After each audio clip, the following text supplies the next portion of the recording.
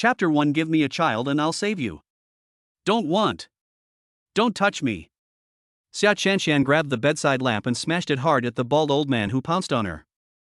The old man howled in pain and let her go. Xia Qianqian supported her soft and weak body and stumbled away.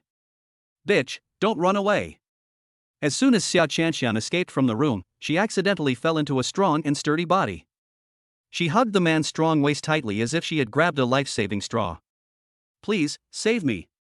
Fu Beichen was feeling annoyed as his family was urging him to get married and have children. Suddenly, a woman threw herself into his arms. He lowered his eyes and saw the girl in his arms.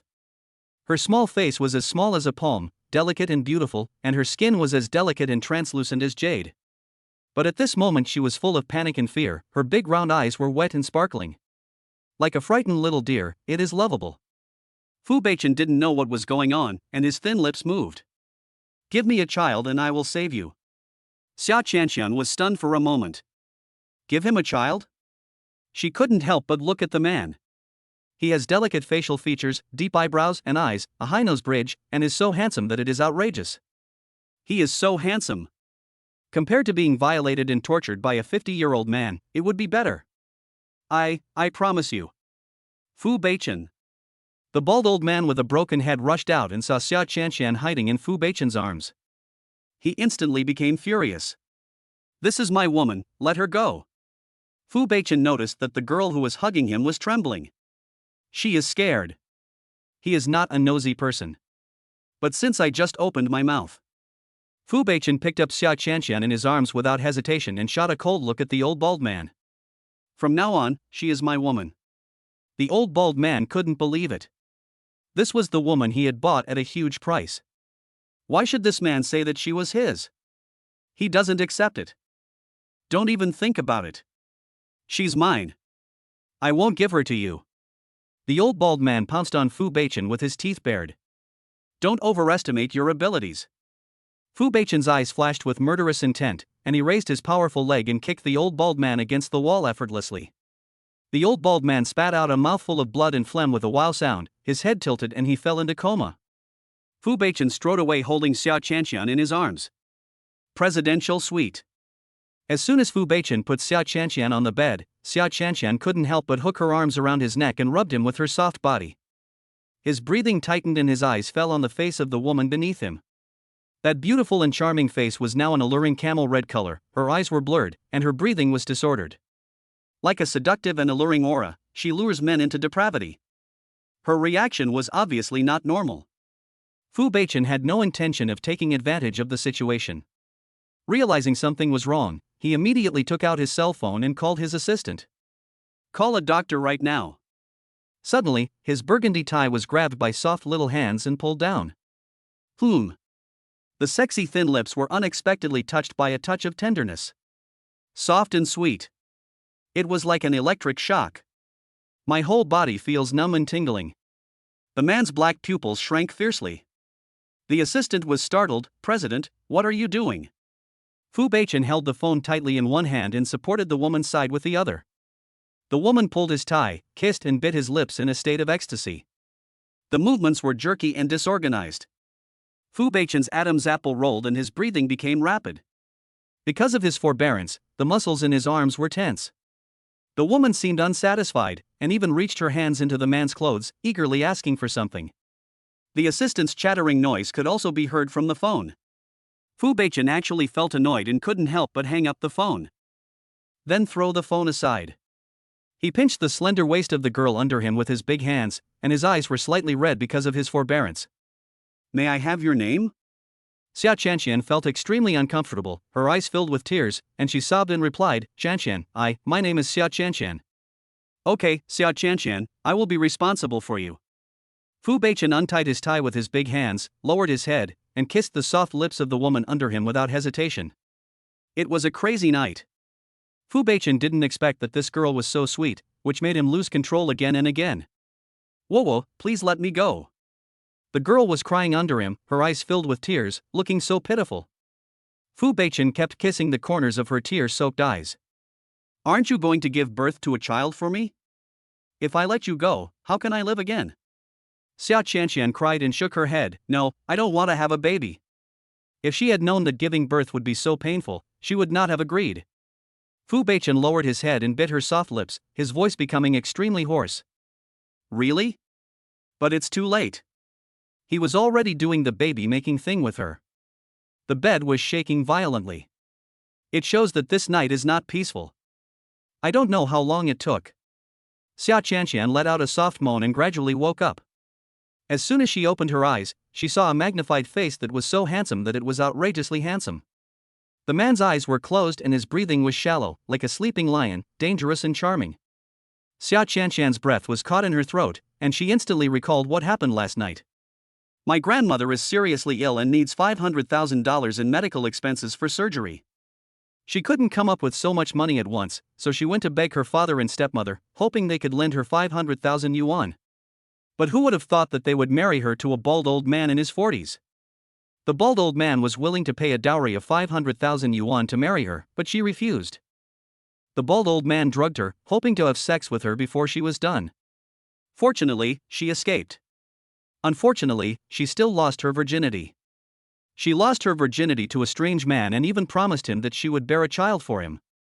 When Xia Qianqian thought about last night, when this man did the same thing to her over and over again about giving birth to a child, she couldn't help but feel a sore waist and weak legs. And she really just felt sore in the waist and legs, and pain all over her body. Especially that place. No. She couldn't have a child with a strange man, she wanted to escape. The man's strong and muscular arms were still across Xia Qianqian's slender waist. She gritted her teeth, and moved gently, her body sore and limp from the torture. The slender index finger and thumb carefully pinched the man's wrist and peeled it off her waist bit by bit. Slow down and be gentle. Don't wake him up. 3 long minutes passed. Xia Qianqian finally broke free from the shackles of the man. She turned over slowly, threw back the quilt, and tried to escape. Suddenly, a big hand reached out and grabbed Xia Qianqian's wrist. Just use a little more force. Xia Qianqian fell back into a strong and warm arms. A strong and cool scent of male hormones hits me in the face.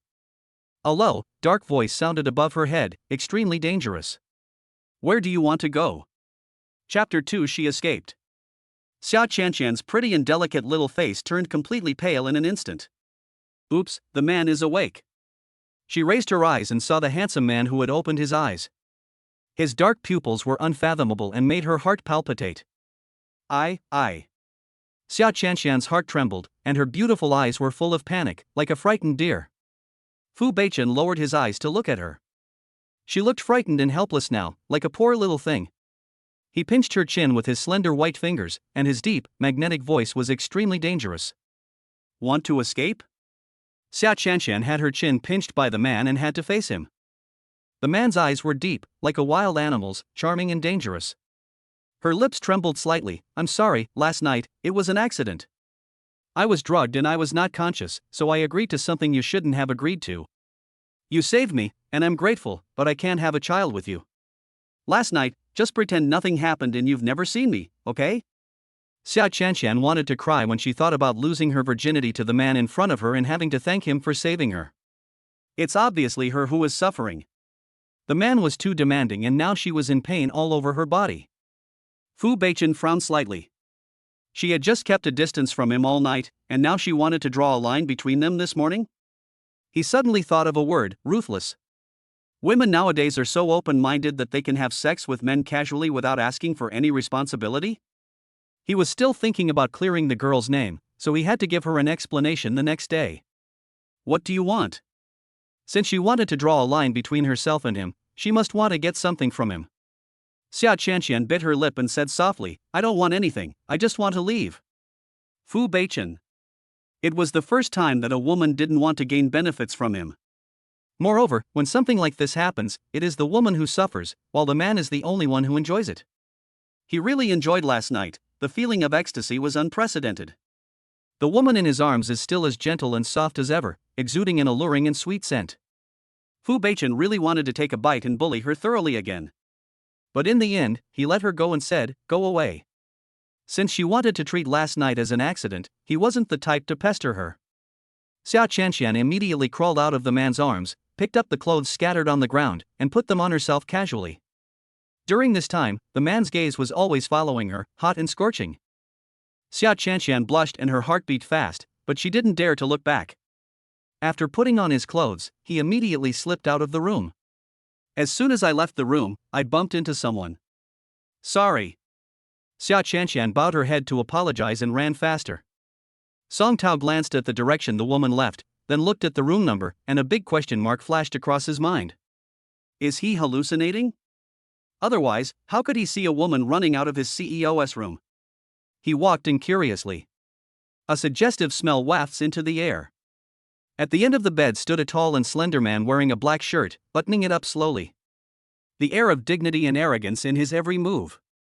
Song Tao also noticed that the bedding on the bed was messy, with clumps of used tissues, and a bright red color on the white sheets was particularly eye-catching. His eyelids twitched. President, is this breaking the rules? With that woman just now?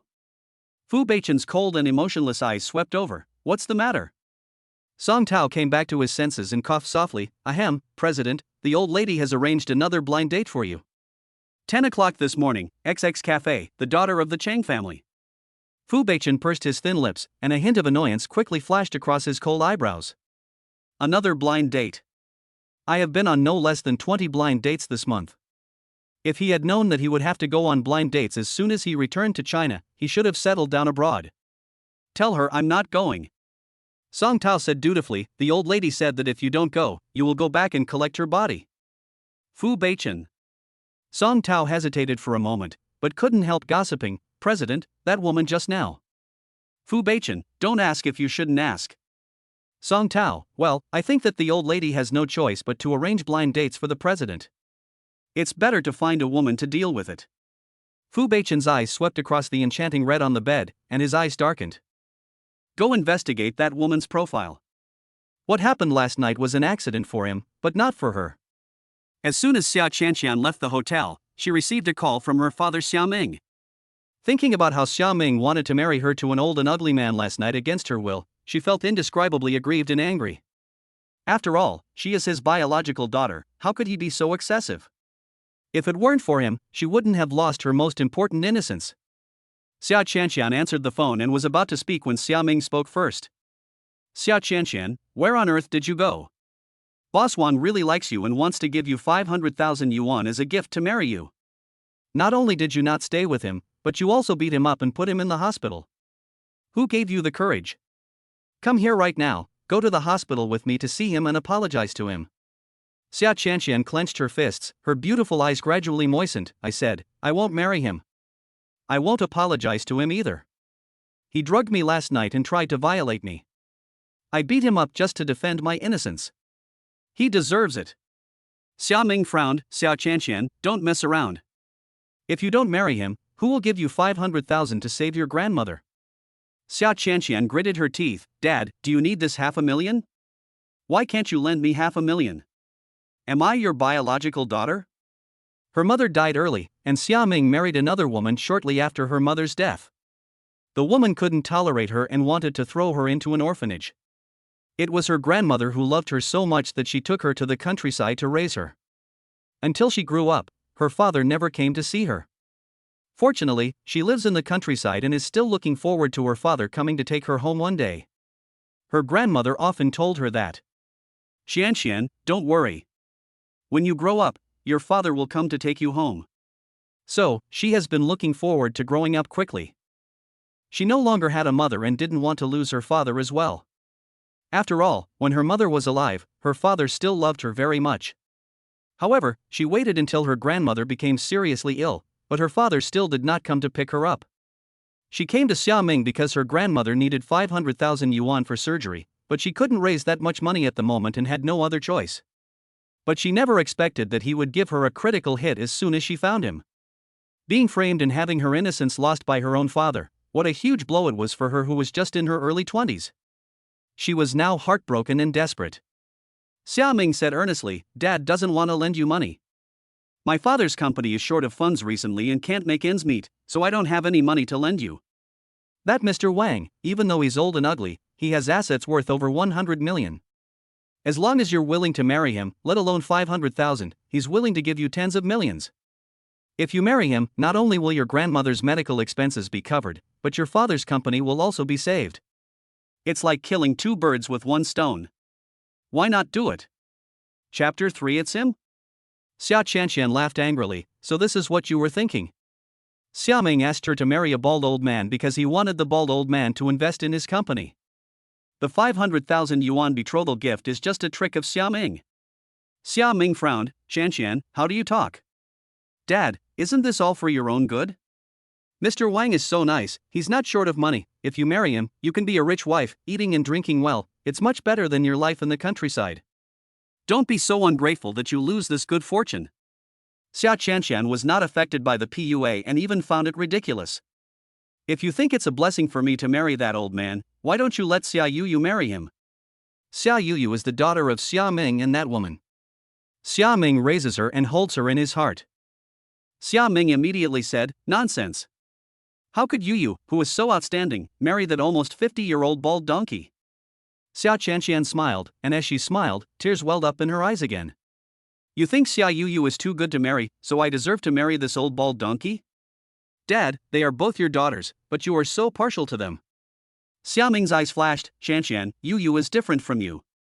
Yuyu has always been by my side. She is proficient in everything from music, chess, calligraphy, and painting. She is elegant and noble, with the temperament of a lady. She didn't grow up in the countryside, is rustic and uneducated. You can compare with her. In the future, she will marry into a wealthy family and become a wealthy wife. Xia Qianqian never expected that she was so useless in her father's eyes. Who abandoned her in the countryside and ignored her for so many years? Now he despises her for being rustic and uneducated, saying she is not as good as Xia Yuyu, who he keeps by his side? She was completely heartbroken. No matter what, I will not marry that old bald donkey. Just give up on this idea. Xia Ming's tone sank. Qianqian, don't force Dad. If you don't come and apologize to President Wang right away, I will immediately ask the hospital to stop treating your grandmother. You. Before Xia Qianqian could say anything, Xia Ming hung up the phone. After hanging up the phone, he directly sent the hospital address and ward number, as if he was certain that Xia Qianqian would go there. Xia Qianqian's eyes turned red with anger. I really didn't expect that in order to achieve his own goal, Xia Ming would actually use her grandmother to threaten her. It's so cruel. For her grandma's sake, Xia Qianqian had to go. She took a taxi to the hospital address Xia Ming sent her. She came to the ward, only to find an old bald man named Wang inside. Xia Ming is not here at all. Sensing something was wrong, Xia Qianqian wanted to escape. But the next second, her way out was blocked by two tall bodyguards. You stupid girl, I finally caught you. Let's see where you can escape this time. Mr. Wang's head was cut open last night and is now wrapped in several layers of thick gauze. The gauze covered one of his eyes, leaving only the other one, which looked fierce and evil. Xia Qianqian couldn't stop feeling scared, but she tried hard to stay calm. Boss Wang, what are you doing? Kidnap a decent girl in the hospital? Believe it or not, I will call the police immediately. Call the police? Mr. Wang seemed to have heard a huge joke. Your father has sold you to me to be my wife. What's the point of calling the police? Xia Qianqian was so angry that her body was shaking. I don't agree, buying and selling is against the law. Mr. Wang nodded, and then he realized, oh, it can't be called a transaction, it's a betrothal gift. I gave your father 10 million yuan as a betrothal gift, and your father agreed to let you be my wife. It's actually a betrothal gift of 10 million? But Xia Ming told her it was 500,000. Oh, she was deceived by her biological father again. He told her all lies and there was no true love between father and daughter anymore. You, shameless. Tell your people to get out of my way, or I will call the police immediately. Xia Qianqian took out her cell phone and was about to call the police. The next second, the phone in her hand was snatched away by the bodyguard outside the door. Mr. Wang sneered, want to call the police? You have to ask me if I agree. Xia Qianqian's heart sank. Now, she didn't even have the tools to call the police. The old man, Mr. Wang, was accompanied by bodyguards, who were standing at the door with a fierce look in their eyes. She had no chance to escape. Save! Xia Qianqian subconsciously wanted to shout for help. Suddenly, she felt a pain on the back of her head and was knocked unconscious. When Xia Qianqian woke up, she found herself in a hotel room again. Moreover, she was tied up and couldn't move at all. There was a sound of running water in the bathroom. Looking at the fat figure cast by the frosted glass door, it must be Mr. Wang, the old bald man. Xia Qianqian twisted her body anxiously, trying to get away from the big bed. Escape, she must escape from here. But before she could climb out of bed. With a click, the bathroom door opened. Mr. Wang came out in a white bathrobe. Even though his head was bandaged like a toad, he still looked refreshed. He looked at Xia Qianqian, who was tied up on the bed, with one eye full of lewd smile. My little beauty, you can't escape from my grasp now. Xia Qianqian is so beautiful, with delicate features, beautiful eyes, a charming figure, and a cherry mouth that is so tempting. Especially her curvy figure, she is simply a beauty on earth. He fell in love with her at first sight and wanted to make it a done deal with her right away, to become her husband and wife. If she hadn't been taken away by another man last night, she would have been his woman long ago. Mr. Wang couldn't wait to come to Xia Qianqian, ignoring her disgusted and hateful look, and pulled open her collar. Seeing that her collar was covered with various traces of being loved by men, his face changed instantly. Damn it, you bitch. It turns out that she has been slept with by a man. Is it that stinky man from last night? Xia Qianqian's eyes flushed red. It's all because you drugged me. Mr. Wang sneered, so what if I drugged you? It's your fault that you're so stubborn and won't cooperate with me. Since you have lost your innocence, you are no longer worthy of me. There is no way I will marry a woman who has been toyed with by other men. Although I won't marry you, it doesn't mean I can't have fun.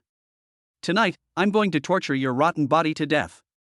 After saying that, he threw his fat body directly onto Xia Qianqian. Don't want. Xia Qianqian kicked her legs in resistance. However, her limbs were tied up and she had little ability to resist. She couldn't help but let despair overflow from her eyes. Could it be that she really couldn't escape being? With a bang, the tightly closed door was violently kicked open. Before Xia Qianqian could react, Mr. Wang, who was on top of her, was suddenly grabbed by the collar from behind, lifted up like a chicken, and thrown out heavily. She stared at the man who suddenly appeared in front of her with tearful eyes. He has an upright posture, a look of disdain and arrogance, and a hint of cold hostility in his eyes. He is like a lion hunting prey in the jungle, scary and dangerous. Xia Qianqian's heart skipped a beat. It was him? Chapter 4 agreed to give birth to his child. When Fu Beichen saw Xia Qianqian with her limbs tied up and looking like she was at the mercy of others, he felt indescribable anger and resentment in his heart. After all, she was the woman who had a relationship with him, yet she was treated so cruelly. He said coldly, Song Tao. Take the old bald ass out and give him a good beating. By the way, cripple his third leg. Song Tao nodded immediately, understood.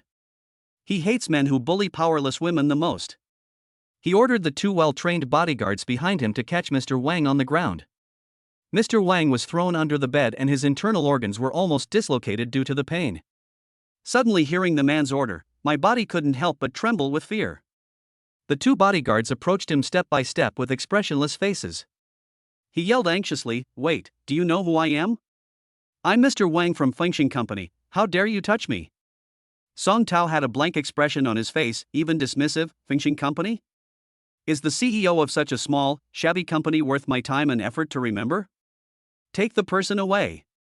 Mr. Wang was immediately held up by two bodyguards. His eyes widened and he became even more frightened. You, who are you? Song Tao, you don't deserve to know. Song Tao and two bodyguards took Mr. Wang away, and also made room for Fu Beichen and Xia Qianqian to be alone. Fu Beichen has already helped Xia Qianqian untie the rope. As soon as she was untied, the girl, with tears in her eyes, immediately threw herself into his arms. It's as if desperately seeking a warm and safe harbor for comfort. She buried her face in his arms, her shoulders shaking, and she sobbed helplessly. It was as if he had suffered great harm and injustice. Fu Beichen's body was stiff.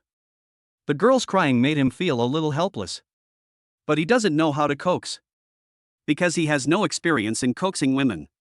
The strong and powerful arms gently wrapped around the woman's slender waist. Just stand there motionless. Just let her stay quietly in his arms and relieve her emotions. I don't know how long it took. Xia Qianqian's emotions finally calmed down. Realizing that she was crying in the man's arms, a trace of embarrassment appeared on her face. She immediately pulled out of his arms.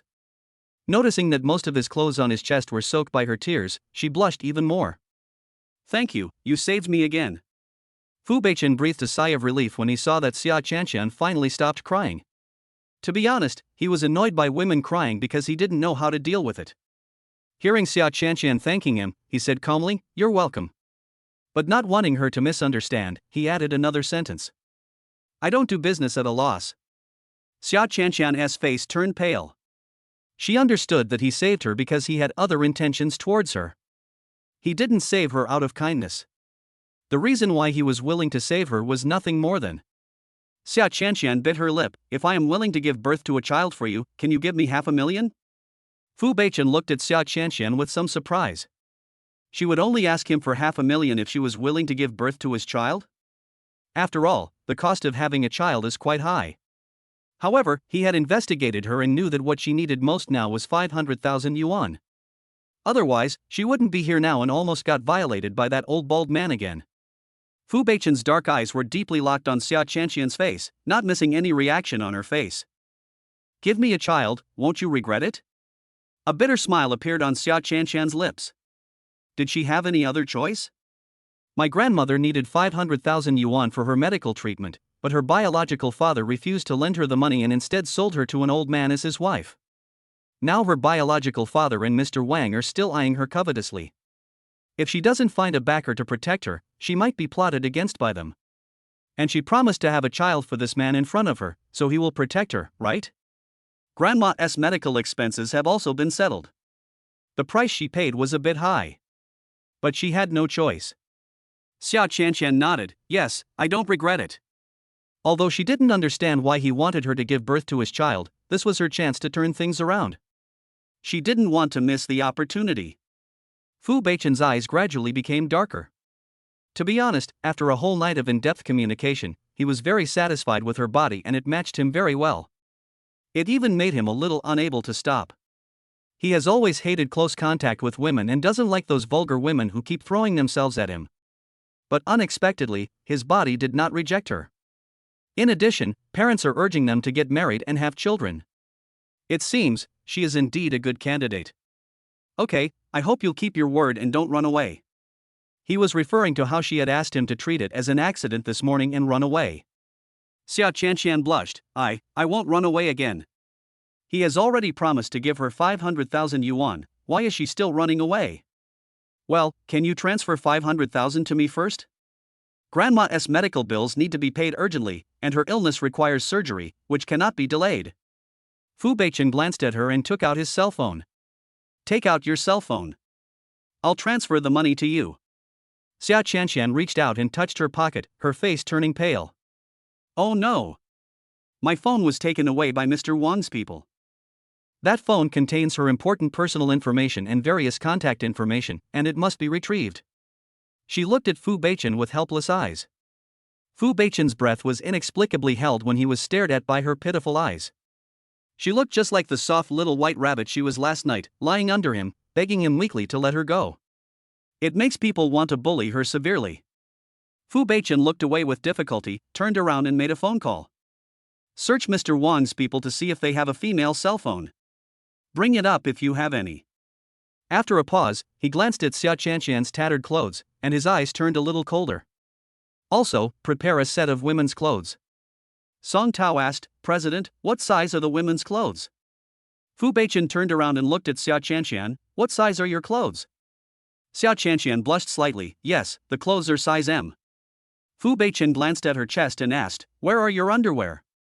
He measured it with his hand last night and it was quite big. However, he didn't know what sizes of women's underwear came in and had never studied it. Xia Qianqian's face turned even redder, and she wanted to bury her head in her knees.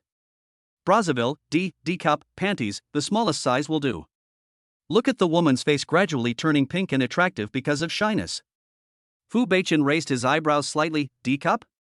Is it very big? Judging from the appearance, it should be quite big. He quickly told Song Tao the size. Not long after, Song Tao came back with a white cell phone and a brand new set of clothes.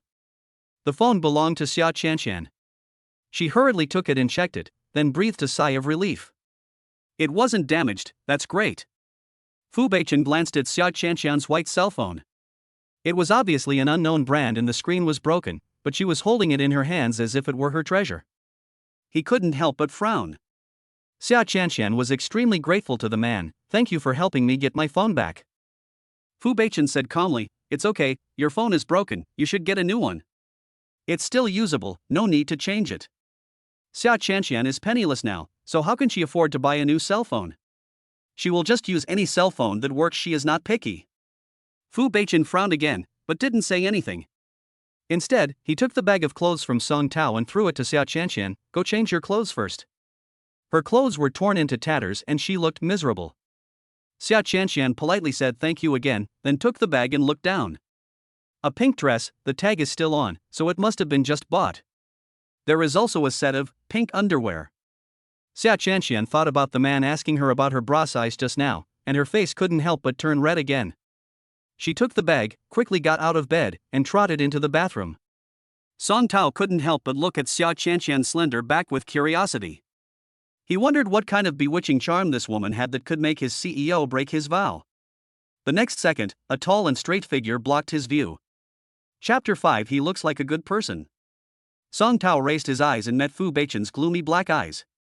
He felt a sense of oppression from the intimidating presence, which made his heart tremble. He quickly lowered his head. The president's possessiveness is too strong. He just glanced at her for a second and Fu Beichen said in a cold voice, "Get out." Song Tao nodded quickly, yes. Xia Qianqian quickly washed herself, changed into clean clothes, and walked out reluctantly. Fu Beichen was sitting on the sofa with his legs crossed, looking elegant and noble, with a cold and arrogant attitude. As soon as Xia Qianqian walked out of the bathroom, his dark eyes locked onto her accurately. Like a wolf, locking onto his prey. Deep and hot. Xia Qianqian met Fu Beichen's gaze and her heart trembled slightly. My hands were folded together, not knowing where to put them. Fu Beichen looked at Xia Qianqian. A head of soft and beautiful black hair falls smoothly on her chest. Her facial features are delicate and beautiful. She had just taken a bath, and her skin was tender and beautiful, like a lotus emerging from water. The pink dress fit her perfectly, showing off her full breasts, slim waist, and a pair of slender white legs. Beautiful and eye-catching. Fu Beichen's eyes dimmed. He stood up and strode straight towards Xia Qianqian. The tall and straight figure of the man suddenly approached, and a strong breath hit him in the face. Xia Qianqian couldn't help but get nervous, and her breathing stopped for a few seconds. Fu Beichen stood in front of Xia Qianqian, and his slender fingers gently touched her soft hair. He lowered his eyes. "This dress is very beautiful. It suits you very well." Xia Qianqian bit her lips lightly. "Thank you." Fu Beichen withdrew his hand, put his slender fingers into his pocket, and looked indifferent. "Well, now that your clothes are changed, you can leave with me." Xia Qianqian asked subconsciously, leave with you, where to go?" Fu Beichen, "Of course, go to my house." Xia Qianqian couldn't help biting her lip. "That is right, since I agreed to have a baby for him, I'm going to his house." She took a deep breath and said, "Well, before I go to your house, can I go to the hospital to see my grandma? My grandmother urgently needs $500,000 for surgery." Fu Beichen stared at her for a moment, and then moved his thin lips. "Okay." Xia Qianqian breathed a sigh of relief. Fortunately, he was not the kind of terrible and dangerous man who would imprison her and force her to make babies with him every night just because she was willing to give birth to his children. Actually, he was pretty reasonable. Fu Beichen glanced at Xia Qianqian and said, "Let's go. I'll take you to the hospital." "Don't bother you, I can take a taxi myself." Xia Qianqian spoke subconsciously, but when she met the man's irresistible black eyes, she swallowed back the words that were about to come out. He must have been afraid that she would sneak away, so he sent her to the hospital so that he could keep an eye on her. Xia Qianqian couldn't help but say, "I won't run away." Fu Beichen, "Well, I know, you can't escape either." Time was running out, so Xia Qianqian didn't say anything. Since he was willing to give her a ride, she did. This saved her the money for a taxi. A few minutes later, Xia Qianqian sat in the back seat of the man's Rolls-Royce, still in a daze. Can you afford a Rolls-Royce that costs tens of millions? He should be very rich? Xia Qianqian belatedly looked at the man sitting next to her. "I haven't asked you yet, what's your name?" Fu Beichen wore silver-rimmed glasses on his high-nose bridge and his legs were resting on a laptop. He stared at the computer intently, his bony fingers moving rapidly on the keyboard, his wrist bones cold, white, strong and powerful. Hearing this, he didn't even raise his head. Fu Beichen. The voice is low and cold. Just like the aura he exudes, cold and difficult to approach. Like a cold and abstinent male god. Xia Chanxian thought, if she hadn't seen the man's crazy, obsessive, strong and passionate side last night, she would really think he was that kind of. Etc. What did he just say? He said his name is Fu Beichen? Xia Chanxian took a breath of cold air. Fu Beichen, could it be, the most powerful family in Beijing, the Fu family, the one who caused a financial storm on Wall Street in the United States when he was only 16 years old, and had his own listed company at the age of 18, the prince of the Fu family, worth hundreds of billions, the future ruler, Fu Beichen? Sky. How did she end up offending such a big shot by mistake? Although Fu Beichen has been working abroad in recent years, his brilliant achievements have been reported by major media outlets, almost making him a god-like figure. But she never expected that the man who was said to be like a god would now be sitting in the same car with her. And he actually asked her to give birth to a baby for him? What kind of incredible experience is this? Xia Chanxian digested it for a long time before accepting the fact that the man in front of her was Fu Beichen. Well, my name is Xia Chanxian. Fu Beichen, I know. I have already investigated all your information thoroughly. Xia Chanxian. Well, she wasted her time. Since Fu Beichen decided to let her give birth to his child, he should have investigated her in advance to make sure that she was not a danger to him. Fu Beichen suddenly raised his eyes, pushed the frame of his glasses with his slender fingers, and glanced at her. By the way, your physical examination report shows that your body is very suitable for conception. When Xia Chanxian heard this, her face quickly turned red. This. He also investigated this? She herself doesn't know that she is fertile. Fu Beichen stared at Xia Chanxian's pink and attractive face, and a suggestive smile flashed across his narrow and dark eyes. The Rolls-Royce arrived at the hospital 15 minutes later. Xia Chanxian quickly jumped out of the car door and ran out in a panic. She just received a call from the hospital saying that her grandmother wanted to be discharged. My grandma is in the advanced stage of liver cancer and needs surgery. How can she be discharged from the hospital? She ran so fast that she didn't care about the man behind her. Fu Beichen walked neither fast nor slow, like a cheetah strolling gracefully in the jungle, unhurried and calm. But when he saw Xia Chanxian stumbling while running in front of him, his handsome thick eyebrows slightly frowned and he quickened his pace a little. Xia Chanxian came to the door of the ward and saw two nurses holding down her grandmother who wanted to get out of bed. She rushed in quickly. Grandma! What you do? Go back to bed and lie down. When the two nurses saw Xia Chanxian coming, they moved aside to make way for her. Xia Chanxian came to her grandmother, held one of her arms, and tried to pull her back to bed. Grandma shook her head and insisted on leaving. Chanxian, let's go home, Grandma can't be cured. The surgery costs 500,000 yuan, Grandma can't afford it. It's better to go home and wait for death. She had just learned from her doctor that she had advanced liver cancer and the cancer cells had spread throughout her body. There was no cure. Even if the surgery is successful, I can still live for a few more years. But what if the operation is unsuccessful? She died on the operating table. What happened to her Chanxian? Chanxian will be alone from now on, and she is reluctant to leave. She now had some time left to live, perhaps a month, a week, or 2 or 3 days. She wanted to spend the last moment with Chanxian. Instead of wasting time in the hospital on meaningless treatments. Grandma, I have already raised 500,000 yuan. You must listen to me and get treatment. Xia Chanxian's eyes turned red and tears welled up in her eye sockets. She held her grandmother's hand tightly and choked up. The doctor said that as long as the operation is successful, you will live to be 100 years old. Chapter 6. He is her boyfriend. Grandma raised her calloused hands and wiped away Xia Chanxian's tears with heartache. Silly child, stop lying to Grandma. She won't live long. She won't be 100 years old. Don't waste the 500,000 you raised on Grandma. Give it back in the same amount you raised it. Grandma doesn't need it. Grandma is homesick now. She wants to go home. Chanxian, please send her home. Xia Chanxian shook her head. No, I can't take you home. If I take you home, your body won't be able to bear it. The doctor said that if my grandmother was discharged from the hospital, her condition would worsen and she could die at any time. So she didn't dare to let her grandmother leave the hospital. Grandma sighed and said, "Silly child, you have to believe what I say. I can handle it. It's just going home, not going to die." Grandma still wants to go home and make a bowl of wonton noodles for Chanshan. Chanshan likes the wonton noodles made by Grandma the most. If I don't go back and make them for Chanshan, I'm afraid I won't have this chance again in the future. Xia Chanshan shook her head again and choked with sobs. "No, Grandma, don't say that. Chanshan, Grandma wants to go home." Grandma struggled to leave, but Xia Chanshan wouldn't let her. Grandma was anxious and emotional and couldn't help coughing. Every time he coughed up a large pool of blood.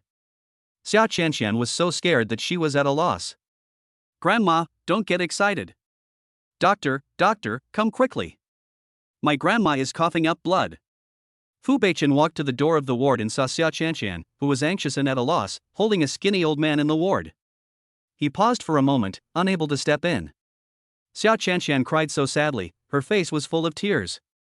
Grandma wanted to reach out and wipe Xia Chanshan's tears, but her hands were covered in blood from coughing, and she was afraid of dirtying Xia Chanshan's clean and beautiful face. She said weakly, Shen, Grandma doesn't want to have surgery.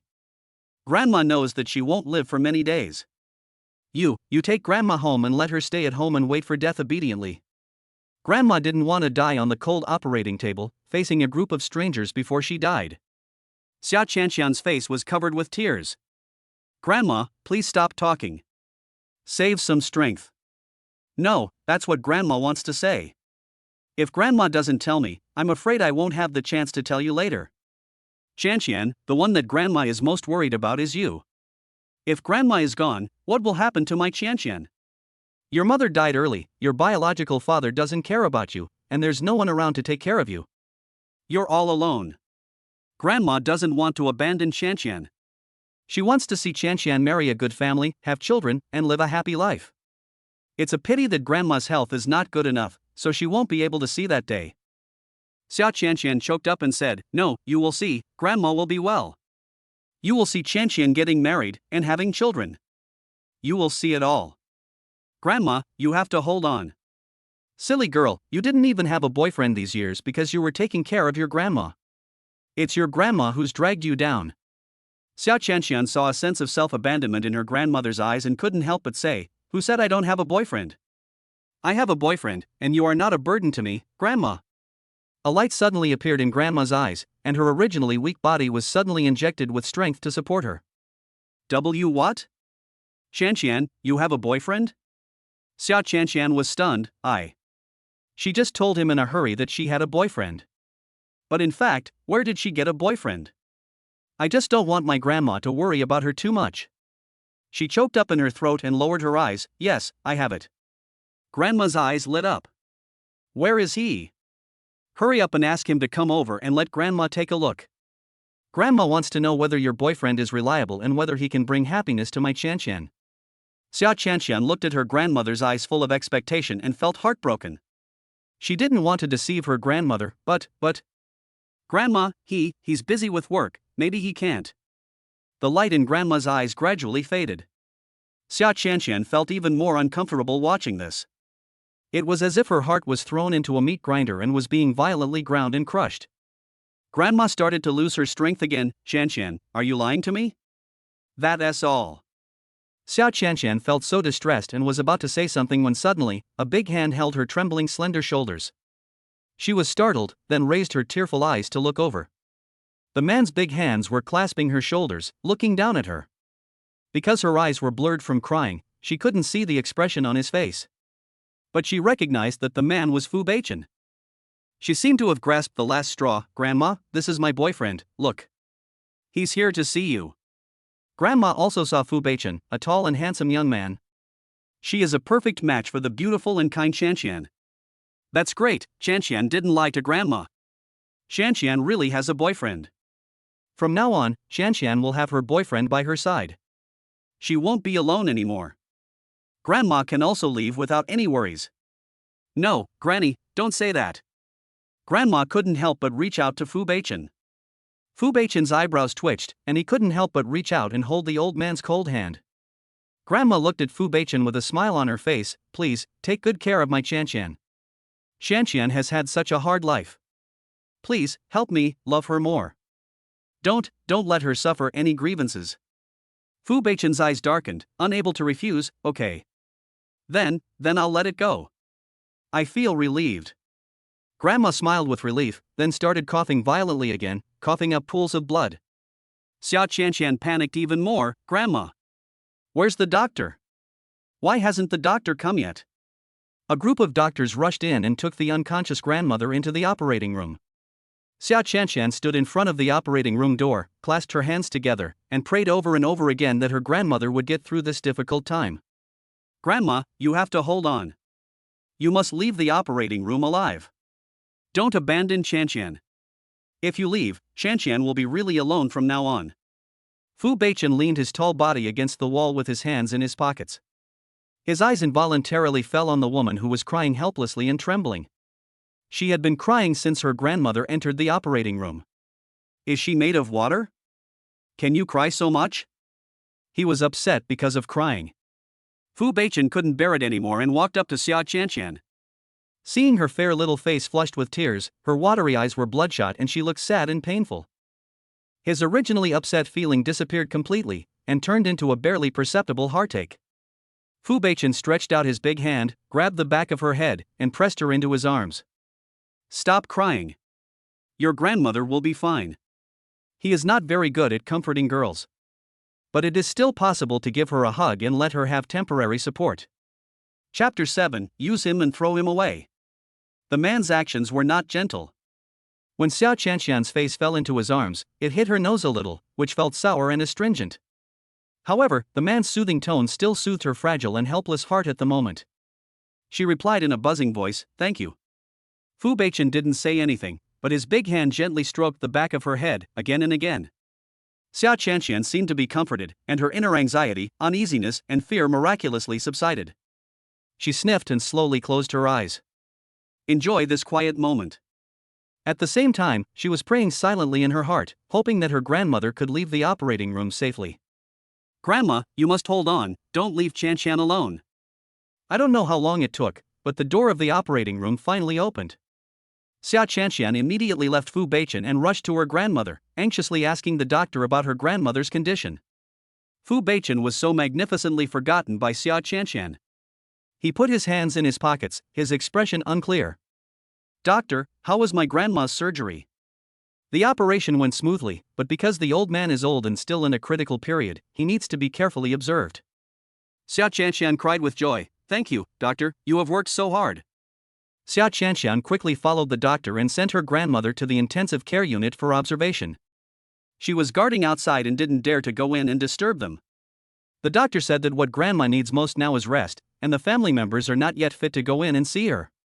Xia Qianqian waited outside for a long time before she realized belatedly that she seemed to have forgotten a man. Forgotten outside the operating room. She looked around but didn't see Fu Beichen. Could it be that he left in anger because she forgot him outside the operating room? Xia Qianqian stood there hesitantly. She suddenly realized that she didn't have Fu Beichen's contact information, so she couldn't even apologize to him. Just then, a dark figure walked towards her. "Miss Xia, my president is waiting for you at the hospital entrance." Xia Qianqian recognized the person. It was the assistant of Fu Beichen. She called out, "What did he send?" As if seeing the confusion in Xia Qianqian's eyes, Song Tao introduced himself. "Miss Xia, my name is Song Tao." Xia Qianqian said politely, "Hello, Mr. Song." Song Tao coughed softly, "Miss Xia, just call me Song Tao. I'm just an ordinary assistant, and I can't bear the title of Mr. Song." Xia Qianqian thought for a moment and said, "Then I'll call you Assistant Song." Song Tao nodded, "That's fine." Xia Qianqian turned around and glanced at her grandmother in the ward reluctantly. Song Tao continued, "Please rest assured, Miss Xia. The president has made all the arrangements. If your grandmother wakes up, there will be someone to take care of her. Also, the president will cover all of her future medical expenses." Xia Qianqian lowered her eyes. She knew that Fu Beichen was willing to help her simply because he wanted her to give birth to his child. All I have to do is give him a child, right? In this way, Grandma's medical expenses are solved. Grandma is the one who cares about her the most, loves her the most, and is the most important person to her. As long as her grandmother is well, she feels that whatever she does is worth it. Xia Qianqian quickly followed Song Tao out of the hospital. When she arrived at the hospital entrance, she saw the familiar black Rolls-Royce. Song Tao opened the back door and considerately welcomed Xia Qianqian into the car. Xia Qianqian nodded slightly and went in. As soon as I entered, I felt a deep sense of depression. The man sat in the back seat with his legs crossed, looking lazy and noble. But his handsome face was indifferent and cold and unattainable. I noticed that the man was in a bad mood. Xia Qianqian bit her lip and sat down reluctantly. She sat far away from the man, almost squeezed to the window. His body was huddled into a small ball, like a quail. Are you afraid of him? Fu Beichen glanced over with his eyes slightly gloomy. Just now outside the operating room, she held him very tightly. Now, look what happens, after you use him, you just throw him away. And hiding far away. Fu Beichen casually pulled at his collar, his tone cold. Don't you have anything to tell me? Xia Qianqian raised her eyes to look at the man and said sincerely, thank you. Thank you for helping me, and my grandma. What Fu Beichen wanted to hear was not her thank you. But he didn't know what to listen to specifically.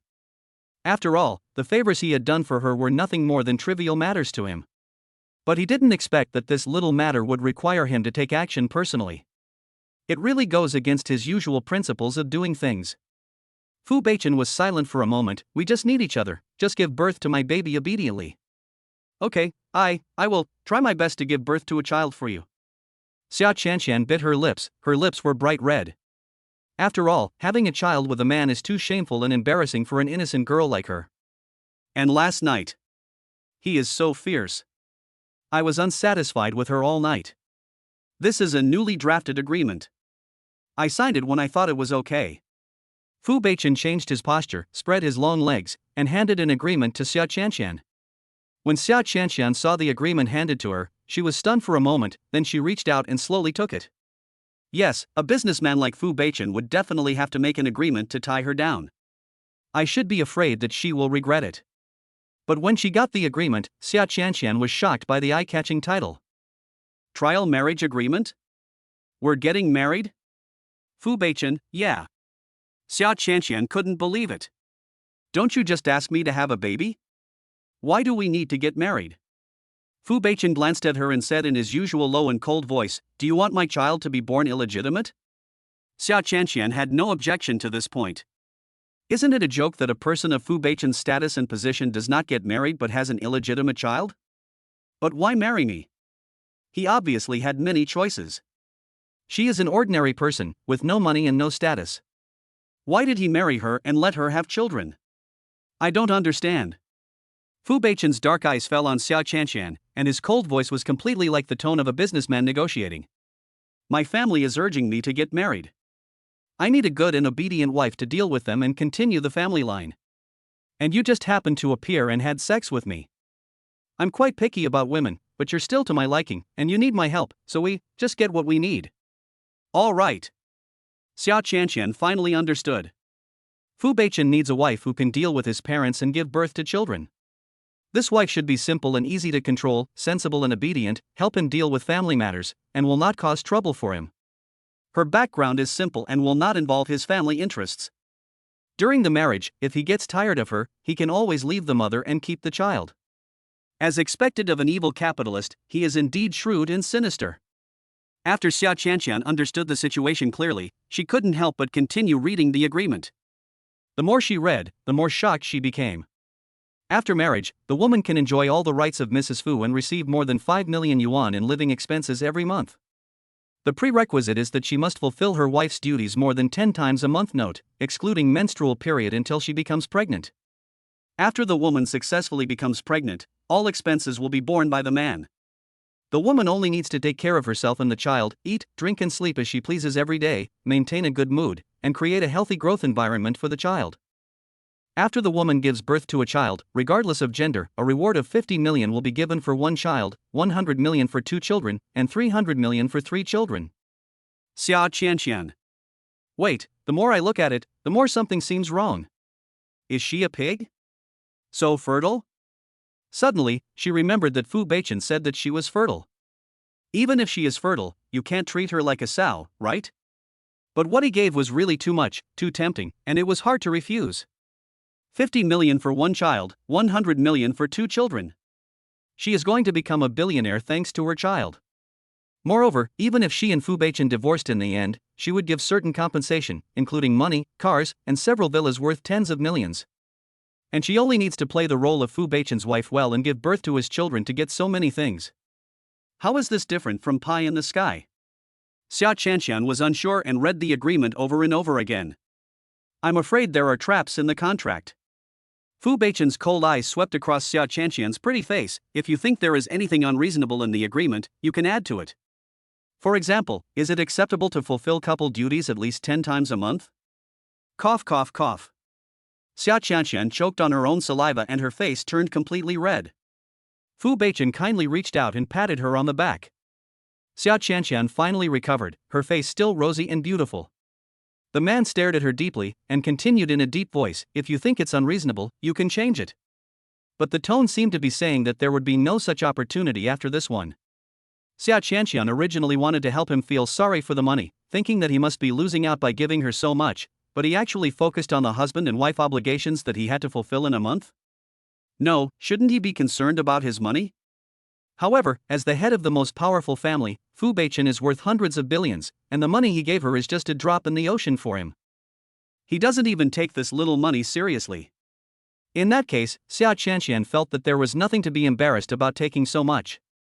I think this agreement is quite reasonable and I have nothing to add. She thought she could afford to fulfill her conjugal duties at least 10 times a month, since she didn't have to do it every day. Even if you can't bear it, you must try your best to bear it. Well, sign it then. Fu Beichen handed a pen to Xia Qianxian. Xia Qianxian took the pen and quickly signed her name, fearing that the man would change his mind the next second. When Fu Beichen saw Xia Qianxian hurriedly signing her name, his thin lips slightly raised. The name is signed. Xia Qianxian handed the agreement back to Fu Beichen with both hands, with a very respectful attitude, treating him completely as her financial sponsor. All right. Fu Beichen raised his eyebrows slightly, raised his hand and took the agreement from her hand. His cold and slender fingers seemed to touch Xia Qianxian's round fingertips inadvertently, causing her body to tremble slightly. His deep eyes locked onto hers. After the agreement is signed, we will go to the Civil Affairs Bureau to get the certificate. You still have a chance to regret it. Should we get married or not? Chapter 8 Hesitation for a second is disrespect for money. Xia Qianxian thought, is she the kind of superficial and money-hungry woman? The next second, she answered without hesitation, not. Must get married. Hesitation for a second is disrespect for money. Fu Beichen nodded, seeming very satisfied with her performance. Did you bring your household registration book? Xia Qianxian, I brought it. Half an hour later. Xia Qianxian and Fu Beichen walked out of the Civil Affairs Bureau together. Xia Qianxian held the freshly published red book in her hand, her mind still confused. She just married someone so casually? And the man she married was the most powerful man in the imperial capital. It's too fantasy. It feels like a dream. Xia Qianxian glanced at the man next to her. He was tall, handsome, in good shape and full of energy. She is also rich and powerful, and she is given 5 million in pocket money every month, and having children is another price. Therefore, she would definitely make money if she agreed to marry him. But when will the 5 million pocket money be given? Xia Qianxian was too embarrassed to ask. A man as powerful and wealthy as Fu Beichen wouldn't be short of her 5 million, right? Suddenly, the marriage certificate in her hand was snatched away by the man and held in his palm. Xia Qianxian looked at the handsome man with a puzzled expression. Fu Beichen calmly put the marriage certificate into his pocket and said, I'll hold the marriage certificate for you. From now on, you are my Mrs. Fu. Xia Qianxian was stunned for a moment, then nodded, okay, Mr. Fu. Mr. Fu? Fu Beichen frowned slightly. It made sense when he called her Mrs. Fu and she called him Mr. Fu. However, she should call him husband. Suddenly, he heard an inopportune voice. Gurgle gurgle. Fu Beichen lowered his eyes and saw Xia Qianxian, who was holding her stomach with a red face. Are you hungry? Xia Qianxian looked embarrassed and nodded silently. How could she not be hungry? From this morning till now, she hasn't eaten a single bite of food, not even a sip of water, and now she is starving and her stomach is sticking to her back. Fu Beichen slipped his slender hand into his pocket, glanced at her casually, and a hidden smile flashed across his eyes. Go fill your stomach first. Xia Qianqian smiled awkwardly. Fu Beichen took Xia Qianqian to a private restaurant and booked a private room. The man crossed his legs and handed the menu to Xia Qianqian like a gentleman, with every move and gesture showing generosity. Order whatever you want to eat. Xia Qianqian blinked, then took the menu and opened it. Wow! Is this dish inlaid with gold? A plate of vegetables costs thousands?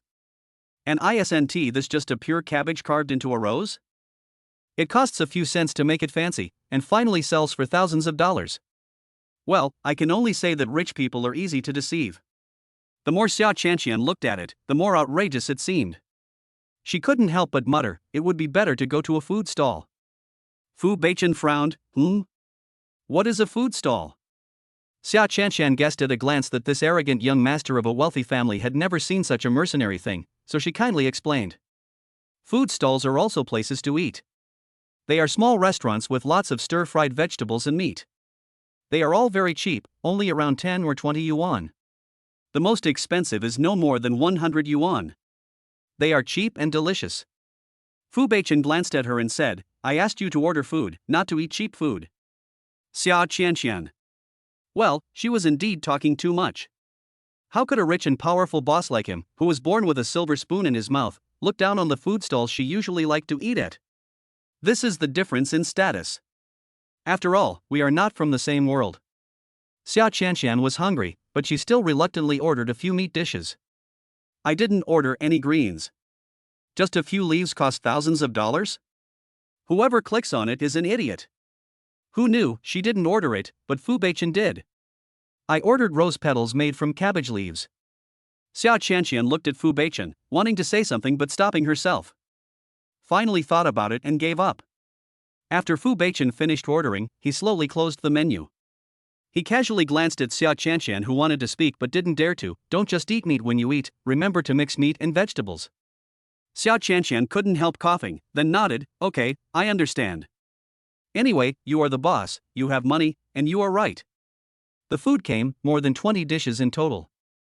Xia Qianqian estimated that this meal would cost tens of thousands. Eating gold is not that expensive. Fu Beichen picked up some food for Xia Qianqian. Xia Qianqian was flattered, I can do it myself. Fu Beichen's eyes swept over lightly, forcefully, and irresistibly. Xia Qianqian suddenly became timid and dared not say another word. Fu Beichen continued to pick up food for Xia Qianqian until her bowl of food had piled up like a small hill, then he stopped. Eat? It was an irresistible tone again. Xia Qianqian, okay. After eating and drinking, Fu Beichen took Xia Qianqian into the car. Fu Beichen told the driver, go back to Xinyuan. Deep garden? Xia Qianqian's eyelids jumped, are we going to your house? Fu Beichen crossed his legs, his handsome face as cold as always, you're wrong, this is our home. Xia Qianqian couldn't help but feel a little strange in her heart. Our home. The family she and Fu Beichen formed together felt very strange. Suddenly, the cell phone rang, interrupting her thoughts. Xia Qianqian couldn't help but take out her cell phone. Excuse me, I need to answer a call. Fu Beichen glanced at her broken white cell phone and frowned again. I'll replace this broken phone of hers some other day, otherwise it's just an eyesore. Because Fu Beichen was there, Xia Qianqian answered the call without looking at the caller ID carefully. As soon as I answered the phone, I heard Xia Ming's roar, Xia Qianqian, where have you been again? I asked you to accompany Mr. Wang, why is Mr. Wang in the hospital again? Did you beat him into the hospital? He had just learned that Mr. Wang was hospitalized again. He heard that he was beaten more severely this time than last time. He was paralyzed on one side of his body and almost lost his life. He was so scared that he quickly called Xia Qianqian to ask what was going on. Xia Qianqian frowned, hasn't he been beaten to death yet? Thinking of the disgusting things that Mr. Wang had done to her, she wouldn't feel sorry even if he was beaten to death, and would even applaud. Xia Ming was so angry that his eyes bulged, you still want Mr. Wang to be beaten to death? If he dies, who are you going to marry? Xia Qianqian couldn't help but glance at the handsome man next to her, don't bother worrying about that. I already have a man I want to marry. Fu Beichen glanced at Xia Qianqian casually, with a hint of deep meaning in his eyes. Xia Qianqian met the man's gaze and her cheeks couldn't help but feel slightly hot. Xia Ming laughed angrily. Xia Qianqian, what good man do you think you can marry? You are marrying Mr. Wang, you are definitely marrying above your station. Don't leave Mr. Wang alone and marry some shady, casual man who doesn't have a proper job and can't be seen in public. Marrying such a man is the beginning of your nightmare. Xia Qianqian sneered, I'm sorry to disappoint you. The man I marry is 1,000 times better than Mr. Wang. Do you believe it? Xia Ming, you are dreaming. Hurry home and let's discuss how to explain this to President Wang. Xia Qianqian, I won't go back. I'm already married. I have my own family in the future. I won't go back to your family anymore. Xia Ming glared, do you dare to marry some trashy wild man out there? He is her father, and she is getting married without his consent. How dare she marry herself off? Fu Beichen frowned. Trash wild man, are you talking about him? Xia Qianqian didn't want to waste any more time talking to Xia Ming, so she hung up the phone and blocked him. She looked at Fu Beichen, bit her lip and said, sorry, I made you laugh. Fu Beichen asked in a deep voice, the person who just called was your biological father? Xia Qianqian nodded. Fu Beichen frowned, he was the one who sent you to that Mr. Wang's bed? Xia Qianqian looked embarrassed and said, yes. He wanted me to marry Mr. Wang, but I disagreed. Mr. Wang drugged me and wanted to make the marriage a fait accompli. If you hadn't saved me, I would have been. Fu Beichen narrowed his eyes, and a hint of hostility flashed across his eyes. He crossed his legs and his deep voice was chilling. Don't worry, Mr. Wang won't have the chance to cause you trouble again, because he is useless. Xia Qianqian blinked. Wasted? What's the meaning? The other side. When Xia Ming saw that his call was hung up, he was so angry that he wanted to smash the phone. She actually dared to hang up on me? This is so rebellious. This rebellious girl has completely rebelled. Xia Shui pretended to comfort him, Dad, don't be angry. My sister just couldn't get over it for a while, so she disobeyed you. When she gets over it, she will come back to beg you. Her grandmother is still in the hospital and needs $500,000 for surgery. She can't just ignore her grandmother. After hearing this, Xia Ming's anger dissipated a lot. Yes, Xia Qianqian still needs 500,000 yuan for surgery. As long as she can't raise 500,000 yuan, she will come back to ask him for help. When the time comes, just knock her out and send her to Mr. Wang's house to see how she can escape. Suddenly, Xia Ming's cell phone rang. He took out his cell phone and saw that it was a call from his assistant. What's up? Boss, this is bad. Mr. Wang's company has gone bankrupt. Xia Ming's face changed. What? Bankruptcy? Assistant, not only did he go bankrupt, but Mr. Wang was also arrested and imprisoned for indecency. Mr. Wang went bankrupt and went to jail, so wouldn't the investment promised to his company be wasted? Xia Shui frowned, Dad, it must be Xia Qianqian who called the police. Xia Ming covered his chest, which was in pain from anger. This rebellious girl, is she trying to anger me to death? Chapter 9, Never Kissed a Man? A black luxurious Rolls-Royce drove into a luxurious villa. The car stopped, and the sleepy Xia Qianqian finally opened her heavy eyelids. Arrive? Her eyes were confused and a little bewildered. The top of her hair is soft and slightly curled, with a few cute hairs standing up. Floating in the wind. Fu Beichen resisted the urge to touch her and nodded in a rather arrogant tone, well, get out of the car. The man straightened his clothes a little and got off the car first. Xia Qianqian blinked her beautiful big eyes, and then she followed belatedly. Just entered the villa. Xia Qianqian was shocked by the luxurious facilities in the villa. The living room alone is estimated to be several hundred square meters. There were murals worth tens of millions hanging on the walls, dazzling crystal chandeliers hanging overhead, and next to them were antique vases from a dynasty she couldn't tell. The floor was covered with shiny marble tiles, spotlessly clean. Xia Qianqian looked down and could still see her own shadow. She adjusted her worn-out and yellowed white canvas shoes and suddenly felt out of place in this place. Fu Beichen turned around and saw Xia Qianqian standing there like a fool. What's wrong? Xia Qianqian felt that everything in front of her was unreal. Is this your home? Fu Beichen, well, this is a place where I live. Xia Qianqian was shocked. You mean you have other houses? Fu Beichen nodded and said calmly, I'm in the real estate business. That is to say, not only does he have other houses, but even the houses where other people live are his. It's hard to imagine how rich he is. Fu Beichen put his hands in his pockets and said, "You will live here from now on. Of course, if you are not satisfied with this place, I can arrange another place for you to live." Xia Qianqian quickly said, "Satisfied, I am very satisfied with this place." What a joke!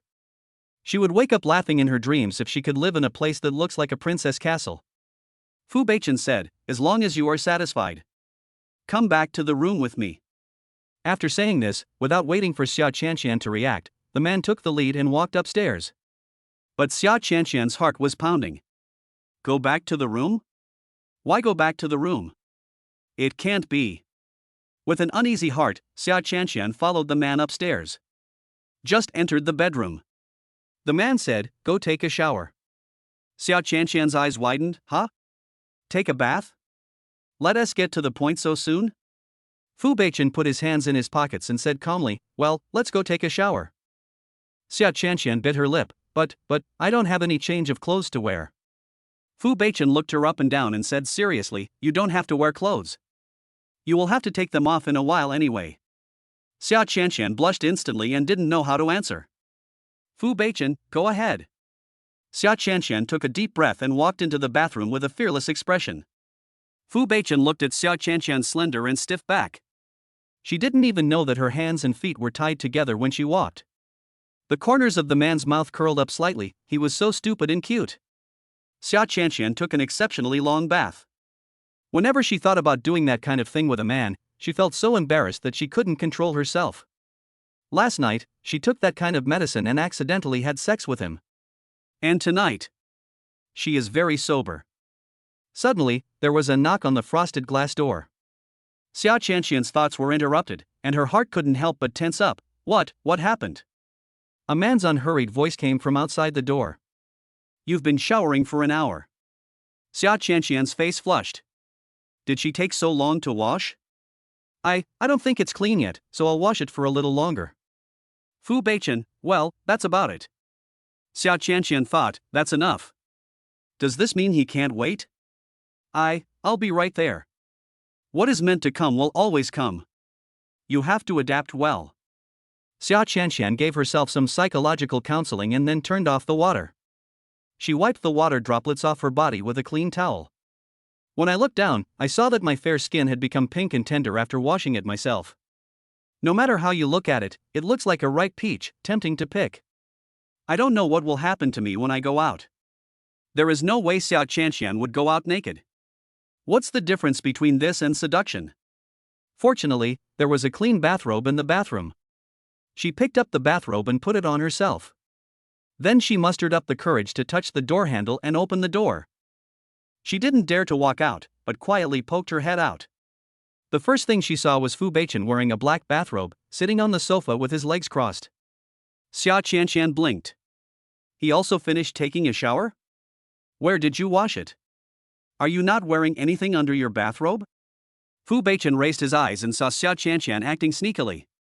He curled his lips. Why did he feel as guilty as a thief?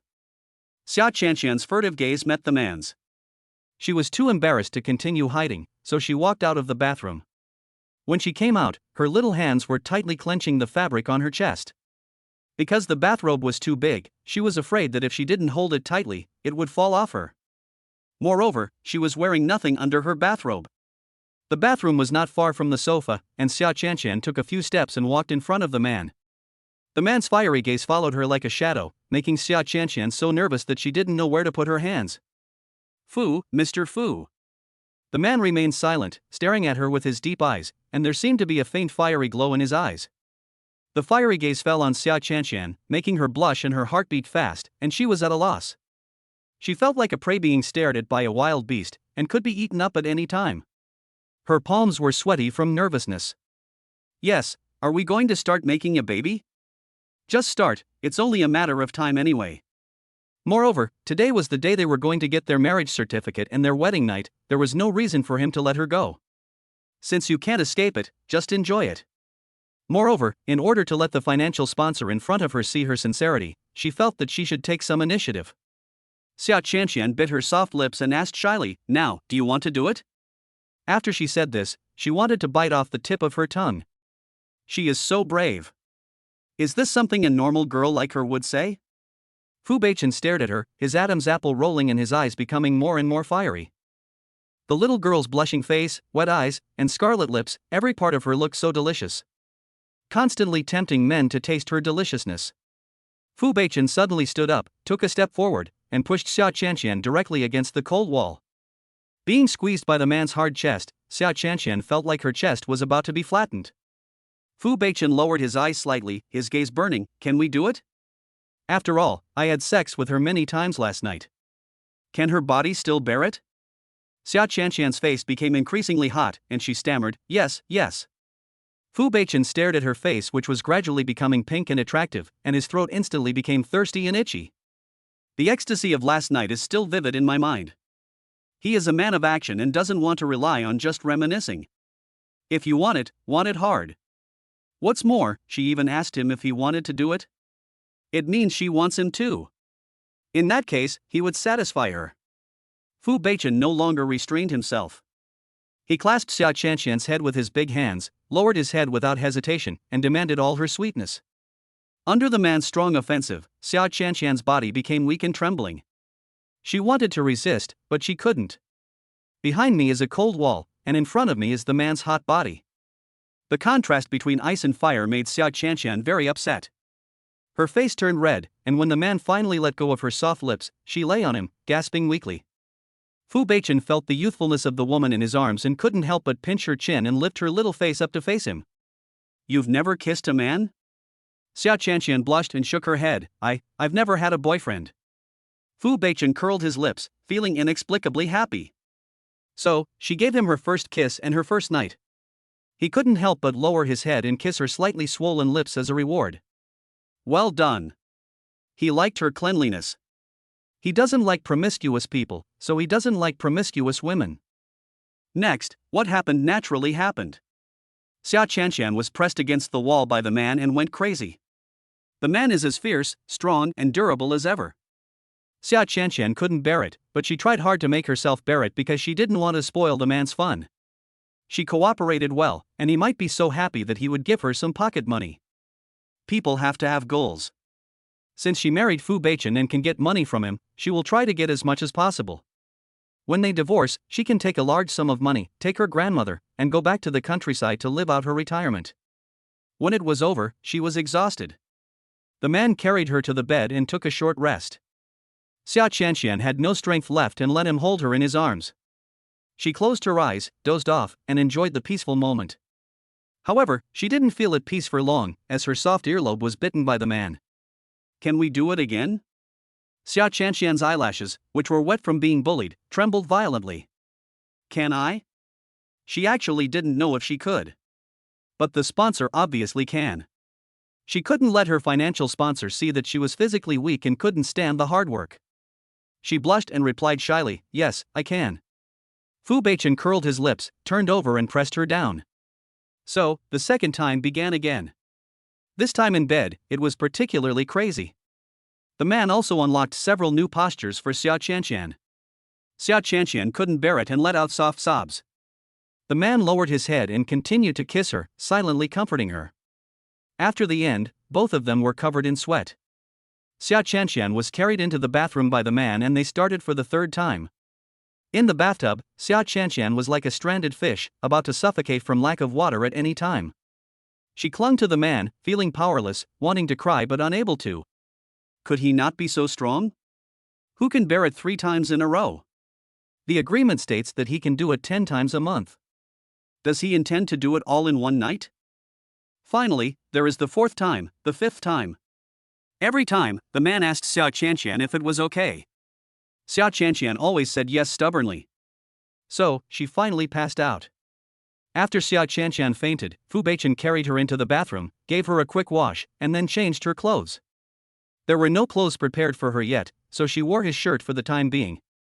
Then he carried her to the bed and lay with her in his arms. Fu Beichen stared at the girl who was sleeping in his arms. Her delicate and pretty little face was flushed red from being bullied, and she looked delicate and beautiful. He couldn't help but stretched out his hand and pinched it. It looks delicate and soft, and it can withstand the tossing and turning. Originally, he was afraid that she couldn't bear it and wanted to let her go. But when he asked her, she kept saying yes. Apparently, not only was he horny enough for her, she was horny enough for him, too. It's not that he doesn't want to let her go, but that she doesn't want to let him go, and even wants to drain him completely. But obviously, she still doesn't have this ability. Tonight, he was very satisfied, completely satisfied. He has been a widow for 28 years and has never had any interest in women. He thinks women are just a nuisance. Countless women threw themselves at him, yet all he had was resistance and disgust. Even if he eventually marries a woman, it's only to continue the family line. But he never expected that he would break his vow because of the woman in his arms. Moreover, her taste is really addictive. All night long, he was obsessed with her and couldn't stop even if he wanted to. If she hadn't fainted from the unbearable pain, he would have tortured her a few more times. It's getting late. Fu Beichen turned off the lights, hugged her tightly, and closed his eyes in contentment. Chapter 10. Mr. Fu, will we continue tonight? Xia Qianqian was awakened by a burst of coolness. She slowly opened her eyes and discovered that her legs were spread open. The man who had been tormenting her all night last night was applying medicine to her. Ah! You! Xia Qianqian was so scared that she immediately tightened her legs. Fu Beichen's hand was pinched. He raised his eyes and said in a low voice, "Let go." Xia Qianqian blushed and had to let go. The man continued to apply medicine to her. Xia Qianqian couldn't help but said, "No, I can do it myself." "Fu Beichen, can you see clearly?" It is better to not be able to see clearly than to be seen clearly by him. Xia Qianqian was so ashamed that she couldn't help but bury her face in the quilt. Fu Beichen raised his eyes and glanced at her. He felt shy now. She had longed for him so much last night, but she was not ashamed at all. Sure enough, the woman has two different faces in bed and out of bed. Fu Beichen applied medicine to Xia Qianqian and said, "It's a little swollen.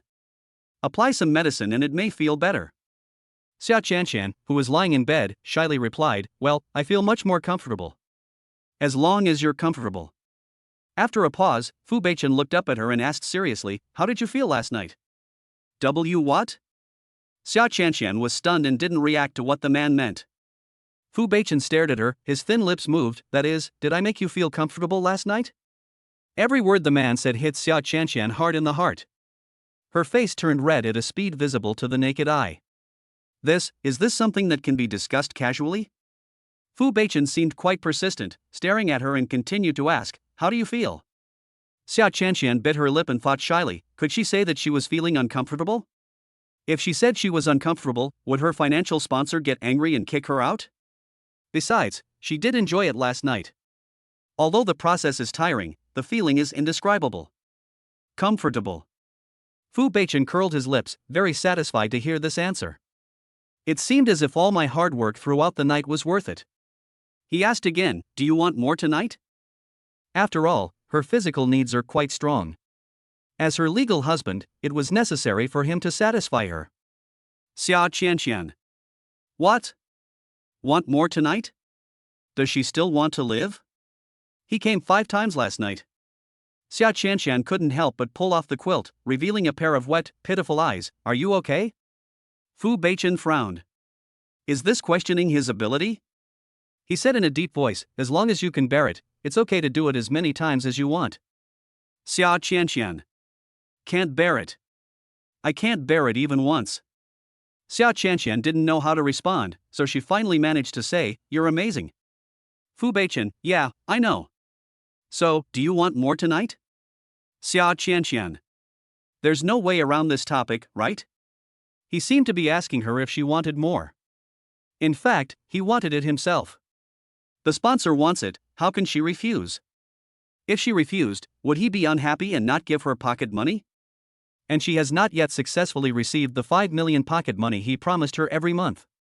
Xia Qianqian bit her lip. I. Gurgle gurgle. Her stomach growled. It came at a very timely moment. Xia Qianqian couldn't help but laugh. "Hey, I'm hungry." Fu Beichen saw Xia Qianqian smiling foolishly, and found it quite cute. He reached out and rubbed her messy head. "Get up and eat when you're hungry." Xia Qianqian wanted to get up, but her legs were so sore that she almost fell when she got out of bed. Fu Beichen hugged her in time. Xia Qianqian met the man's dark eyes and her cheeks turned red again. Fu Beichen, weak legs? Xia Qianqian blushed. "Yes, a little, but not much." She couldn't let him underestimate her. Fu Beichen didn't say anything. He picked her up and walked into the bathroom.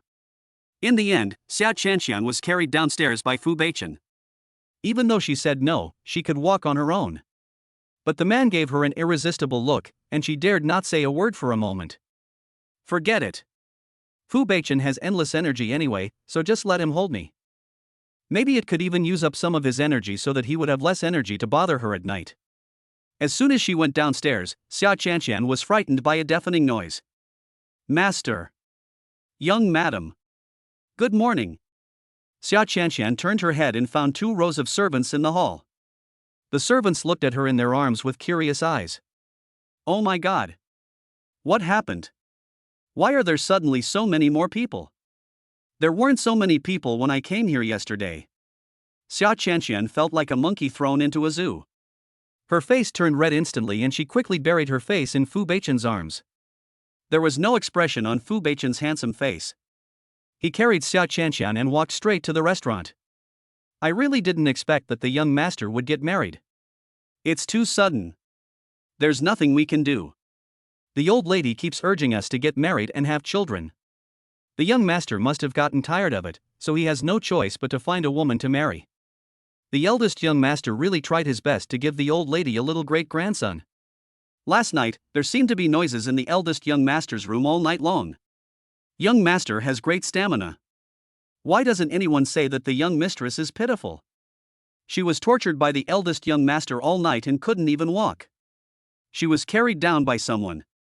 Xia Chanxian, nestling in Fu Beichen's arms, heard the servants' murmurings and her face felt hot. No way? Last night, the noises she and Fu Beichen made in the room were heard outside? Is it because the room is poorly soundproofed, or is it because the noise they make is too loud? No matter what, she felt so ashamed. Fu Beichen carried Xia Chanxian to the restaurant and sat down. The servants in the kitchen brought out various breakfast dishes one after another, and each dish was very exquisite. Fu Beichen served Xia Chanxian a bowl of soup and said, "You are a little weak, so take some extra care." Xia Chanxian blushed and retorted, I'm not very weak. Last night, she persisted for a long time. Fu Beichen said casually, "You fainted last night, and your legs are weak today." Xia Chanxian. Fu Beichen, drink, don't be so stubborn. Xia Chanxian had no choice but to drink it obediently. Finish breakfast. Fu Beichen handed her a new phone and said, "Here." Xia Chanxian was stunned, "Huh? For me? Well, throw away your broken phone and use this new one." "But my phone still works." Fu Beichen's tone sank, "Throw it away." "Can. If you lose it, I will give you 5 million pocket money right away." Xia Chanxian immediately changed her tone when she heard this. "Okay, I'll take out the SIM card and throw it away right away." No one can resist money, especially 5 million. Fu Beichen was satisfied, and handed Xia Chanxian a bank card. "There is 5 million in the card, and the password is the last 6 digits of this bank card. Buy whatever you want, and tell me if it's not enough." Xia Chanxian took the bank card and held it carefully. "Is there really 5 million in it?" Fu Beichen, "Yeah." Xia Chanxian quickly put the treasure in her pocket. Yes, she is going to publish it. 1 second the money in her pocket was cleaner than her face, and the next second she became a millionaire. I feel more and more that agreeing to have a child for Fu Beichen was a good deal.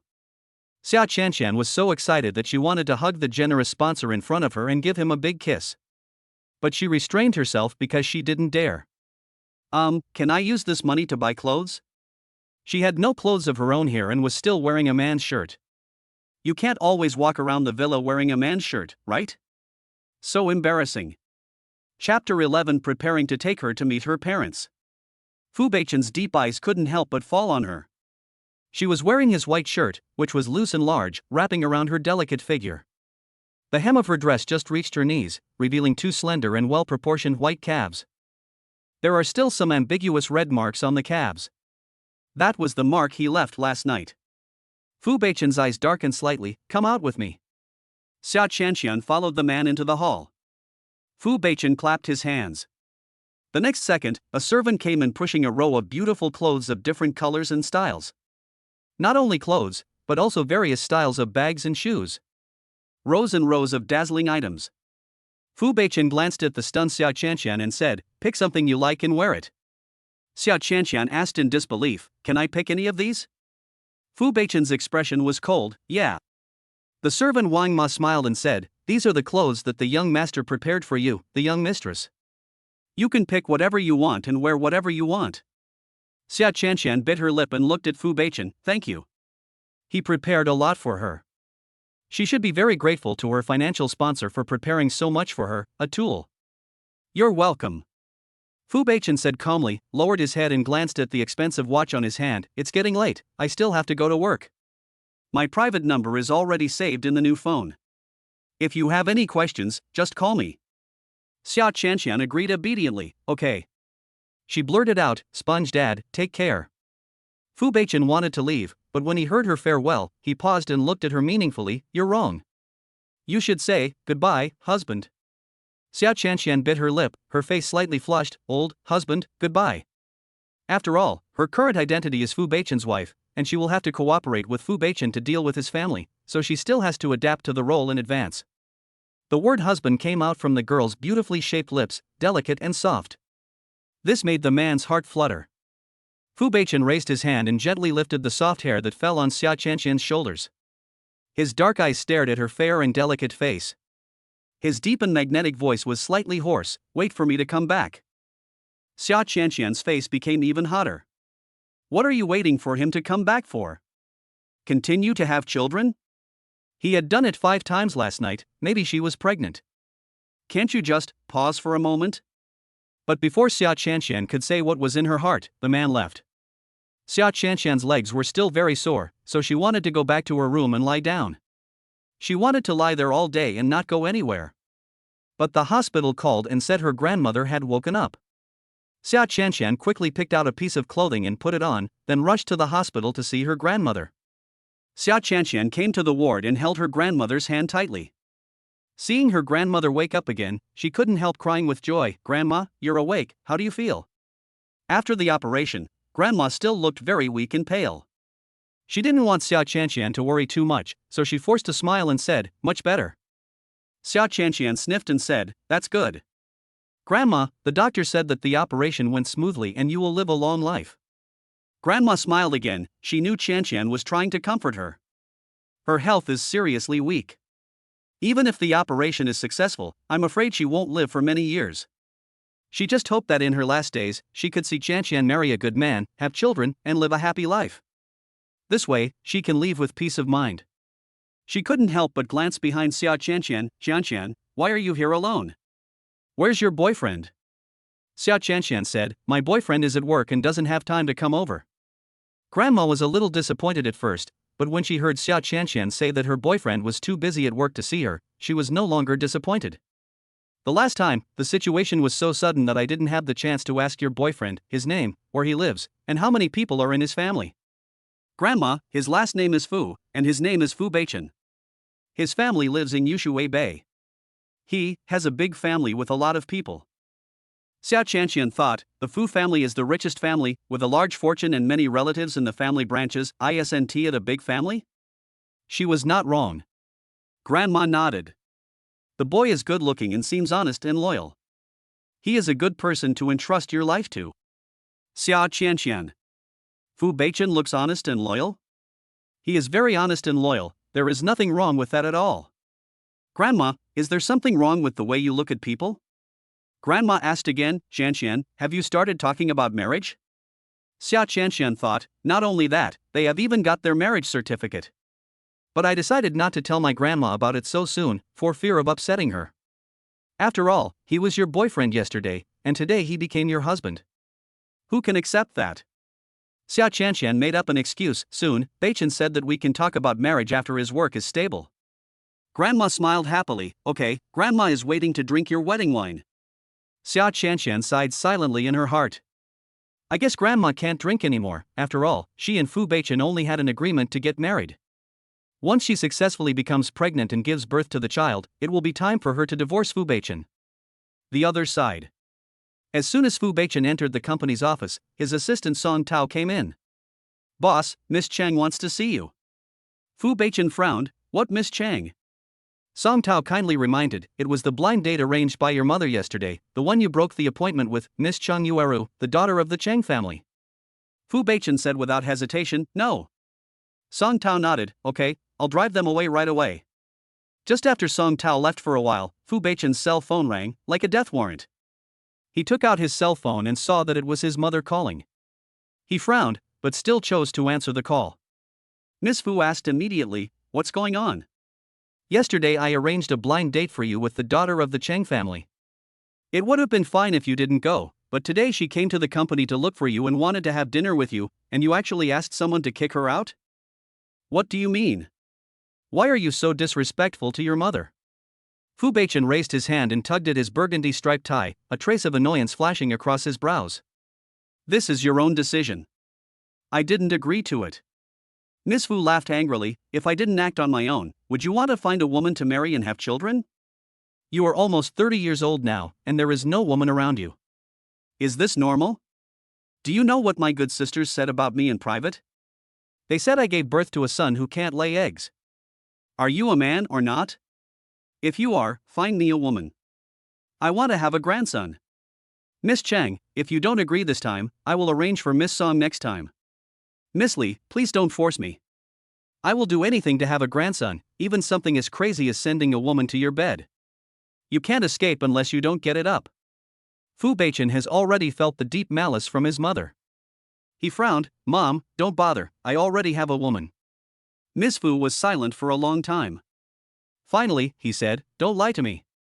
I won't lie to you. I will bring her back to see you. Then you get off work today and bring her back to see me. I must see with my own eyes whether the woman is round or flat before I believe that you are not lying to me? Fu Beichen had no objection, okay. End the call. Fu Beichen thought about it and sent a message to Xia Qianqian. Get ready and come with me to meet my family tonight. Chapter 12 The Blind Date Comes to You. Xia Qianqian chatted with her grandmother in the hospital for a while, and then she got a basin of hot water and helped her grandmother wipe her body. When Gu Yunshin walked into the ward, he saw Xia Qianqian carefully wiping the old man's face with a hot towel. You know what, the scene is quite heartwarming. Gu Yunshin looked a little dazed. Until a voice woke him up. Dr. Gu? Gu Yunshin met Xia Qianqian's gaze and coughed awkwardly, ahem. I'm coming to check on the room. Xia Qianqian put down the hot towel and walked to Gu Yunshin. Dr. Gu, can I talk to you for a moment? Gu Yunshin nodded, okay, let's go out and talk. Walk out of the ward. Xia Qianqian immediately asked, Dr. Gu, my grandma's surgery went very smoothly. After she has recovered, can she be discharged from the hospital? Gu Yunshin sighed, Miss Xia, your grandmother is in the advanced stage of lung cancer, which is not an ordinary disease. The success of the operation only means that the spread of cancer cells in her body can be effectively controlled, but it does not mean that the cancer cells in her body have been completely eliminated. Xia Qianqian's eyes turned red. So, does my grandma still need long-term hospitalization? Gu Yunshin nodded. Almost. Conservative drug treatment is needed. As you know, with the current level of medical care, cancer cannot be cured. Then how long can my grandma live? If the condition is stable and does not worsen under drug treatment, there will be no problem living for a few years. Xia Qianqian's hand trembled and her eyes became more and more moist. Live a few years? She still hopes that her grandmother will live a long life, but Dr. Gu said that her grandmother only has a few years to live. How many years exactly? 1 year or 2 years? Or 3 or 4 years? There is no fixed number. No one can guarantee whether there will be any changes or accidents in the process. Xia Qianqian felt very sad. Her dear grandmother, she had not had the chance to take her to enjoy a good life. What would she do if her grandmother passed away? She only has her grandmother who truly loves her. Without her grandmother, no one would care about her, no one would love her. Gu Yunshin looked at Xia Qianqian with tears in her eyes and couldn't help feeling distressed. He wanted to reach out and hug her to comfort her. After all, she was still a young girl in her early 20s. I heard that her mother died a long time ago and her father didn't care about her, so she depended on her grandmother. And now, her grandmother is so seriously ill and won't live for many years. How can she bear it? Miss Xia, don't be too sad. We will do our best to heal your grandmother. Thank you, Dr. Gu. You're welcome. This is what we as doctors should do. By the way, Miss Xia, I heard that you were trying to raise money recently. If you really can't raise it, I can lend it to you. No, I've already raised the money, thank you. Gu Yunshan nodded and smiled. It's good as long as we can raise the money. After saying goodbye to Dr. Gu, Xia Qianqian returned to the ward. Her grandmother had already fallen asleep, so she finally had time to look at her phone. Her eyelids twitched when she saw a note saying it was a message from her dear husband. Kiss your husband? Who is it? Oh, I almost forgot, this is the new phone Fu Beichen bought for her, so this is Fu Beichen's note? Xia Qianqian's face turned slightly red. Husband should just be husband, so why add kiss in front of it? I really don't understand. Forget it, don't worry about such small details. I don't know what message Fu Beichen sent her. When Xia Qianqian opened the message, she was shocked. Should I accompany him to deal with his parents? So fast? Xia Qianqian quickly replied, what do I need to prepare? Do I need to prepare a gift? It took her almost 2 hours to respond. Fu Beichen waited for her to reply, and waited until the flowers wilted. During the last shift, he kept glancing at his phone from time to time, which even he found baffling. I don't know what that woman is doing. She didn't reply to him for so long. Seeing that Xia Qianqian finally replied, he decisively put his phone aside and waited for a while before replying. Xia Qianqian was a little anxious as she couldn't wait for Fu Beichen's reply. She was in the hospital now. If she needed to buy a gift, she could go to the mall to buy a gift when she left the hospital. Thinking of this, she made a phone call directly. The phone rang for more than half a minute before the other party answered. Hello. The man's voice was deep and magnetic, as pleasant and melodious as a cello. Xia Qianqian's ears went numb for a moment, and she bit her lip and spoke, well, you sent me a message asking me to prepare and accompany you to meet your parents. What do I need to prepare? Do I need to prepare gifts? How many gifts do I need to prepare? Fu Beichen did not answer but asked, why didn't you reply to my message for so long? Ah. Xia Qianqian was stunned. The man's voice was cold, why didn't you reply to my message for so long? Xia Qianqian blinked, feeling that the question that the sponsor was so persistent about was a little bit strange. She explained, well, I was just in the hospital with my grandma and wasn't paying attention to my phone. Fu Beichen was silent for 3 seconds. Grandma is awake, how is her health? Xia Qianqian lowered her eyes, the operation went smoothly. Next, I will have to wait for a long period of rehabilitation treatment. Fu Beichen, well, grandma will get better. The man's soothing tone flowed into her heart like a warm current. Xia Qianqian bit her lip, thank you. Fu Beichen hummed, and then said, come with me tonight to meet my parents. You don't need to prepare a gift. You just need to dress up well. I will prepare the gift. Xia Qianqian was stunned for a moment, then nodded, okay. Next, Xia Qianqian instructed the nurse who was taking care of her grandmother that she was going back and to call her if there was any situation after her grandmother woke up. The nurse nodded in agreement. Xia Qianqian hurried back to Sen Yuan to prepare. Fu Beichen got off work and was just about to go back to pick up Xia Qianqian to take her back to the old house. Suddenly, a figure appeared in front of him and stopped him. The woman had delicate and beautiful makeup, and was wearing an off-white chiffon shirt with a pink hip skirt, exuding a clean and gentle temperament. Fu Beichen, I finally waited for you. Fu Beichen looked at the woman who suddenly appeared and frowned, who are you? The woman said with some resentment, my name is Chang Xinru, and I'm the person you're going on a blind date with. Fu Beichen, sorry, I don't go on blind dates. Chang Xinru looked at Fu Beichen. Unexpectedly, he was even more handsome in person than in the photo. Her heart beat faster and she instantly felt like she was in love. She smiled and said, I heard from Aunt Fu that you are 28 years old, almost 30, and she hopes you can get married and have children as soon as possible. In terms of family background, knowledge, and personal ability, I think I am quite suitable for you. I hope you can give us a chance to communicate with each other. Chapter 13. What type of woman do you like? Fu Beichen had a cold expression on his face and was indifferent to Chang Xinru's advances. Ms. Chang is quite confident. Chang Xinru lifted her hair and thought she was very charming, because I have the ability to be confident. Fu Beichen, sorry, I'm not interested in Miss Chang. Chang Xinru frowned and asked herself, she is beautiful, outstanding, charming, and has many suitors.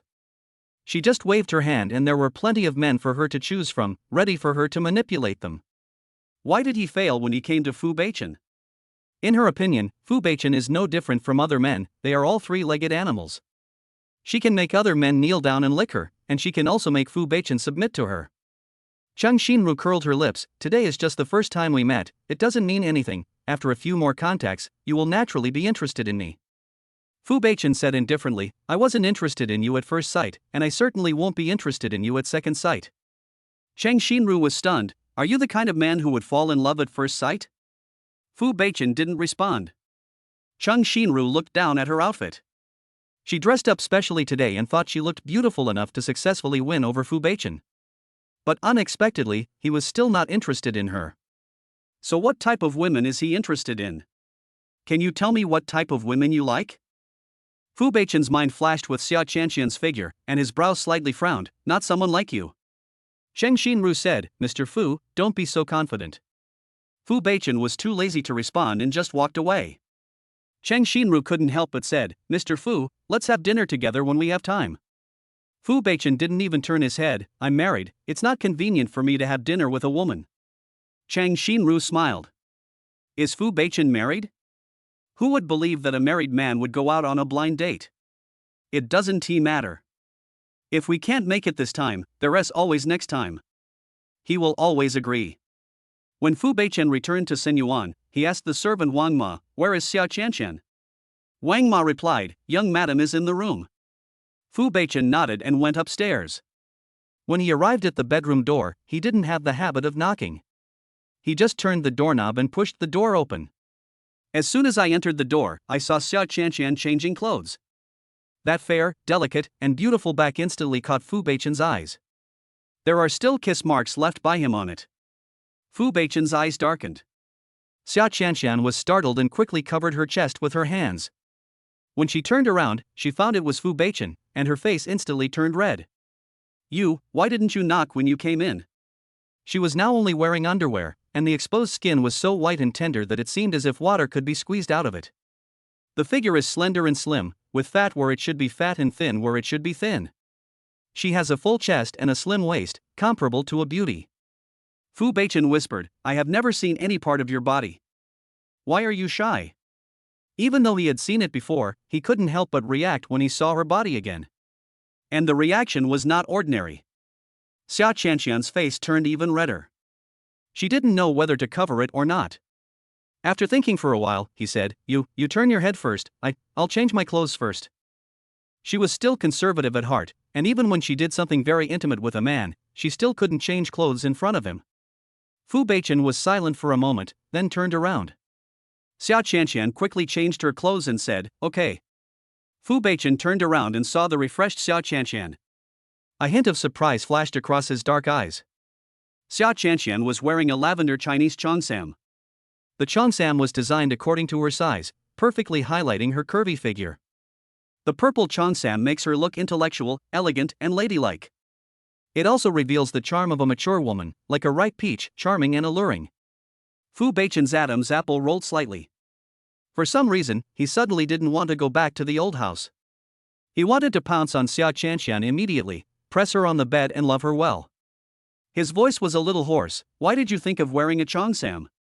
It was Xia Qianxian's first time wearing a cheongsam, and she was not used to it.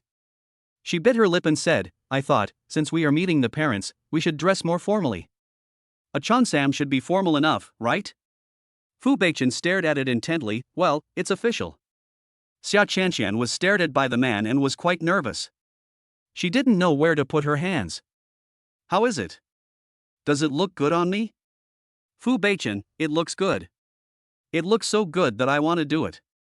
Xia Qianxian breathed a sigh of relief and smiled. As long as it looks good, then, when do we leave? Fu Beichen didn't say anything and strode towards Xia Qianxian. The man's eyes were knowing, revealing an aggressive desire. Xia Qianxian's heartbeat couldn't stop accelerating. Just as she was about to say something, the man walked up to her and put his arms around her slender waist. Lower your head and ask for a kiss. The kiss was intense and fierce. After a while, Xia Qianxian's body softened in his arms. Before she knew it, she had been pushed down on the bed by the man. I noticed the man's hands were touching me. Xia Qianxian quickly stopped him. Wait, didn't you say you were going to meet the parents? Fu Beichen buried his handsome face in Xia Qianxian's neck. leaving her with kiss after kiss. Don't worry, it's not too late to do it once and then start again. Xia Qianqian blushed completely in an instant. It's not even night yet, he actually. In the end, Xia Qianqian couldn't resist and was fucked hard by the man. After she was done, she collapsed from exhaustion and didn't want to move anymore. Seeing her like this, Fu Beichen took out his cell phone and called Ms. Fu. I'm not going back today. Let's talk about it another day. Ms. Fu was very upset. Are you fooling me? If you don't bring your wife back, you're lying to me. Fu Beichen said nothing, but took a photo of the marriage certificate and gave it to her. You are really married, your wife looks like this. Ms. Fu took a look at the marriage certificate sent by Fu Beichen. It turned out that the woman in the photo was quite pretty and a good match for her son. But she was still skeptical. You didn't ask someone to Photoshop it, did you? Fu Beichen was speechless. There's no need for that. Just exercised. I'm going to take a shower. I'm hanging up now. Before Ms. Fu could continue asking questions, Fu Beichen hung up the phone. Ms. Fu laughed angrily. Fine, if you don't bring your wife over to see her, then she will go and see it herself. Butler Fu, prepare the car. Butler Fu hurried in. Madam, Miss Chang is here. Ms. Fu was stunned. Why did he come so suddenly? Xia Qianqian climbed up from the bed with difficulty. The light purple cheongsam had been ruthlessly torn into 2 pieces by Fu Beichen. Now it was lying pitifully on the ground, along with her underwear. She covered her chest with the quilt and said, Mr. Fu, do you really not have to go meet your parents? Fu Beichen turned around. What did you call me? Chapter 14 The Young Master's Iron Tree Blooms. Fu Beichen. Xia Qianqian subconsciously wanted to say Mr. Fu, but she suddenly stopped.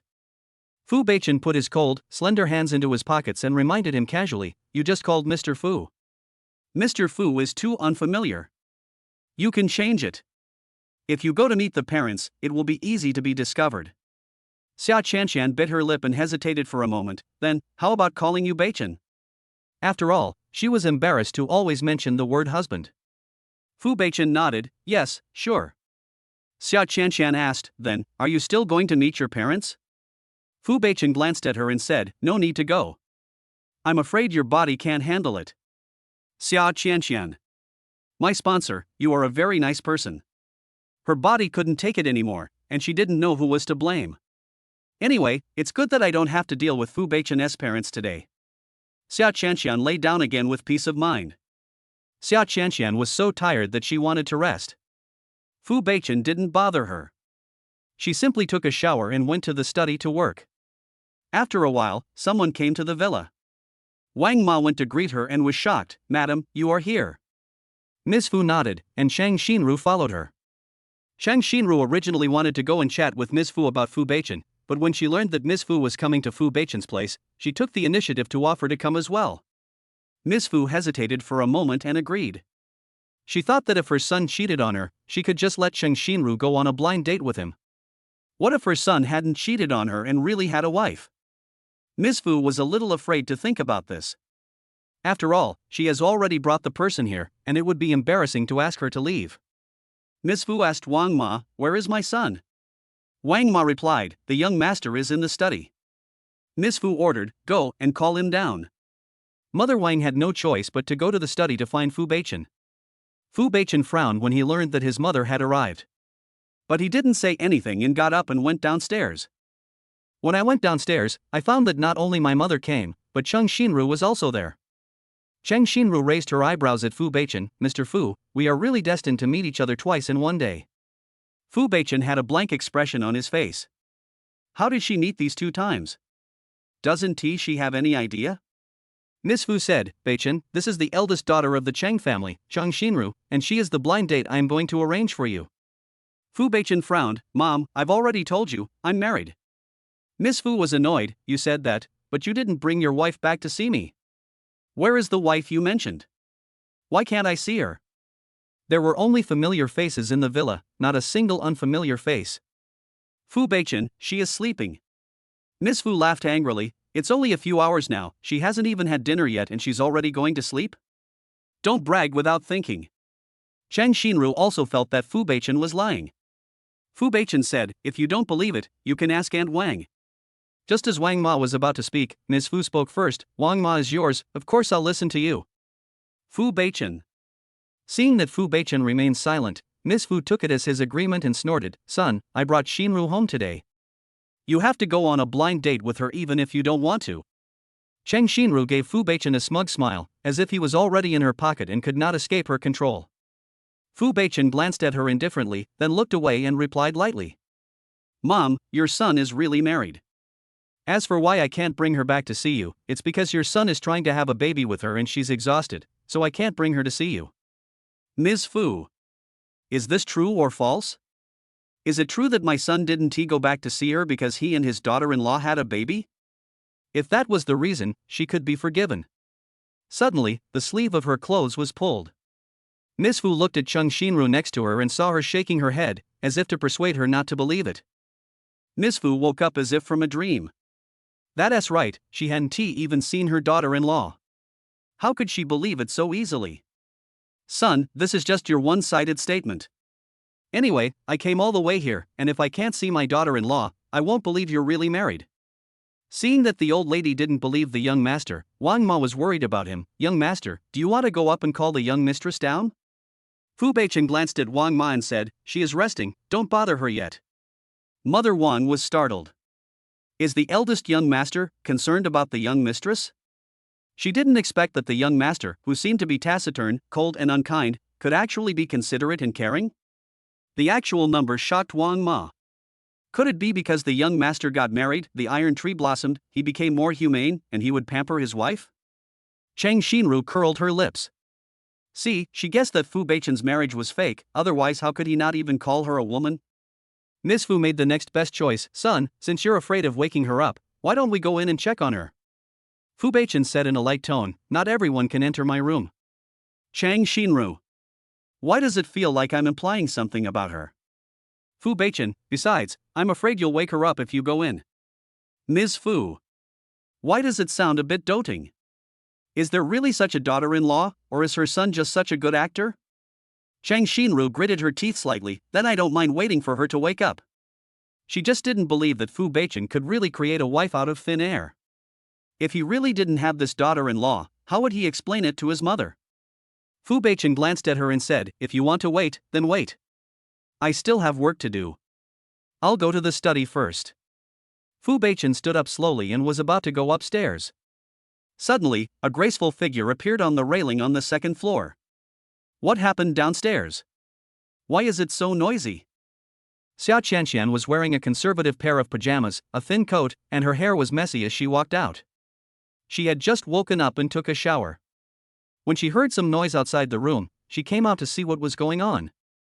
She saw two women downstairs, one was a little older and dressed elegantly, and the other was younger and also dressed well. They all looked over in amazement. Xia Qianqian was stunned for a moment. Who are these two women, one big and one small? Ms. Fu and Cheng Shinru were stunned the moment they saw Xia Qianqian appear. Xia Qianqian is very beautiful, with small and delicate features, long eyelashes like butterfly wings, and a pair of bright and clear eyes, clean and lively, as if they can speak. She stood there without saying a word, like a fairy who had walked out of a painting, ethereal and so beautiful that she seemed beyond real. Cheng Shinru was amazed, but what followed was a deep sense of jealousy. Ms. Fu was stunned. Wasn't this the girl in the photo on her son's marriage certificate? She's even prettier in person than in the photo. Chapter 15, Acting Competition. Fu Beichen looked at Xia Qianqian, a gentle and doting smile overflowing from his dark eyes, and his tone was unspeakably gentle. Mrs. Fu, come down. Xia Qianqian didn't understand and walked away. As soon as she walked to Fu Beichen, he hugged her in his arms. Xia Qianqian couldn't help but feel her cheeks burning. How could he be so unscrupulous in front of outsiders? After Fu Beichen hugged Xia Qianqian's slender waist, he introduced her, Mom, she is my wife, Xia Qianqian. Qianqian, this is my mother. Xia Qianqian was shocked. She looked at Miss Fu and blurted out, Mom? Miss Fu hadn't reacted yet, so she subconsciously responded, Hey. Cheng Shinru's face changed and became extremely ugly. Fu Beichen curled his lips slightly. Yeah, that's what I call you. Xia Qianqian. Although Xia Qianqian appears calm on the surface, she is actually very panicked. Why did the sponsor's mother come here suddenly? She was not prepared at all. What if I mess up my acting? Stay calm, Xiao Qianqian. In order to get 5 million pocket money every month, you have to work hard. Xiao Qianqian immediately raised a decent smile. Hello, Mom, my name is Xiao Qianqian, you can just call me Qianqian. Miss Fu couldn't help but feel her ears burning when such a beautiful girl called her mom. She was a little embarrassed. That, Qianqian, you are really the wife my son married? Xiao Qianqian nodded vigorously. Yes, Beichen and I have obtained the marriage certificate. Miss Fu coughed softly and asked again, my son told me that you guys were making a baby just now.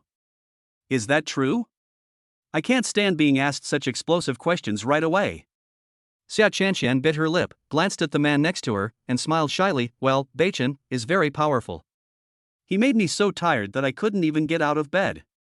Fu Beichen lowered his eyes and looked at Xiao Qianqian's cute and lovely appearance, and couldn't help but raise his eyebrows slightly. Xiao Qianqian met Fu Beichen's gaze and blinked. How about it? Is her acting okay? She acted well, should we consider giving her more money? Miss Fu couldn't help but cover her upturned mouth, she was very excited inside. Is she going to have a grandchild soon? Oh, her soft, white, plump, and adorable little grandson is waving to her. Seeing Miss Fu's excited face, Zhang Xinru looked unhappy. It was as if the good mother-in-law who originally belonged to her was snatched away by a scheming woman who suddenly appeared. Miss Xia, you look very unfamiliar to me. I wonder which family you are from. Xiao Qianqian looked at Zhang Xinru and did not miss the flash of jealousy in her eyes. She curled her lips slightly and said calmly, I'm not a rich girl, I'm just a very ordinary girl. Zhang Xinru's eyes flashed with contempt. Oh, so she's just a girl from an ordinary family. What else couldn't Zhang Xinru understand? How could a man like Fu Beichen, who was at the top of the pyramid, be interested in a girl from an ordinary family? This kind of low-class girl usually doesn't get to meet people of Fu Beichen's level. Moreover, she didn't believe that Fu Beichen would be attracted to such a woman. He didn't even like her, who was a good match for him, let alone a girl from an ordinary family. So, she guessed that Fu Beichen hired this woman to act for Aunt Fu. Zhang Xinru immediately moved closer to Miss Fu, whispered in her ear, and told her guess. Miss Fu was originally immersed in the joy of holding her grandson, smiling happily, but after hearing Zhang Xinru's guess, she stopped smiling instantly. She immediately said, Son, you wouldn't just hire a woman and fool your mother, would you? As for making a baby or something, I didn't see it, so how do I know whether what you said is true or not? Xiao Qianqian glanced at Zhang Xinru, who was trying to sabotage her, and felt even more uncomfortable when she saw her looking at her with arrogance. Who is this woman? Affects her acting skills. The financial sponsor is still waiting for her to perform, she can't let him underestimate her. Xiao Qianqian slightly pulled the collar of her pajamas, revealing some suggestive traces. She pouted, Mom, look, this is the mark that Beichen accidentally made. Now, with such obvious signs, Fu Beichen's mother should believe it, right? Sure enough, Miss Fu started smiling again. Zhang Xinru's face looked even worse. This little bitch is really good at acting. Miss Fu didn't notice that Zhang Xinru beside her had changed her expression. She smiled at Xiao Qianqian and said, Your name is Xiao Qianqian, right? What a nice name. I will call you Qianqian from now on. You came suddenly, and I didn't prepare any gifts, so I'll give you the jade bracelet on my hand as a gift for my daughter-in-law. Miss Fu took off the jade bracelet on her wrist and stuffed it into Xiao Qianqian's hand without saying a word. Xiao Qianqian looked at the beautiful jade bracelet on her hand. The color was pure green without any impurities. You can tell it's worth a lot just by looking at it. She felt her palms were heavy and wanted to return the bracelet. Mom, how can I do this? Miss Fu, why are you embarrassed? We are all family, so don't be polite to me. If you're polite to me, you don't consider me a family member. Xiao Qianqian looked at Fu Beichen and blinked at him. Should I take this jade bracelet? Will I be charged if I ask for it? Fu Beichen's expression was indifferent. Mom gave it to you, so take it. Xiao Qianqian was not polite and put the jade bracelet into her pocket. Thank you, Mom. She didn't dare wear it easily for fear of damaging it. When Zhang Xinru saw this scene, her face turned dark. It was as if the jade bracelet should have been hers. She gritted her teeth, but couldn't help but whispered something into Miss Fu's ear. Aunt, don't believe it so easily. I saw the marks on her neck, they look fake. Miss Fu stopped laughing again. She looked at Zhang Xinru. Xinru, it seems that you understand a lot. Have you experienced other men? Zhang Xinru's face changed and she denied it immediately. Of course not, I'm just guessing. Ms. Fu, your guess is definitely wrong. I am an experienced person and I know those marks are real. Chang Shinru. Miss Fu immediately said to Fu Beichen, "Son, I am very satisfied with the daughter-in-law you married. If you can give me a grandson as soon as possible, I will be even more satisfied." Then Xia Chanxian said, "Chanxian, you and my son should work hard together. As long as you give me a big fat grandson, I will immediately give you a red envelope of 100 million. Xia Chanxian was shocked. Another 100 million? The baby in her belly is so valuable? She couldn't help but touch her belly, hoping that her belly would be more resilient and she could get pregnant as soon as possible. She is probably a woman who became a small wealthy woman because of her son's status. Xia Chanxian immediately said, "Don't worry, mother-in-law, I will do my best." Hasn't she been working hard enough these past 2 days? Her legs are so weak that she can't even walk. Chapter 16, Children from Poor Families Grow Up Early. Ms. Fu nodded with satisfaction. This daughter-in-law is really great. It is rare to meet a daughter-in-law who is so enthusiastic about having a baby. Not bad, not bad. She likes it. Chang Shinru had a look of disdain on her face. What a money-hungry woman. She could be bought with just 100 million.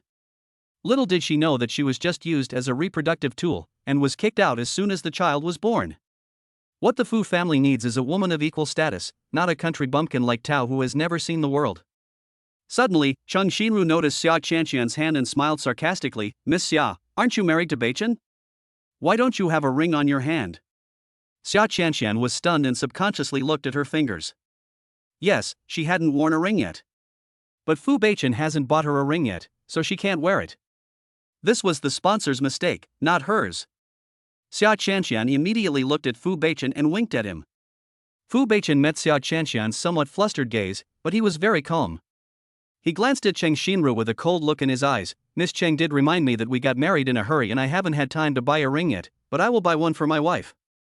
Cheng Shinru bit her lip and clenched her fingers secretly. Ms. Fu nodded. You should buy it. Who wouldn't buy a ring for their wife after getting married? Pick a time as soon as possible and take Chanxian to the jewelry store to buy it. Fu Beichen, okay. Miss Fu wanted to leave after staying for a short time, mainly because she came in a hurry and the presence of Cheng Shinru beside her made the atmosphere weird. Xia Chanxian politely asked, "Mom, why don't you stay for dinner? I'll cook some home-cooked dishes for you." She forgot that this was Fu Beichen's territory and there were servants to cook, so she was not needed. But when these words came out, Ms. Fu was surprised. "You can also cook?" Fu Beichen also looked at Xia Chanxian. Xia Chanxian nodded, "Yes, children from poor families grow up early. I could boil water, cook when I was 5 years old." After saying that, she carefully observed her mother-in-law's expression. She wondered if her mother-in-law would dislike her when she said that she was a child from a poor family. Fortunately, she didn't see any disdain in her mother-in-law's eyes. When Miss Fu heard the words "children from poor families have to grow up early," she couldn't help feeling sad. After all, he is a poor and sensible child. He has to help boil water and cook at home at such a young age.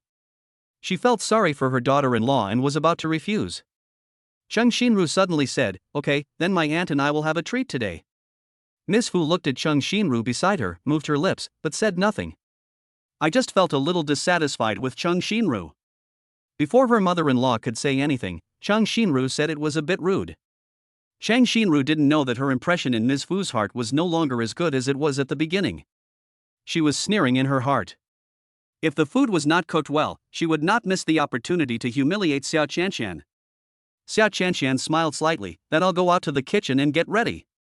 Fu Beichen looked at Xia Chanxian and said, "We have servants at home, so you don't have to do it." Xia Chanxian blinked. "Mom wants to eat the food I cook, how can I let others do it?" This was her chance to perform well in front of her mother. How could she perform well if the maid cooked for her? Besides, she received a jade bracelet from her mother today and she was very happy, so it's no problem for her to cook a meal for her mother. Fu Beichen raised his eyebrows. She called him Mom quite naturally. Xia Chanxian asked Ms. Fu if she had any food taboos. After finding out clearly, she turned and walked towards the kitchen. Ms. Fu looked at Fu Beichen. "Son, aren't you going in to help?" Fu Beichen was silent for a moment and walked into the kitchen. Cheng Shinru bit her lip. She thought that if she asked Xia Qianqian to go into the kitchen and leave Fu Beichen here, she could chat with him for a while, but she didn't expect her aunt to send him away. She couldn't help but ask, "Aunt, Beichen is the CEO of a big company after all. How can he enter a kitchen full of oil smoke and do the work that servants do?" Miss Fu looked at Cheng Xinru and suddenly felt that her taste in choosing a daughter-in-law was indeed not as good as her son's. No wonder her son was so opposed to the blind date she arranged. What is the work done by servants? No matter how precious her son is, he should at least master basic life skills, right? Besides, seeing Cheng Xinru's contemptuous tone towards the servants, she felt that this girl had a bad character. Xinru, my son is not useless. He is worthy of being the president of the group and can manage his life well. Cheng Xinru was stunned. What did her aunt mean by this? She didn't say Fu Beichen was a waste, she just felt that a man like Fu Beichen, who was busy with all kinds of things, shouldn't enter the kitchen. Fu Beichen walked into the kitchen and saw Xia Qianqian washing vegetables under the faucet. He walked over and asked, "Do you need my help?" Xia Qianqian was surprised when she saw Fu Beichen. "Why is the sponsor here?" And asked her if she needed help? What a joke! He is her financial sponsor, how could she let him help her? Need not. I can do it myself, you go out and accompany your mother. Fu Beichen. One to let him in to help, and one to let him out. Suddenly he felt like a ball, being kicked around. Fu Beichen didn't make any move. He just watched Xia Qianqian quickly wash the vegetables and then cut them. She has good knife skills and she cuts the imported fresh beef into small slices, which are very thin, even and neat. You can tell at first glance that he cooks often. I remembered what she just said, that children from poor families have to grow up early. She could cook and fry at the age of 5. When she was 5 years old, her father abandoned her to the countryside to be raised by her grandmother. In other words, she went from being a young lady who knew nothing at the beginning to a poor girl who knew everything in the countryside. Xia Qianqian finished cutting the vegetables skillfully and was about to heat the oil in a wok. When she turned around, she found Fu Beichen was still behind her. She was immediately startled. "Why are you still here?" Fu Beichen moved his thin lips. "Let me see if you need any help." "Xia Qianqian, I don't need help. You better get out now, or you'll be staring at me, which is really creepy." Fu Beichen was kicked out of the kitchen by Xia Qianqian. When Miss Fu saw Fu Beichen coming out, she frowned and asked, "Why did you come out?" "Fu Beichen, she doesn't need my help." Miss Fu glared, "She doesn't need your help, so you really won't help? How can you be a husband like this? Letting your wife work in the kitchen all by herself? That's outrageous." Fu Beichen. Cheng Xinru couldn't help but speak for her husband Beichen, and, don't say that about Beichen. He may really not be used to doing kitchen work. Miss Fu retorted, "If you're not used to it, you won't learn it, right? You don't feel sorry for your wife working alone in the kitchen, but you're waiting for another man to care for her? It's hard to find a capable and virtuous wife like Qianqian, so he shouldn't cherish her well, right?" Cheng Xinru's face looked extremely ugly. How could she feel when her aunt praised another woman in front of her? She is obviously my aunt's favorite daughter-in-law. Fu Beichen's mouth twitched. "Mom, you're right, I'll go help now." The main reason was that he didn't want to listen to Ms. Fu's nagging tone of teaching. Xia Qianqian quickly prepared 4 dishes and a soup. They are all simple home-cooked dishes. Stir-fried beef with green peppers, sweet and sour pork ribs, braised chicken, water spinach with garlic, pork ribs and corn soup. 4 bowls of rice were served on the table, along with chopsticks. Xia Qianqian was a little nervous at this moment. "Mom, try it. I'm afraid that the food I cook won't suit my mother-in-law's taste." Chapter 17, Go to sleep, damn it. Miss Fu took a bite of the sweet and sour spare ribs. It was smooth, sour, and sweet, and the meat was tender and delicious. She couldn't help but give Xia Qianqian a thumbs up. "Delicious, so delicious." Xia Qianqian couldn't help but raise the corners of her mouth. "Mom, if it's delicious, eat more." Miss Fu smiled happily. Okay, I will definitely eat it all." After saying that, he picked up a piece of sweet and sour pork ribs and stuffed it into his mouth. Cheng Xinru frowned. "Is it really that delicious?" She didn't believe it and picked up a piece for herself to try. "Well, it's kind of delicious. But this woman's ability is only this, she can't compare to her." Fu Beichen also tasted the food made by Xia Qianqian and raised his eyebrows slightly. It was surprisingly delicious. The taste is different from that made by the chef at home. The one made by Xia Chanxian has a homely and warm taste. It tastes really good. He couldn't help but eat a few more mouthfuls of food. Soon, the 4 dishes in one soup made by Xia Chanxian were completely eaten up. Miss Fu kept praising Xia Chanxian for being virtuous and capable, and for her delicious cooking, and she said she would come to eat with her next time. She also told Fu Beichen to be nicer to Xia Chanxian and not to bully her. Chanxian, leave me your contact information. If Beichen dares to bully you, call me, and I'll teach him a lesson for you. Xia Chanxian glanced at Fu Beichen with an embarrassed smile and did not dare to respond to her mother-in-law. But she did leave her mother-in-law's cell phone number. After Miss Fu gave Xia Chanxian and Fu Beichen a few words, she took Cheng Xinru away. When Cheng Xinru left, she looked unhappy. After getting in the car, Miss Fu noticed that Cheng Xinru looked unhappy, so she said with a guilty look, "Xinru, I'm sorry, you and my son are destined to miss each other." She was very satisfied with Xia Chanxian as her daughter-in-law, so she couldn't make the decision for Cheng Xinru. Cheng Xinru was very unwilling to accept this.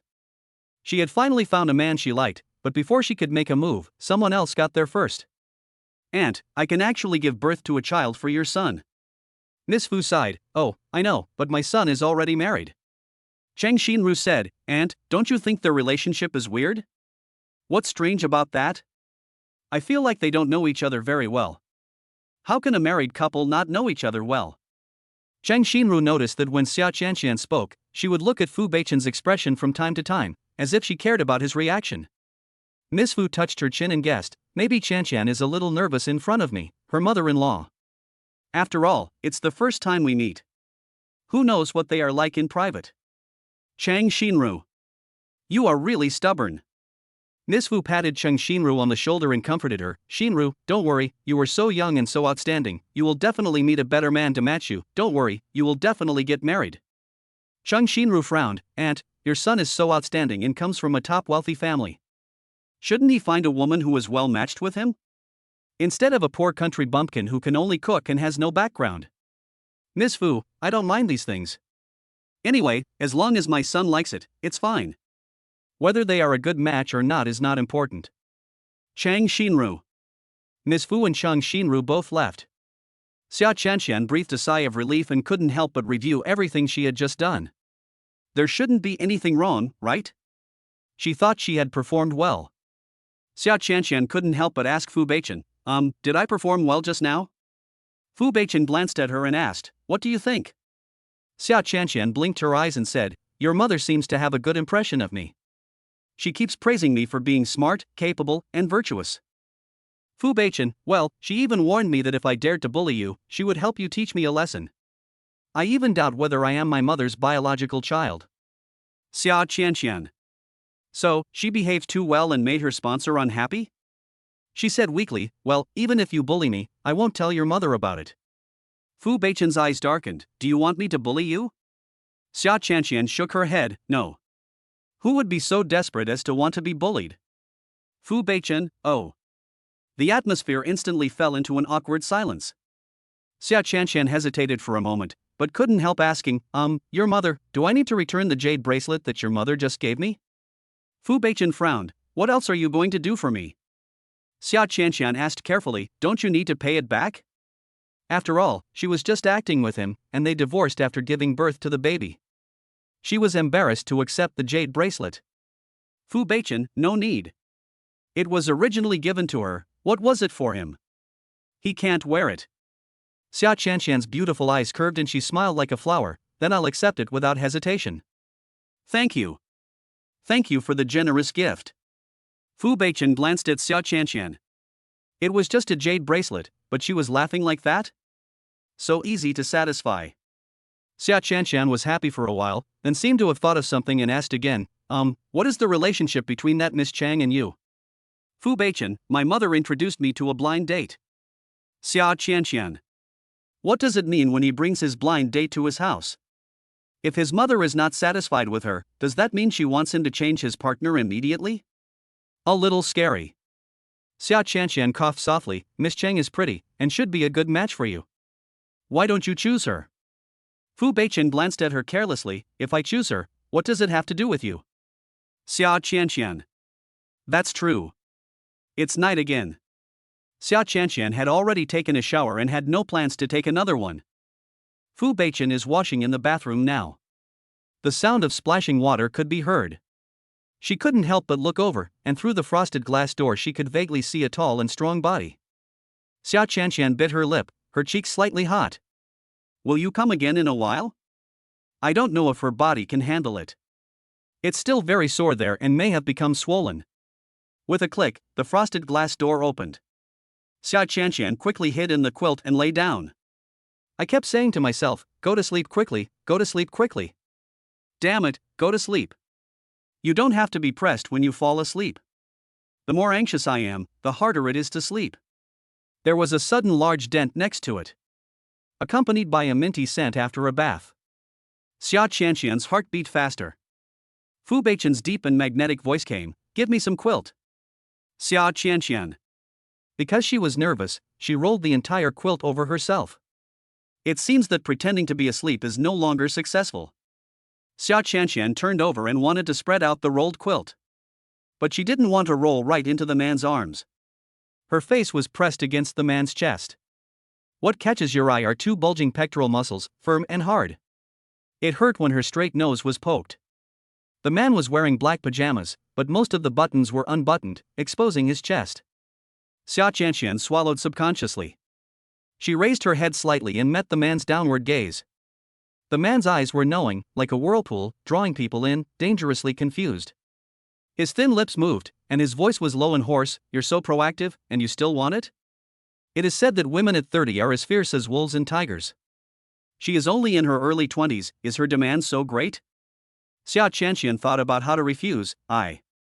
Fu Beichen, if you want it, take the initiative. Chapter 18, I was given a big cabbage? Xia Qianqian's eyes widened. No, do you want her to take the initiative? How could she take the initiative? She has absolutely no experience. It seemed as if he saw through her little thoughts. Fu Beichen turned over and lay flat on his back, come on top of me. Xia Qianqian blushed instantly when she saw the man lying flat on his back. Come up, I'll teach you. The man looked at her with scorching eyes, as if he had locked onto his prey. Xia Qianqian took a deep breath. Stay calm and don't be nervous. Xia Qianqian bent over and climbed onto the man little by little. Because of shyness, her eyes darted around everywhere and she didn't dare to look men in the eye, like a thief. Fu Beichen looked at her sneaky look and almost couldn't help laughing. He whispered, be serious. Xia Qianqian. She finally climbed onto the man. She still didn't dare to look around. Next, what should I do next? Fu Beichen, kiss me. Xia Qianqian's mind went blank for a moment. Kiss him? How to kiss? Her lips trembled. Kiss, where? Fu Beichen rested his hands on the back of his head, his deep phoenix eyes tinged with a hint of teasing. Seeing her bewildered look, he wanted to tease her. Where do you want to kiss? Xia Qianqian bit her lip. I don't know. Kiss him on the face? Or kiss him on the mouth? She couldn't help but keep her eyes on the man's thin and sexy lips for a few seconds, and the heat on her cheeks was rising again. Have you decided? Where do you want to kiss? Fu Beichen just looked at her leisurely, as if letting her do whatever she wanted. Xia Qianqian blushed. Kiss your lips. Fu Beichen, then I want a French kiss. Xia Qianqian. Her face instantly turned red and her heart beat rapidly. The money sponsor. She is just a newbie, don't demand so much from the beginning. The man raised an eyebrow, but it's starting. He is clearly the lower female position, so why does it look like he is the one in control of everything? Xia Qianqian didn't want to be looked down upon by him, so she slowly put her soft lips on him. She recalled in her mind how Fu Beichen kissed her, and she tried to imitate him, nibbling on the man's lips. A man's voice suddenly sounded. You think I'm a cabbage? He just kept chewing without even sticking out his tongue. Xia Qianqian felt that she was being disliked, her face flushed. I don't know how to. Looking at her delicate and beautiful red face, a smile flashed across Fu Beichen's eyes. It seems that we have to start teaching from kissing.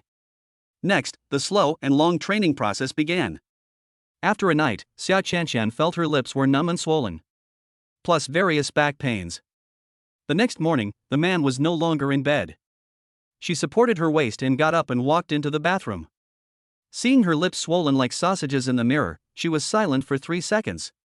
It turns out that the heroine's lips in the novel were kissed red and swollen by the hero. Xia Qianxian came out of the shower and her cell phone was ringing.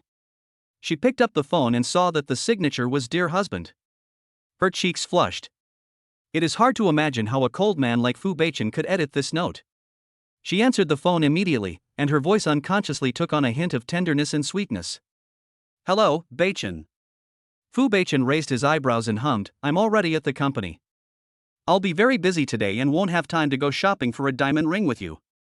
Go buy one you like." Diamond ring? He is still thinking about it. She had forgotten all about it. Xia Qianxian couldn't help but say, "Actually, you can come back and buy it. I have a meeting to attend, so that's it for now." The man hung up the phone before Xia Qianxian finished speaking. The next second, Xia Qianxian suddenly received a transfer of 20 million. Is this 20 million enough for you to buy a ring? If not, tell me.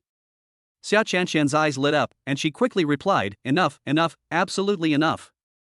The man didn't reply afterwards. Xia Qianxian stared with eyes wide open and counted the zeros after the two. It really was 20 million. The sponsor is really rich, he just gave 20 million without any hesitation. She is so lucky to have a man who can give her gold coins at any time. Suddenly, her cell phone rang again.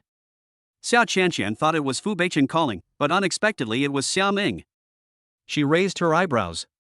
Was he going to threaten her with 500,000 again? I'm sorry, she is no longer the same as before. She wanted to see what Xia Ming was up to.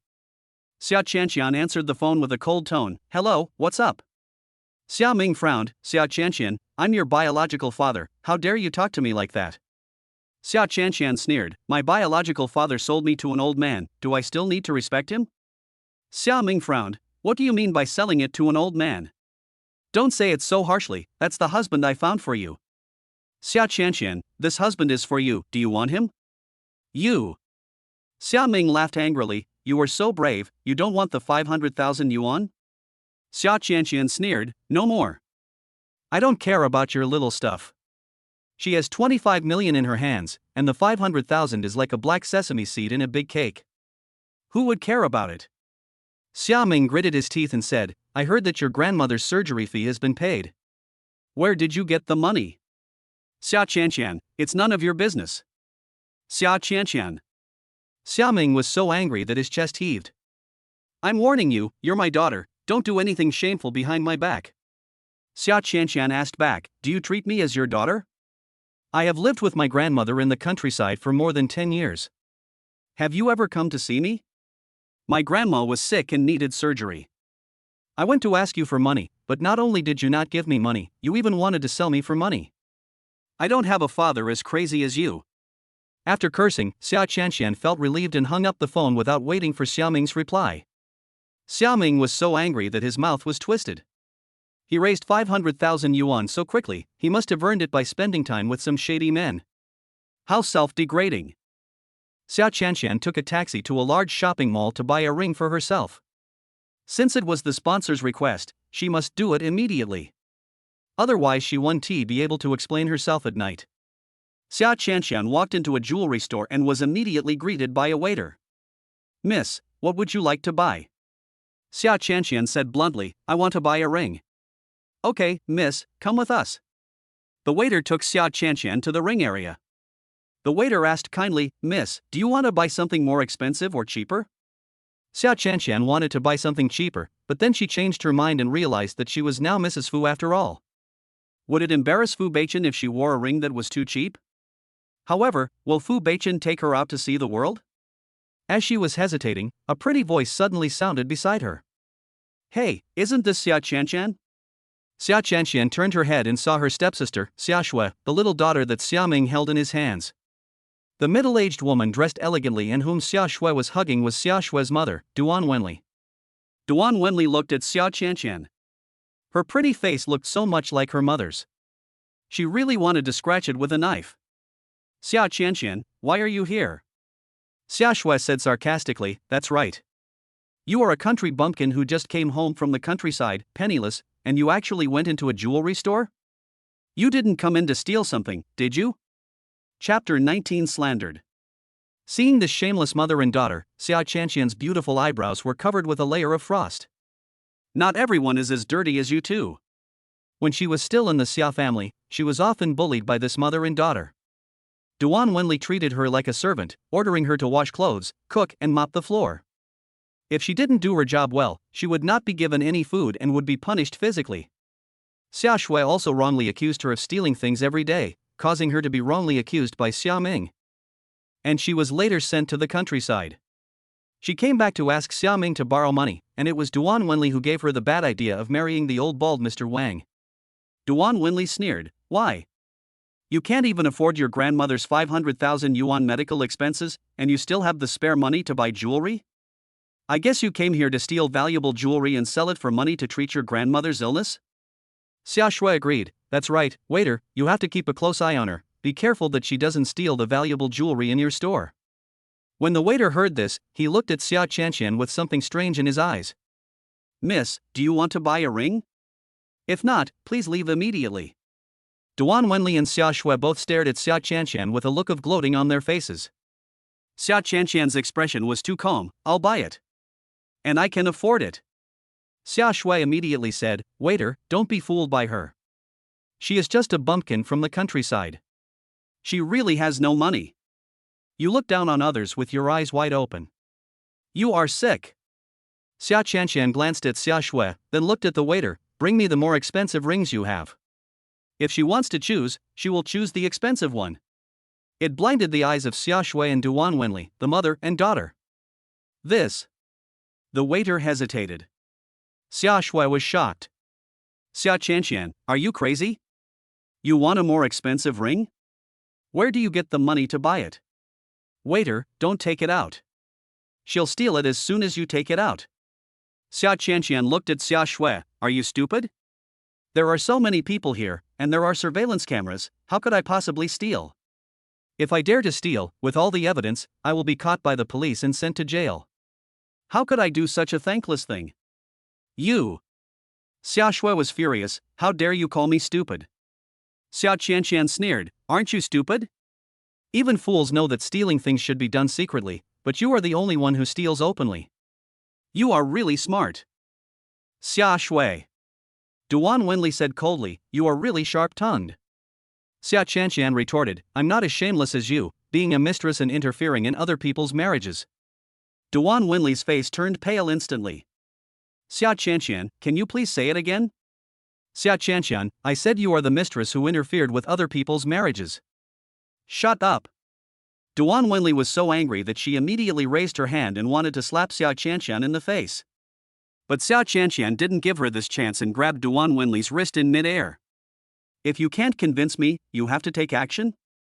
Duan Wenli laughed angrily. "Xia Chanxian, your mother is the mistress. Xia Ming loves me, not your mother. The one who is not loved is the third party. Otherwise, why do you think Xia Ming threw you into the countryside? Isn't it because he doesn't love your mother, and he doesn't love you either?" Xia Chanxian's face darkened. Duan Wenli's words really hurt her heart. She felt unworthy of her mother and fell in love with a man she shouldn't have loved. Xia Chanxian shook off Duan Wenli's wrist and looked at the waiter. "Take out the ring, ignore these two psychopaths." Duan Wenli was completely enraged by Xia Chanxian's contemptuous attitude. "Don't give it to her. I am a VIP customer of your store. I order you to kick her out immediately and not serve her again." Xia Shui also spoke up. "That's right, if you drive her away, my mother and I will spend $1 million on jewelry in your store today." And 1 million is a huge sum of money that Xia Chanxian could never earn in her entire life. When the waiter heard this, he guessed that the two were big customers and immediately smiled. If they buy jewelry worth 1 million, she can get a commission of 2%, which is 20,000. This month's performance target can be achieved ahead of schedule. She quickly ordered the security guard, pointing at Xia Chanxian, "Someone, get this woman out." The security guard walked towards Xia Chanxian and said, "Miss, please leave our store immediately." Faced with this aggressive and unfavorable situation, Xia Chanxian was not at all panicked. "Is this how you treat your customers?" The waiter said arrogantly, "My lady, you don't even have money to spend in our store, how can you show hospitality? Who knows if you will take advantage of the chaos to steal things from our store? The jewelry in our store is precious. If one of them is lost, no one can be held responsible." Xia Chanxian said coldly, call your manager out, I'm going to file a complaint against you for accusing a customer of stealing. When the waitress heard Xia Chanxian say she was going to complain about her, her expression instantly turned ugly. Why should I call the manager out just because you asked me to? Xia Chanxian narrowed her eyes slightly. Are you sure you don't want to scream? Waiter, no. She would never do such a thankless task. Xia Chanxian sneered at the waiter, then said loudly, everyone, don't come into this jewelry store. The waiters here will accuse customers of stealing. Be careful that you will be slandered too. When a dozen customers who were picking out jewelry in the jewelry store heard this, they quickly grabbed their friends and ran away. When the waiter saw this scene, he was stunned for a moment. The manager noticed something was wrong and hurried out. What's going on? Why are all the customers in the store gone? When the waiter saw the manager coming out, he quickly pointed at Xia Chanxian and complained, Manager, it was her. She scared our customers away. The manager looked at Xia Chanxian with a frown on his face. Madam, our jewelry store has no grudge against you. Why are you driving away our customers? Could it be that this woman was sent by a competitor to disrupt and steal sales? If so, don't blame him for calling the police to arrest him. Xia Chanxian was calm and composed. You are the manager, right? It was your clerk who first slandered me for stealing jewelry and wanted to kick me out of your jewelry store. That's why I reminded other customers to be careful of your store. What if your jewelry store really loses something and is slandered? The manager instantly looked at the waiter. Is what she said true? The waiter subconsciously looked at Duan Wenli and Xia Shui. Yes, they said that this lady has no money. Since she has no money, then she came in to steal things, right? And her grandmother is sick and needs 500,000 yuan for surgery. Xia Shui nodded and lied. Yes, we know her. She likes to do some sneaky things.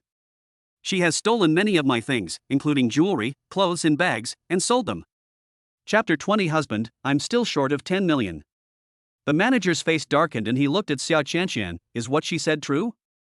Xia Chanxian, manager, she said I stole her things, but I said she also stole my things. You should have some basic judgment and don't just believe everything you hear. Manager. Xia Shui snorted coldly. Manager, don't listen to her excuses. She is just a poor country bumpkin who has never seen the world.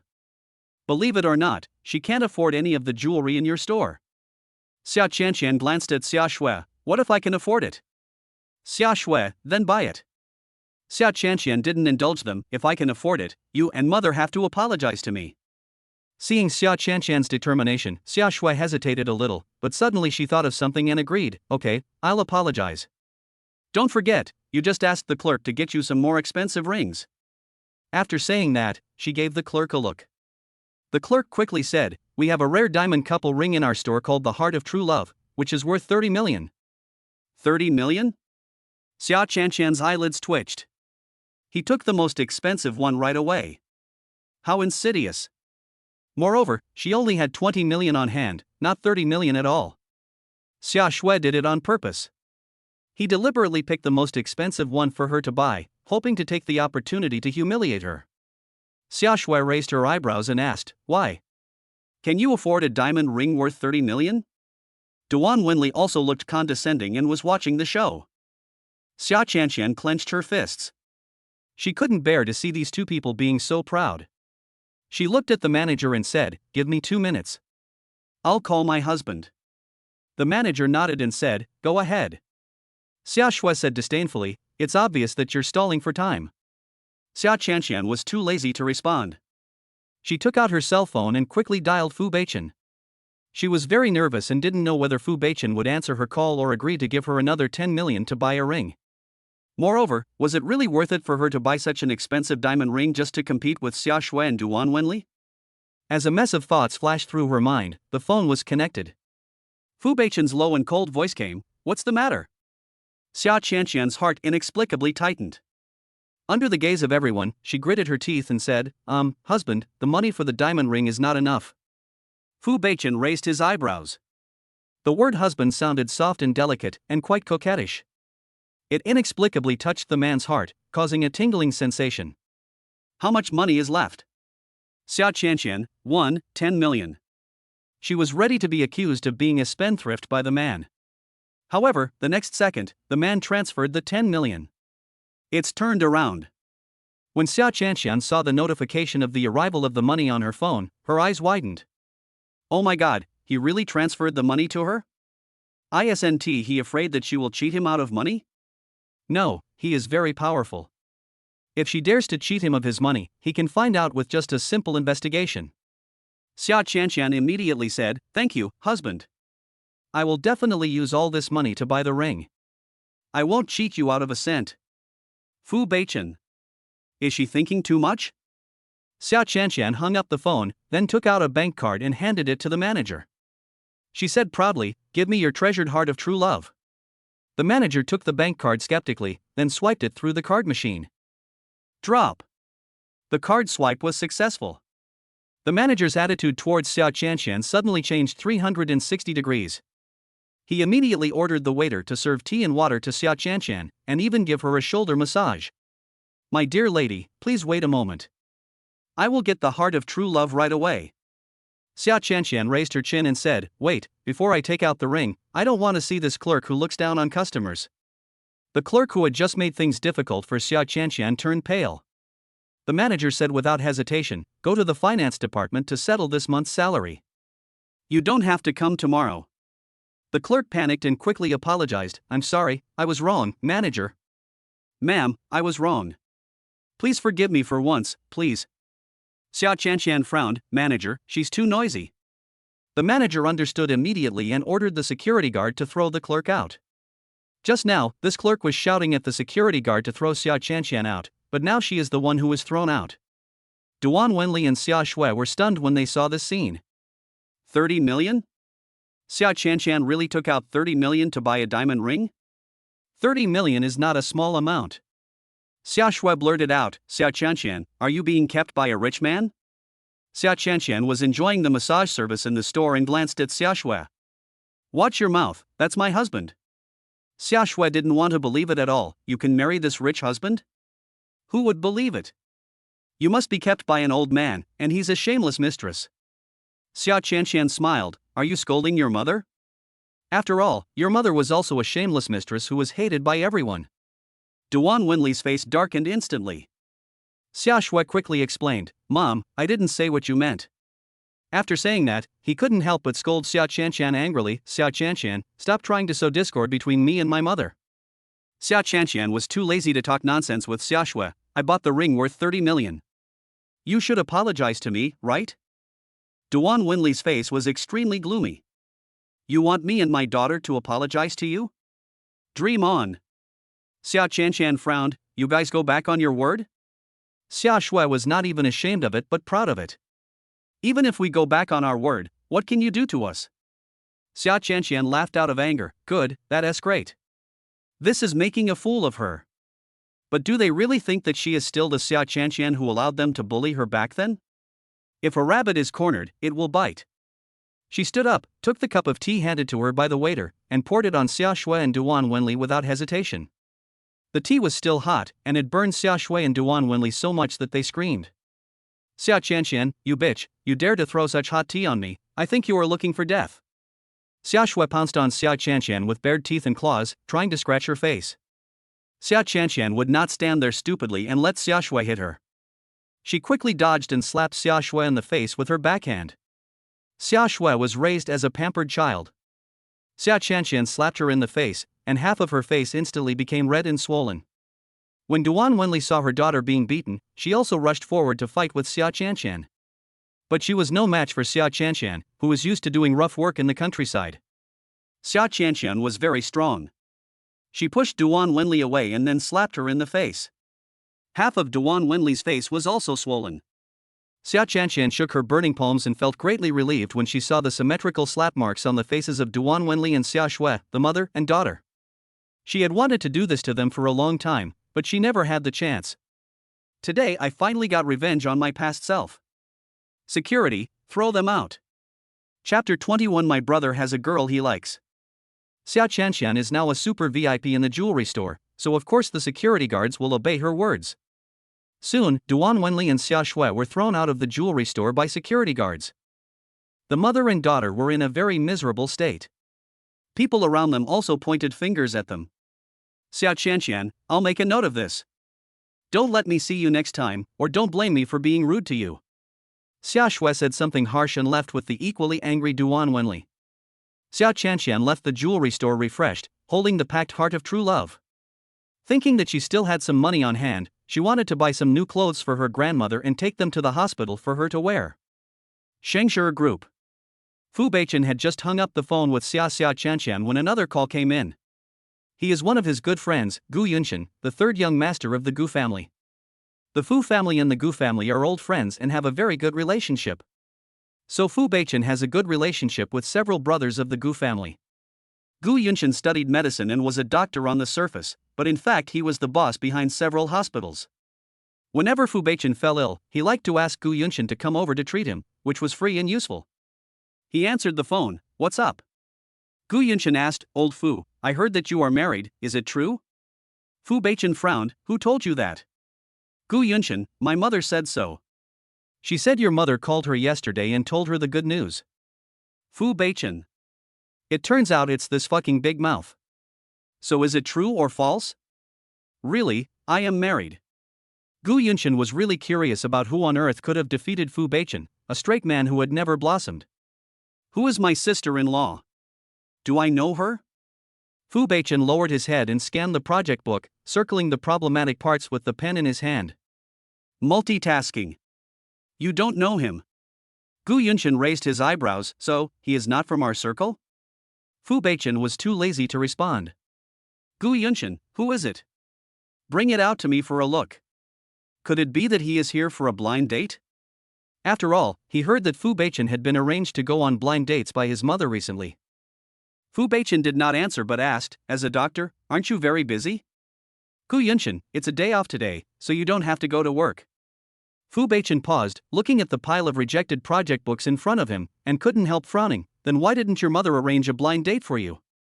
If he remembered correctly, Gu Yunshan was also single. Single at 25. Gu Yunshan, brother, I am different from you. I have been in a relationship, but you have always been single. Gu Yunshan seemed to remember something and continued, "Oh, by the way, there is a girl I want to pursue recently.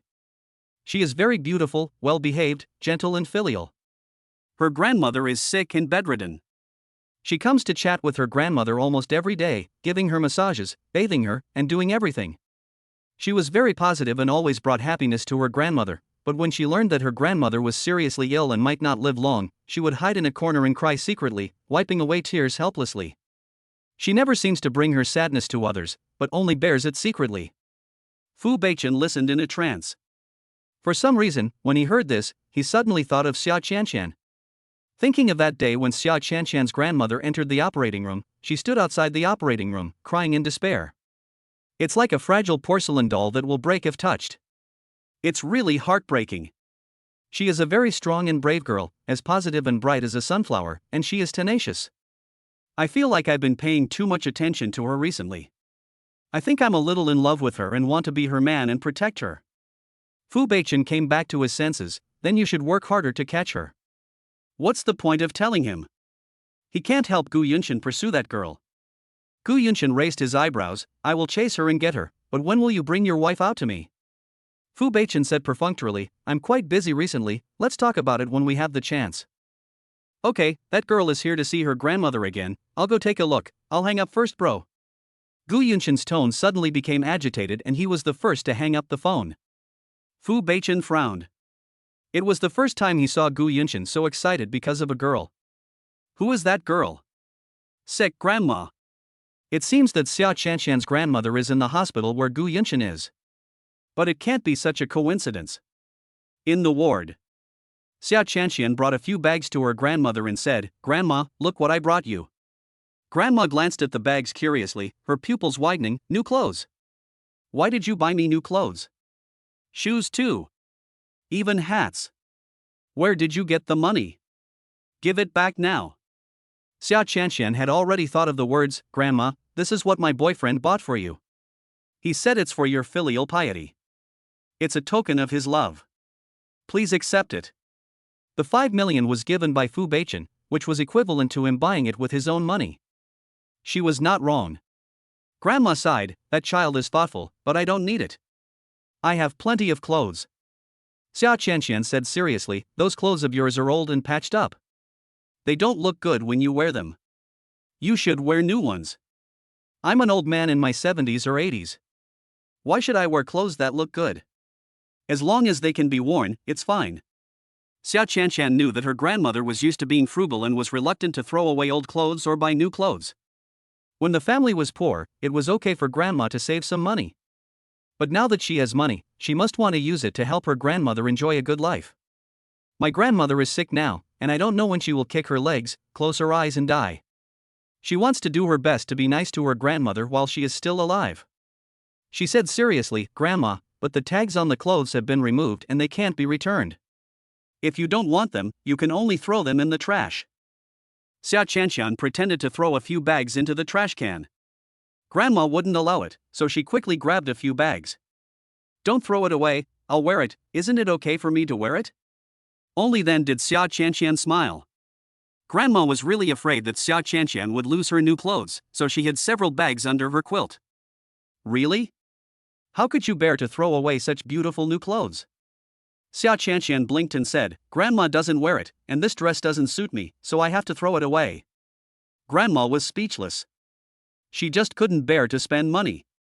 However, when she thought that this was bought for her by Qianqian's boyfriend, she had a good impression of the handsome young man whom she had only met once last time, and felt that he was a very good person.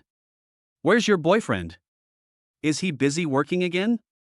Xia Qianqian nodded, yes, he has been busy with work recently. Grandma sighed, oh, I really want to see him again and thank him in person. Besides, she still had a lot to say to him. Xia Qianqian bit her lip and said unconfidently, Grandma, I'll bring him to see you when he's not so busy. Grandma smiled and said, okay, you must do what you say and don't lie to me. As he was speaking, there was a knock on the ward door. Xia Qianqian turned around and immediately stood up from the chair, Dr. Gu. Chapter 22 Mr. Fu is unhappy. Gu Yunshan was wearing a white coat and had a tall and straight figure. He has handsome features, a pair of silver-rimmed glasses on his high-nose bridge, and looks a bit like a gentleman but a villain. Miss Xia, I'm here to do a routine checkup on your grandmother. Is it convenient for you to come in? Xia Qianqian nodded, it's convenient, Dr. Gu, please come in. Gu Yunshan walked in. Grandma smiled and said, Qianqian, you're always there during Dr. Gu's routine checkups. What a coincidence. Xia Qianqian exclaimed in surprise and looked at Gu Yunshan, is it such a coincidence? Gu Yunshan touched the tip of his nose, feeling a little guilty, yeah, it's quite a coincidence. He deliberately chose to come when she was there, how could it not be a coincidence? Xia Qianqian didn't think too much about it and just thought it was a coincidence. Gu Yunshan examined his grandmother and said to Xia Qianqian, the patient's vital signs are normal. My body has recovered well. Xia Qianqian's mouth corners raised. This is really good news that makes people happy. Gu Yunshan's eyes fell on the girl's beautiful and delicate face. A happy smile on her lips inexplicably infected him, making him feel happy as well. He asked in a good mood, Miss Xia, are you free later? Xia Qianqian nodded, when I'm free. Can I treat you to a meal? Gu Yunshan was afraid that Xia Qianqian would find this abrupt, so he added, I want to discuss your grandmother's condition with you in private. Xia Qianqian didn't think much about it, okay, but it shouldn't be Dr. Gu who treats us, I should be the one to treat Dr. Gu. Gu Yunshan raised his eyebrows, but he didn't worry about who would treat him. As long as he could invite someone to dinner, he would just have to. Since Xia Qianqian agreed to treat Dr. Gu to a meal, she doesn't have to go home for dinner. She sent a special message to Wang Ma to remind her. Auntie Wang, tell the kitchen not to prepare my portion of dinner tonight. I'm eating out. Mother Wang replied, received. Xia Qianqian thought again, should she send a message to Fu Beichen saying that she would not be back for dinner? Forget it, it doesn't matter whether I send it or not, he probably won't care. Gu Yunshan took Xia Qianqian to a high-end restaurant near the hospital. Gu Yunshan was also very gentlemanly as he handed Xia Qianqian the menu and asked her to order first. Xia Qianqian glanced at the menu and the corner of her mouth twitched. Why do rich people like to eat at restaurants that are ridiculously expensive but not worth the price? Isn't it that what they eat is not food but face? Xia Qianqian really couldn't understand. Gu Yunshan saw that Xia Qianqian was still taking a while to order food. Why, do you think the food here doesn't suit your taste? He just asked Xia Qianqian where she wanted to eat, but Xia Qianqian let him decide. So he brought her here. Xia Qianqian shook her head.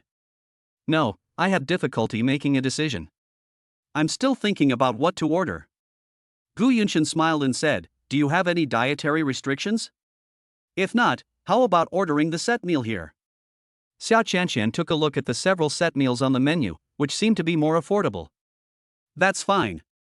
Gu Yunshan called the waiter and ordered one of the restaurant's gold medal set menus. There were 7 or 8 dishes in total, and they were served very quickly. Gu Yunshan also asked, is that enough? If not, order more. Xia Qianqian said, that's enough. There are only 2 of us. We can't eat that much. She also thought that if she couldn't finish the food, she could pack it up for her grandmother. Cheng Xinru didn't expect that she would meet Xia Qianqian when she went out to have dinner with friends. I saw Xia Qianqian having dinner alone with a man, and that man was obviously not Fu Beichen. She smiled. Is she going out to have an affair? If Fu Beichen found out, he would probably want to kick Xia Qianqian out. Cheng Xinru took a photo and sent it to Fu Beichen. Fu Beichen's cell phone number was given to her by Aunt Fu, and it comes in handy now. Fu Beichen had just finished a meeting that lasted more than 3 hours. He returned to his office and sat down. Assistant Song Tao brought over a cup of coffee. Fu Beichen took a sip of coffee to moisten his throat. Just at this moment, the phone on the desk vibrated. Fu Beichen picked up his phone and saw that the message was from an anonymous account. I didn't want to pay attention to it, but he clicked on it for some reason. The moment he saw the photo, his face instantly darkened. Xia Qianqian had almost finished eating and was about to ask Gu Yunshan about her grandmother's illness. Suddenly, her cell phone rang. I took out my cell phone and saw that it was Fu Beichen calling. Xia Qianqian glanced at Gu Yunshan and said, sorry, I have to take a call. Gu Yunshan smiled and said, take it. Xia Qianqian stood up and went to the corner to answer the call, hello. Fu Beichen stood with his tall body at the floor-to-ceiling window of the office, like a king high above, overlooking the tall buildings below. Where are you? Xia Qianqian was very puzzled. He called her just to ask where she was? I'm eating out.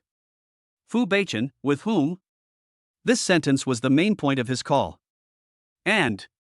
Xia Qianqian hesitated for a moment and looked back at Gu Yunshan. Gu Yunshan also happened to look over, with a faint smile in his eyes. She smiled back and continued, a friend. Fu Beichen, male and female. Xia Qianqian? He asked so many detailed questions that it felt like he was catching someone cheating and interrogating them.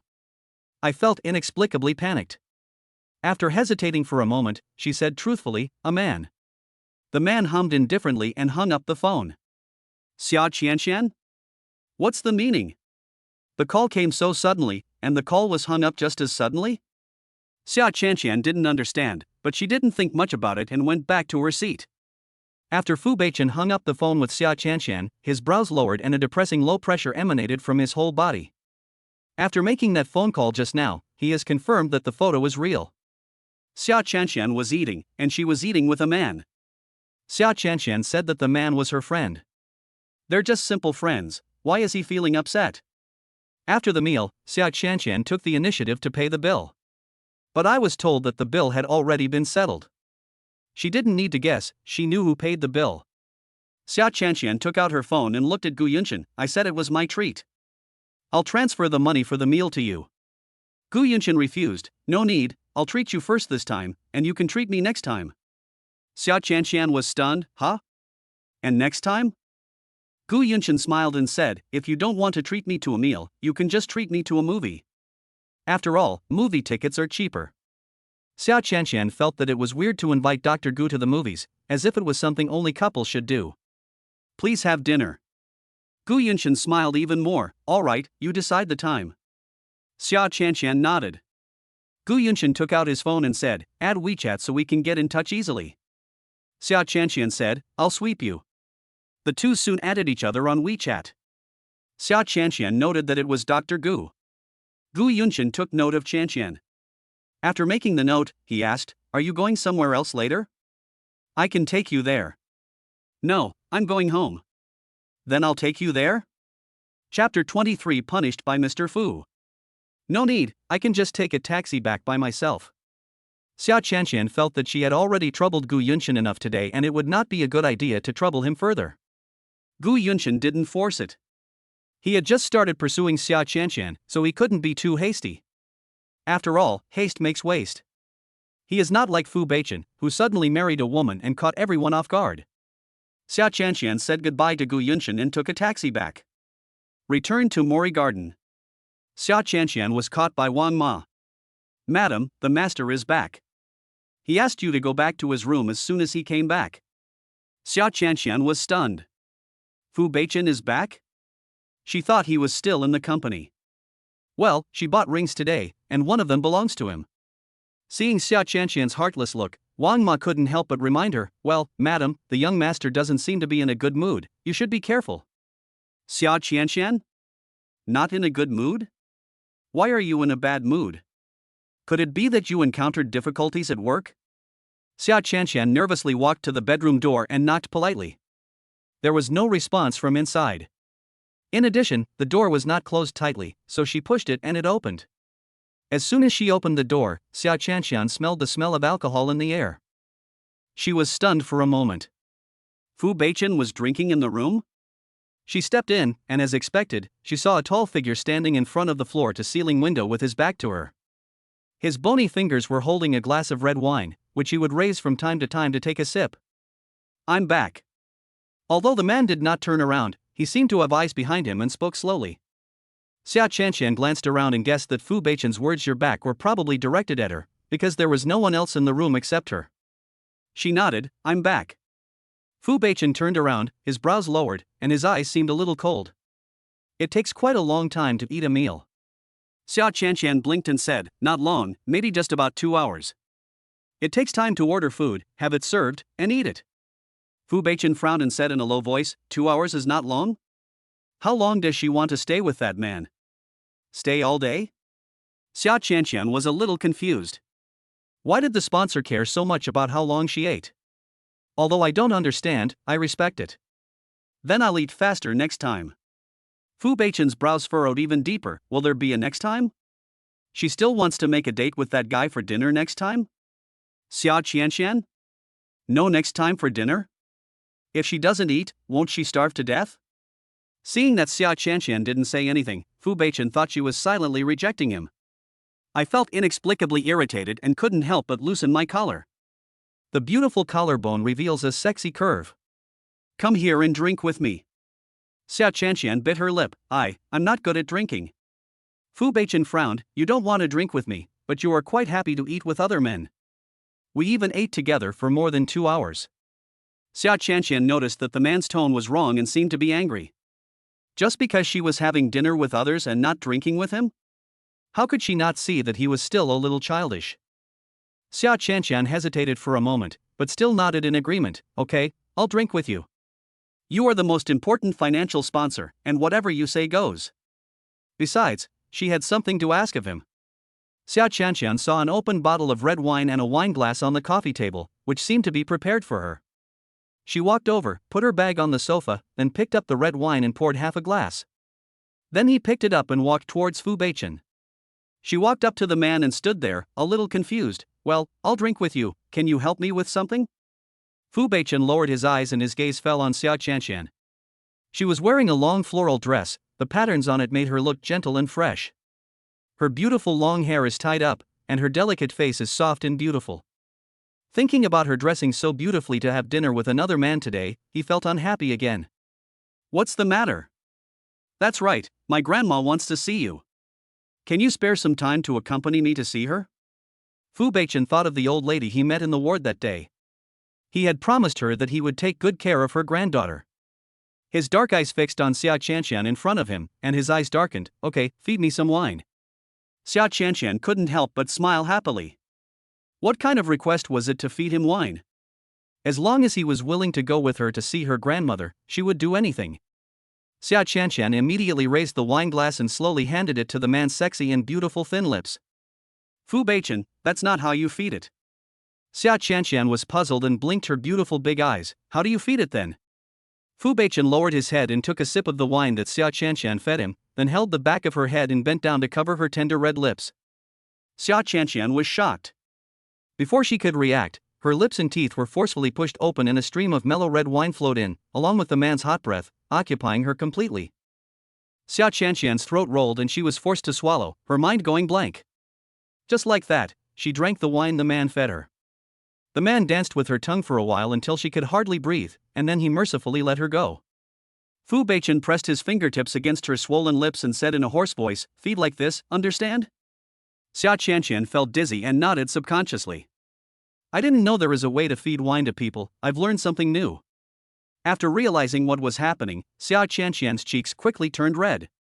But I can't. And this way of feeding wine is too shameful." Xia Qianqian was so embarrassed that she couldn't help but curl up her toes. Fu Beichen held up her ruddy and hot face, his eyes darkening. "Are you hinting that I should feed you again?" Xia Qianqian's cheeks turned even redder. No." Before she could finish the word, her lips were blocked again. The man was very mean. He held her face, kissed and nibbled her soft lips, and rubbed them from time to time.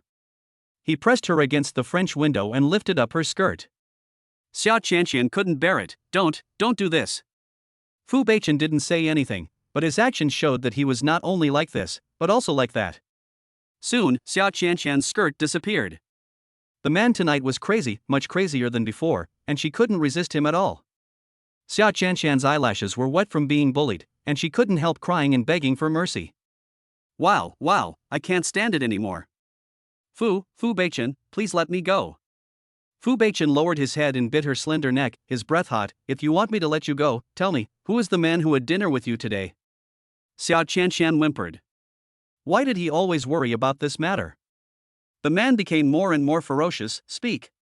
Xia Qianqian sobbed, "It's Gu, Dr. Gu." "Dr. Gu? What doctor?" "That's the doctor who treated my grandma." Fu Beichen frowned. "Why are you having dinner with him? Do you like him?" Xia Qianqian was breathing rapidly, completely unable to resist his dominance. "No, I don't like it. I just want to thank him and treat him to a meal." When Fu Beichen heard Xia Qianqian say that she didn't like Dr. Gu, his frowned brows immediately relaxed. He bent his head and kissed her lips, his movements slow and gentle. However, that doesn't mean he's willing to let her go. The night is still long. The result of tossing and turning over is that you wake up late the next day. When Xia Qianqian got up, she was already starving. When she went downstairs to eat, she thought Fu Beichen had gone to the company, but she didn't expect he was still there. Xia Qianqian's cheeks couldn't help but burn when she thought of the man's ferocity and strength last night. Last night, he unlocked several new postures. I really can't tell that a man who looks cold and abstinent on the surface can be so wild in private. It's true that you can't judge a book by its cover. Fu Beichen raised his eyes and looked over. "Come here and have breakfast." Xia Qianqian hesitated for a moment, but still walked over to sit next to the man. She walked unsteadily, mainly because her legs were a little sore. Fu Beichen's eyes swept across her slender legs, and his eyes darkened a little. Last night, this pair of white and slender legs had been hanging on him. Leg pain?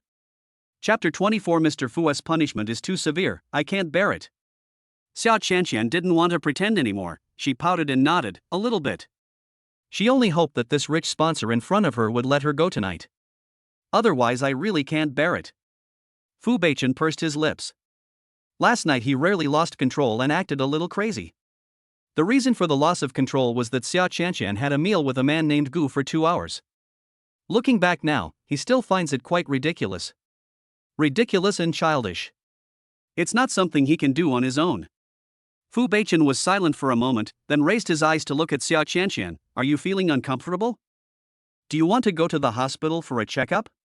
Xia Qianqian was about to drink a glass of fruit juice, but when she heard this, she almost spit out the juice in her mouth. Go to the hospital for a checkup? Where to check? Whenever Xia Qianqian thought of the examination scene, she felt so embarrassed that she wanted to pick her toes. She said hurriedly, "No need. Just take a good rest for 2 days. As long as he doesn't treat her so fiercely in the next 2 days, she will be fully revived." Fu Beichen stared at Xia Qianqian's fair and delicate face. Seeing that she was speaking seriously, he didn't say much. As smart as he is, if he can't see her little thoughts at this moment, he would be no different from a pig. Then you should rest well at home for the next 2 days. Especially, don't go out casually and have dinner with men. Xia Qianqian? Why are you mentioning yesterday's meal again? Isn't it all over? Is he still caring? Fu Beichen raised his wrist, looked down at the expensive watch on his wrist, and said nonchalantly, "Since your leg is uncomfortable, I will go to work today and will not accompany you to the hospital to see your grandmother." Xia Qianqian perked up immediately after hearing this. "Ah? Do you have time to accompany me to the hospital to see my grandma today?" Fu Beichen, "Well, but it seems inconvenient for you." Xia Qianqian quickly said, "It's convenient, I'm very convenient." Fu Beichen's eyes swept across her fair and slender ankles. "Is your leg okay?" Xia Qianqian blinked and said seriously, "My legs just feel a little uncomfortable, it doesn't affect my walking." Fu Beichen, "Yeah." Xia Qianqian couldn't help but ask, with a look of anticipation on her face, "So, are you willing to accompany me to visit Grandma?" Fu Beichen glanced at her and said, "I'll only give you half a day." Xia Qianqian smiled instantly. "Half a day, that's enough." Suddenly, she seemed to think of something and quickly took out the ring she bought yesterday. "By the way, this is the ring I bought yesterday, 30 million a pair. This one is mine, and this one is yours. Try them on and see if they fit you. If it doesn't fit, you can return it. After all, 30 million is not a small amount." Fu Beichen unceremoniously stretched out his hand. "Help me put it on." The man's fingers were white and slender, and his nails were neatly trimmed, as beautiful and exquisite as a work of art. Xia Qianqian's cheeks flushed slightly. She didn't know why, but she suddenly remembered that he had used this hand to tease her there. What's wrong with feeling a little ashamed? Fu Beichen saw that she was staring at his fingers and blushing, and raised his eyebrows slightly. "What's wrong?" "No, nothing." How could Xia Qianqian have the nerve to say that she was thinking about scenes that were not suitable for children? She quickly took out the men's ring, then took the man's hand and gently put the ring on his ring finger. Xia Qianqian looked at the sparkling men's diamond ring on her ring finger and her heart beat faster. "It was my first time putting a ring on a man, and I was a little nervous." She bit her lip and looked up at Fu Beichen. "It seems quite suitable." The ring fits the man's ring finger tightly. Fu Beichen also felt that it was particularly suitable. He looked at her with narrow eyes, which were particularly deep. "Have you measured my fingers?" Xia Qianqian, "No." Fu Beichen didn't believe it. If she hadn't measured it, how could the ring she bought for him be so much the right size? She must have measured his fingers secretly. Fu Beichen curled the corners of his mouth, then picked up the lady's diamond ring, held Xia Qianqian's fair and tender hand, and wanted to put it on her ring finger. Xia Qianqian didn't know what was going on, and her ring finger subconsciously shrank. Fu Beichen frowned, raised his eyes and glanced at Xia Qianqian with an unhappy look. Xia Qianqian bit her lip and straightened her retracted fingers. The man put the diamond ring on her ring finger without hesitation. "Just wear it properly. Don't take it off unless there is a special situation. That way no other man would dare to covet her." Xia Qianqian asked subconsciously, "Well, what about you? She put a diamond ring on him, would he take it off?" But she regretted it as soon as she opened her mouth, and even wanted to slap herself in the face for saying it again. This is the ring that the sponsor paid for. He can wear it if he wants to, and not wear it if he doesn't want to. How can she control it? Fu Beichen raised his eyes to look at her. "I won't take it off casually." Xia Qianqian uttered an "oh," but her cheeks felt slightly hot. "What's going on? My heart is beating a little fast." Fu Beichen stared at her face. "Why is your face red?" Xia Qianqian couldn't help but touch her face. It was a little hot. She coughed softly and said unnaturally, "Maybe it's because the weather is too hot." You can't say that she blushed because of him, right? How presumptuous. Fu Beichen raised his eyebrows. "It's morning now, the sun hasn't come out yet, how can it be hot?" Upon hearing this, Xia Qianqian's face turned even redder, as if her secrets had been exposed. She said stubbornly, I just feel hot." The corners of Fu Beichen's mouth curled up. "Okay, you're hot." Why did Xia Qianqian feel that he didn't seem to be compromising with her, but rather mocking her for being so evasive? Fu Beichen looked at Xia Qianqian's delicate and charming little face, and felt like rubbing her and ravaging her. But don't worry, it's not too late to ravage her at night. By the way, what do you need to prepare to meet your grandmother? Xia Qianqian thought of the important matter, blinked her eyes, and said seriously, "You don't need to prepare anything, just arrive." Fu Beichen, this won't work. Why not?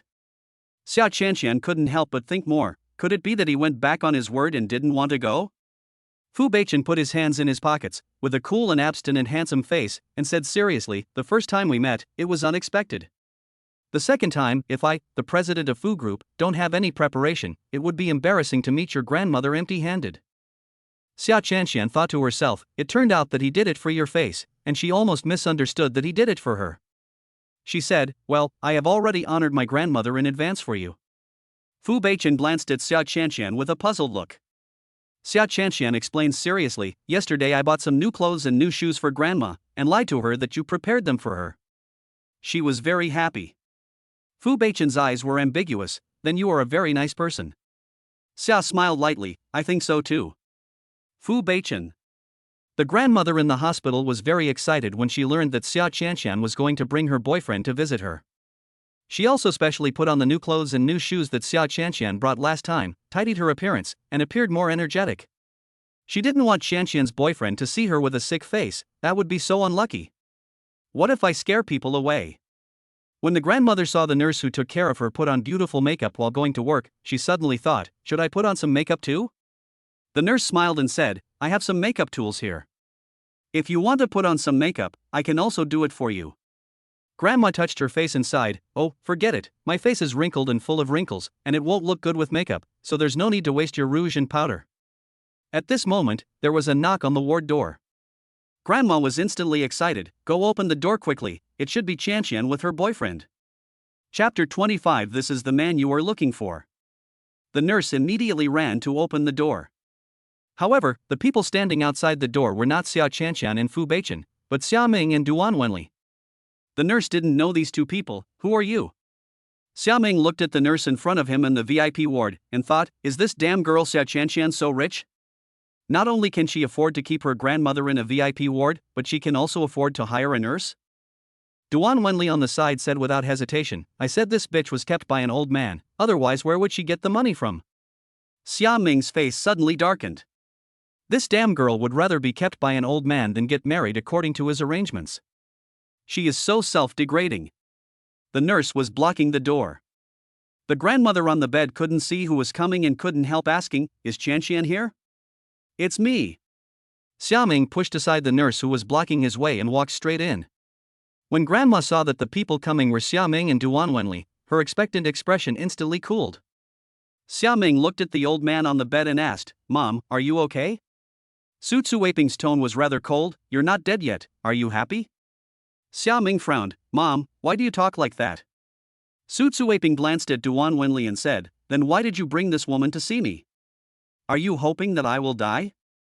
Her daughter was angered to death by this shameless mistress. Poor woman, she had to see her own daughter die in front of her. And her granddaughter lost her mother at a very young age. Xia Ming said in an unhappy tone, Su Yan's death has nothing to do with Wenli. How many times do you want me to explain this to you? Su Tzuwaping said nothing. Who knows if it's related? After all, she, as a mother, was not around when her daughter died. What are you doing here today? It's not as simple as coming to visit me, right? After all, she had been hospitalized here for so long, and Xia Ming had never come to see her. Xia Ming didn't hide it anymore and said bluntly, I came here to discuss Chanxian's marriage with you. You are her grandmother. She grew up by your side. She should listen to you. Su Tzuwaping was stunned when she heard this. Could it be that Chanxian had already brought her boyfriend to see Xia Ming? Chanxian's marriage can be decided by her. How could she, an old lady, interfere in the affairs of young people, especially their marriage? Xia Ming frowned, what can she do? Children's marriages are always arranged by parents and matchmakers. She found her own match, so who knows what kind of person he is? Su Tzuwaping thought of Fu Beichen whom she met that day and couldn't help but retort, I think Chanxian has a good eye for men. He is handsome and tall, and at first glance he is an honest man who will spoil his wife. Xia Ming was stunned. Have you seen the man she met? Su Tzuwaping nodded, yes, he is very handsome, and he also promised me personally that he would take good care of Chanxian. He also knows how to respect me as an old man. Not only did he arrange a good ward for me, he also arranged for a nurse to take care of my daily life. Even the clothes I wear are prepared by him. Su Tzuwaping became more and more proud as she spoke. I am proud that my granddaughter has found such a filial and sensible boyfriend. Xia Ming looked at Duan Wenli in confusion. Isn't it said that Xia Chanxian is being kept by an old man? How could he be so handsome and good-looking? Duan Wenli snorted coldly and rudely broke Su Tzu-Weiping's fantasy. You must have been deceived by your granddaughter. How could she have the ability to hook up with a handsome and rich man? It's obvious that she is being kept by an old man. Su Tzu-Weiping immediately retorted, what nonsense are you talking about? Shanshan is not that kind of person. Duan Wenli asked back, how do you know she's not? If you were not, how could you have good food, good shelter, and good clothes for no reason? Su Tzu-Weiping laughed angrily, I think you just can't stand Shanshan having a good life, so you make up stories to slander her everywhere. Duan Wenli deliberately said, I didn't make up anything to slander her. I met her in a shopping mall yesterday and saw her standing with a bald old man. I don't know how she coaxed the old man into spending 30 million to buy her a diamond ring. She must have bought it because she made the old man happy in bed. You. Su Tzu-Weiping was so angry that her face turned pale, and the place where she had undergone surgery a few days ago began to ache again.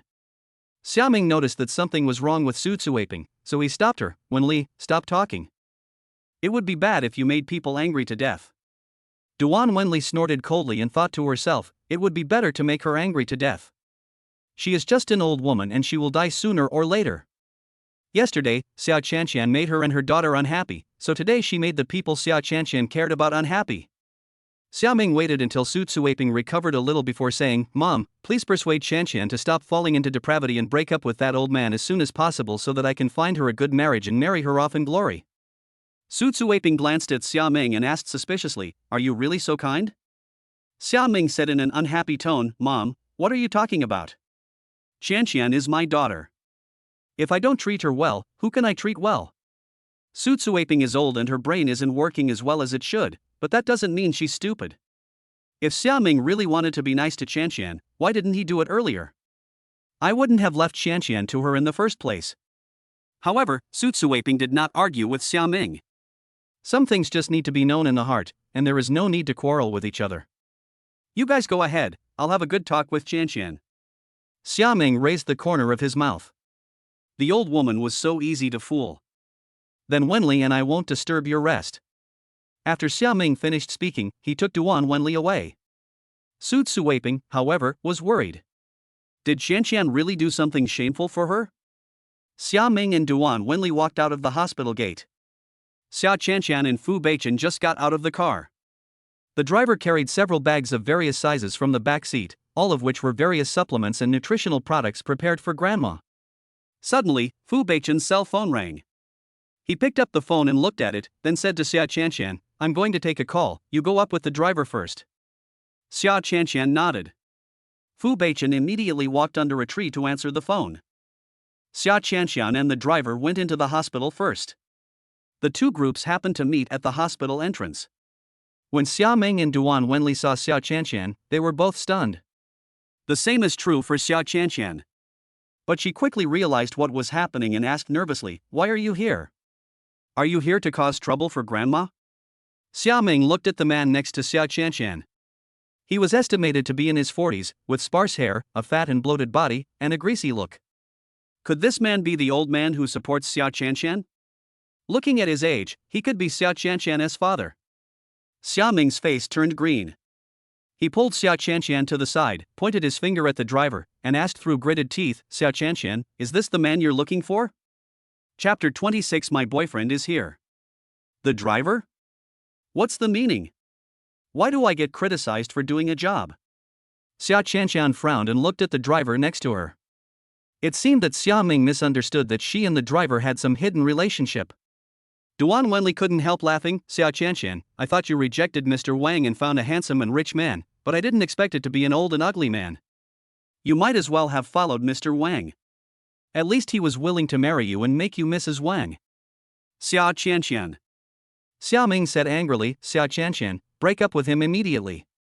You don't feel ashamed, but I do. Xiao Chanshan was quite speechless, he is not my man. Xiaoming sneered, not believing it at all, you are still lying in front of me. If he wasn't your man, would you come together to see your grandmother? Xiao Chanshan's face was calm and she was too lazy to explain. He could believe it or not. Whatever you think, no matter who I choose as my boyfriend or who I marry, it has nothing to do with you. Xiaoming emphasized, I am your father. Xiao Chanshan, you are not qualified to be my father. You. Xia Ming was so angry that he covered his chest. Xia Qianqian was worried about her grandmother, but she didn't have time to waste on Xia Ming and Duan Wenli. She glanced at the driver and said, "Let's go." The driver shouted, "Okay, madam." That voice, "Young madam," was deafening. Xia Ming was stunned. "What do you call her?" "Madam? Who is your young master?" "My young master is." The driver kept Xia Ming in suspense, whetting his appetite, and then said arrogantly, "You don't deserve to know." Xia Qianqian and the driver left, leaving Xia Ming and Duan Wenli confused. What did the old man say just now? He calls Xia Qianqian the young lady? So, the one who supports Xia Qianqian is not the old man mentioned above, but someone else? So, who is Xia Qianqian with? Xia Qianqian pushed open the door of the ward and said, "Grandma, I'm here to see you." Su Tsuaping was in a daze on the bed. Hearing this, she looked at Xia Qianqian who was walking towards her, and the corners of her mouth slightly raised. "Qianqian, you're here." She looked behind Xia Qianqian and saw only a driver carrying a lot of bags. "Who is this?" Xia Qianqian said, "He is the driver of my boyfriend's family." Su Tsuaping nodded and changed the subject. "What about your boyfriend?" Xia Qianqian explained, "He made a phone call and will be here soon." Su Tsuaping hummed and didn't ask any more questions. Xia Qianqian couldn't help asking, "Grandma, I just saw Dad and Duan Wenli. Are they here to see you?" Su Tsuaping nodded. Xia Qianqian asked, "Did they say anything nonsense in front of you?" Su Tsuaping looked at Xia Qianqian. "They said you were kept by an old man." Xia Qianqian immediately said, "Grandma, don't believe them." Su Tsuaping said in a gentle tone, "I don't believe it. I know my Qianqian is not the kind of person who would sell herself out for money." Xia Qianqian looked at her grandmother's kind and gentle eyes. She felt guilty and didn't dare to look her grandmother in the eye. Because she really is the kind of person who would sell herself out for money. Afraid that her grandmother would notice something was wrong, Xia Qianqian changed the subject. "Grandma, what did my dad say to you when he came over just now?" Su Tsuaping did not hide it from Xia Qianqian. "He said that he wanted to find a reliable man for you to marry." Xia Qianqian couldn't help but frown. Here it comes again. Xia Ming didn't really raise her or fulfill his responsibilities as a father, but he interfered in her marriage. In particular, he sent her to Mr. Wang's bed regardless of her wishes. The repeated hurts made her completely disappointed in her father. She no longer has any expectations for Xia Ming. She just hopes that she and her grandmother are fine, and that Xia Ming will not appear again to disturb her and her grandmother's peaceful life. "Grandma, don't promise him. He won't find a reliable man for me. He only wants to marry me to a man who can help him and gain benefits." Su Tsuaping frowned. "How could he do this?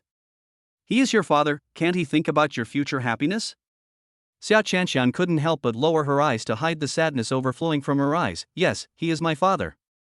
Although blood is thicker than water, her daughter was the one who was hurt the most. Thinking of how she had squatted at the entrance of a village in the countryside, waiting anxiously day after day, hoping that one day her father would take her home for a reunion. Thinking about it now, it's really ironic. "Qianqian, don't be sad." Su Tsuaping felt very distressed when she saw Xia Qianqian's depressed look at the moment. She wanted to say, "Qianqian, don't be sad, you still have grandma." But she didn't know how long she had left, and she was afraid that one day she would suddenly pass away, leaving Qianqian alone and helpless. Therefore, what she hopes most now is that Qianqian can find a man who truly loves her and accompany her through the rest of her life. "I don't know which man is worthy of trust." Suddenly, a tall and straight figure slowly walked into the ward. His superior figure and cool aura instantly attracted the attention of Xia Qianqian and Su Tsuaping. "Grandma, my boyfriend is here." Fu Beichen walked to the bedside and nodded slightly to the old man on the bed. "Hello, Grandma, my name is Fu Beichen." The situation was so urgent last time that he didn't even have time to introduce himself. Su Tsuaping's eyes lit up. The last time she was in so much pain that her vision was blurred, she didn't even realize that Qianqian's boyfriend was so handsome, even better looking than the male stars on TV. Okay, Grandma is fine." Su Tsuaping was happy and excited, and her face was visibly redder. Xia Qianqian was relieved to see that her grandmother looked better.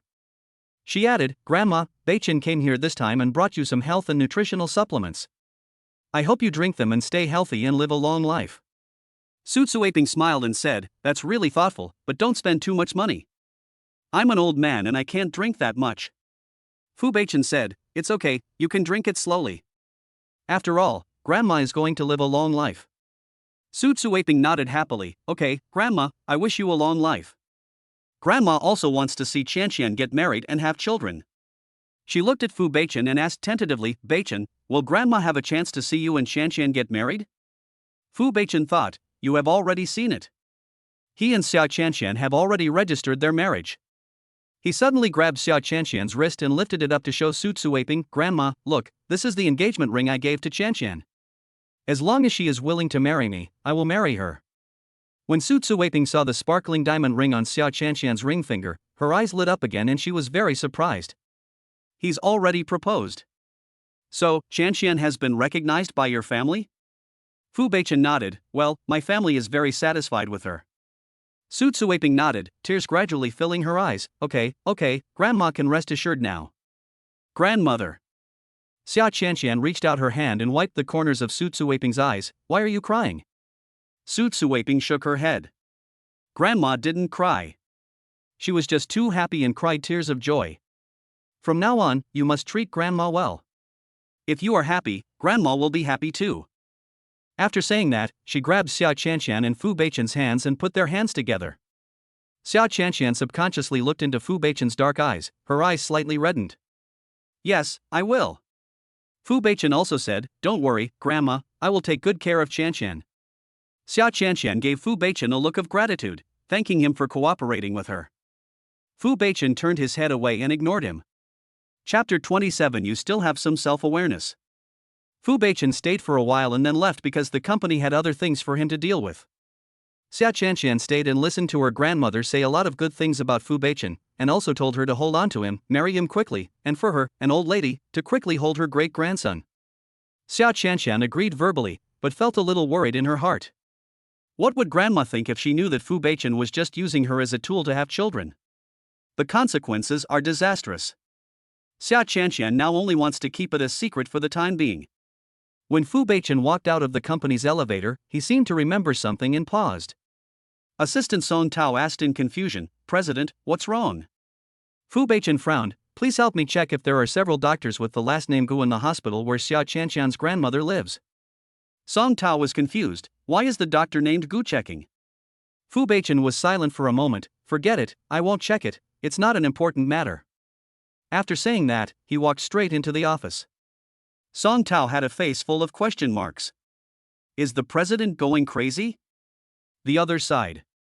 Xia Qianqian received a call from an unfamiliar number. When she answered the phone, she learned that she had passed the interview with the company she had interviewed a week ago. HR called her and asked her to report to the company before 9 o'clock tomorrow. Xia Qianqian agreed immediately. Some time ago, she was very busy trying to raise money for her grandmother's medical treatment. Now that everything seems to have settled down, it's time for her to plan for herself. Even though she is Fu Beichen's wife now and has no worries about food and clothing, she must not forget to earn money with her own abilities. After hanging up the phone, she immediately told her grandmother the good news. Su Tzuaping said with relief, it's good that you found a job. Our Qianqian is also a capable person now. Xia Qianqian smiled and said, Grandma, this is just the beginning. Su Tzuaping nodded, yes, it's a good start. Xia Qianqian fantasized, Grandma, when I make money, I will definitely let you live a good life. Not only will I buy you a car and a house, but I will also take you on a plane and take you around the world. Su Tzuaping nodded happily, okay. Xia Qianqian chatted with Su Tzuaping for a while, and as it was getting late, she decided to leave. Grandma, I'm going to go to the mall to buy some professional clothes, so I won't be accompanying you any longer. Su Tzuaping smiled and said, okay, Grandma is tired and wants to rest. Xia Qianqian said goodbye to her grandmother and left the hospital. As she walked out of the hospital gate, she was about to hail a car. Suddenly, a black Bentley stopped in front of her. The car window rolled down, revealing Gu Yunshan's handsome face with sharp edges. Xia Qianqian was surprised, Dr. Gu? Gu Yunshan nodded, then asked, where to? Xia Qianqian said, I want to go to a nearby mall to buy some clothes.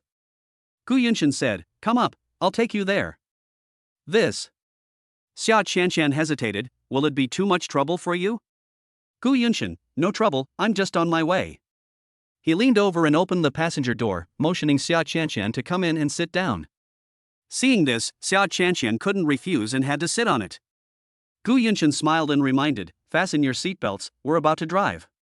Good. Xia Qianqian nodded and quickly fastened her seatbelt. Gu Yunshin drove slowly, not very fast. But Xia Qianqian didn't realize that the man was deliberately slowing down. She just saw that one car after another was overtaking the one she was in. Xia Qianqian thought, could it be that Dr. Gu is a novice and therefore doesn't dare to drive too fast? Suddenly, the man next to him asked, what do you want to buy at the mall? Xia Qianqian replied, I'm going to work for a company tomorrow, so I went to the mall to prepare some formal business attire. Gu Yunshin nodded. Is that so? Which company? What position? Xia Qianqian, Chang Group, a position in the project department. Gu Yunshin nodded. Chang Group is considered a relatively big company. Although it cannot be compared with the Fu Group, for Xia Qianqian, a fledgling college student, it is considered good to be able to enter the Chang Group. Come on, you can do it. Thank you, Dr. Gu. Although Gu Yunshin deliberately slowed down, he still arrived at a nearby shopping mall soon. He parked the car on the side of the road. Xia Qianqian unbuckled her seatbelt and thanked him, Dr. Gu, thank you for giving me a ride. Gu Yunshin nodded, you're welcome. Xia Qianqian opened the car door. Gu Yunshin suddenly noticed that there was something shining on her left ring finger. That's a diamond ring? Goodbye, Dr. Gu. Without waiting for him to ask anything, Xia Qianqian said goodbye and closed the car door. Gu Yunshin felt confused. Diamond ring?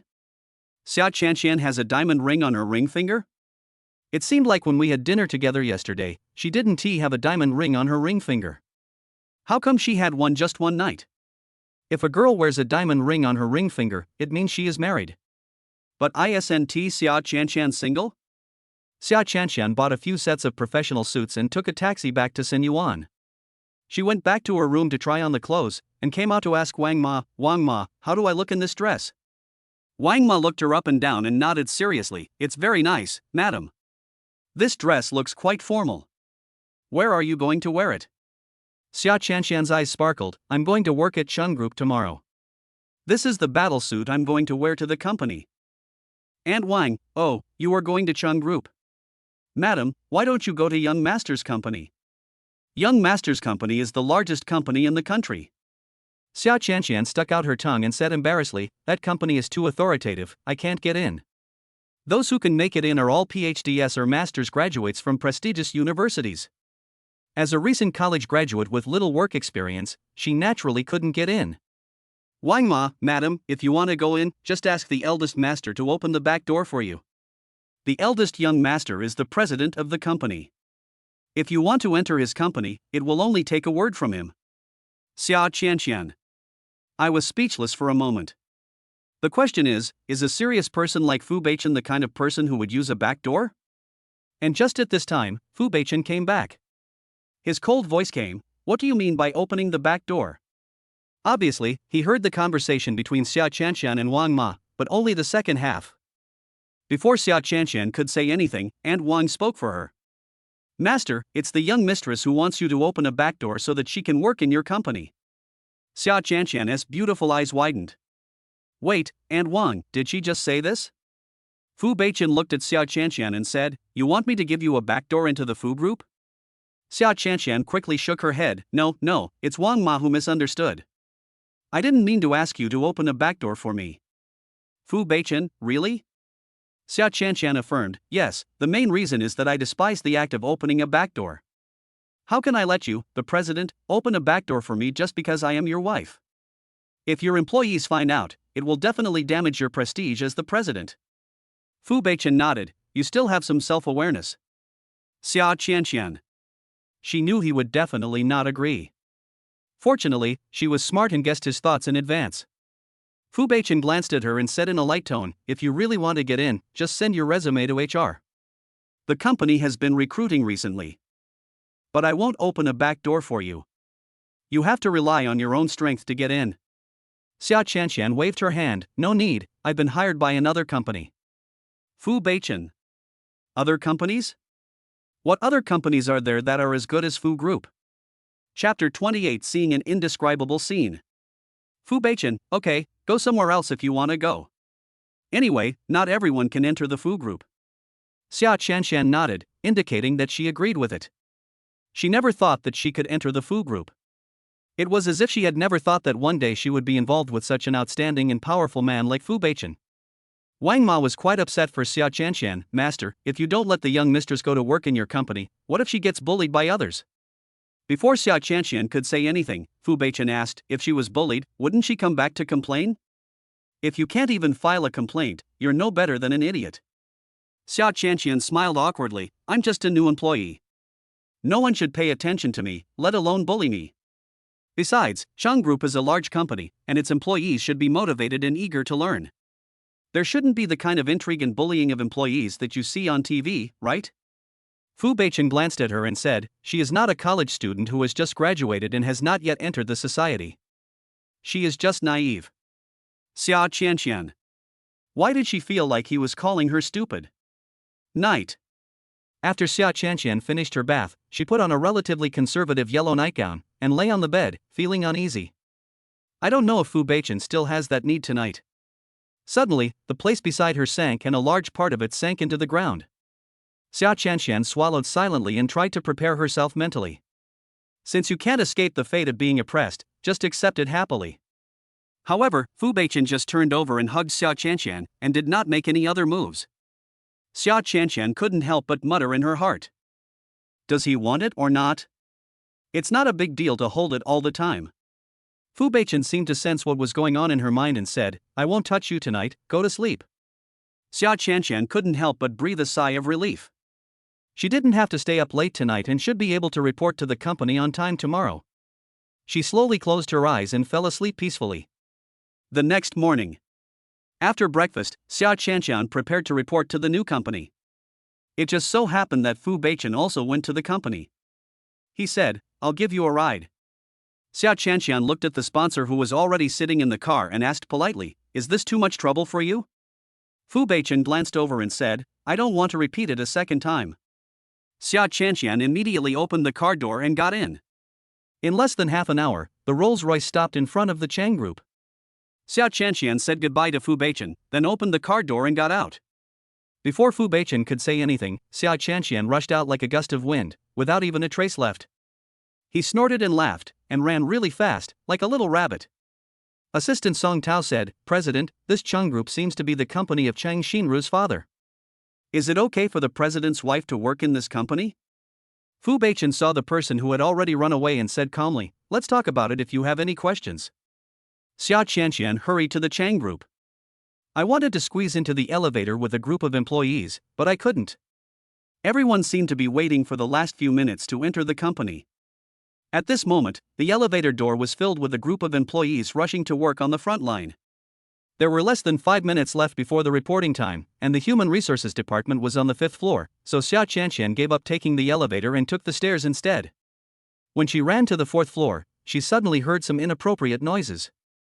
Well, don't do this to others. Hee, I like to do this, little beauty, don't run away, you can't escape. Then came all kinds of panting sounds that made people fantasize. The sound came from a storage room in the corridor between the 4th and 5th floors. The utility room door was not closed tightly. When Xia Qianshan passed by, she couldn't help but take a look inside out of curiosity. With just one glance, her eyes widened instantly.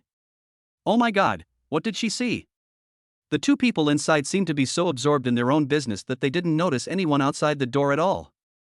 Xia Qianshan took one look and didn't dare to look at it anymore, for fear of getting sty. The main reason is that her working time is almost up. Xia Qianshan arrived at the Human Resources Department on the 5th floor and reported to the Human Resources Manager immediately. The HR manager asked his assistant to complete Xia Qianshan's entry procedures before taking her to the Project Department. The Project Department is on the 6th floor, which is one floor above the Human Resources Department. The HR assistant brought Xia Qianshan to the project manager, briefly introduced Xia Qianshan as a new employee, and left. Hello, manager. My name is Xia Qianshan.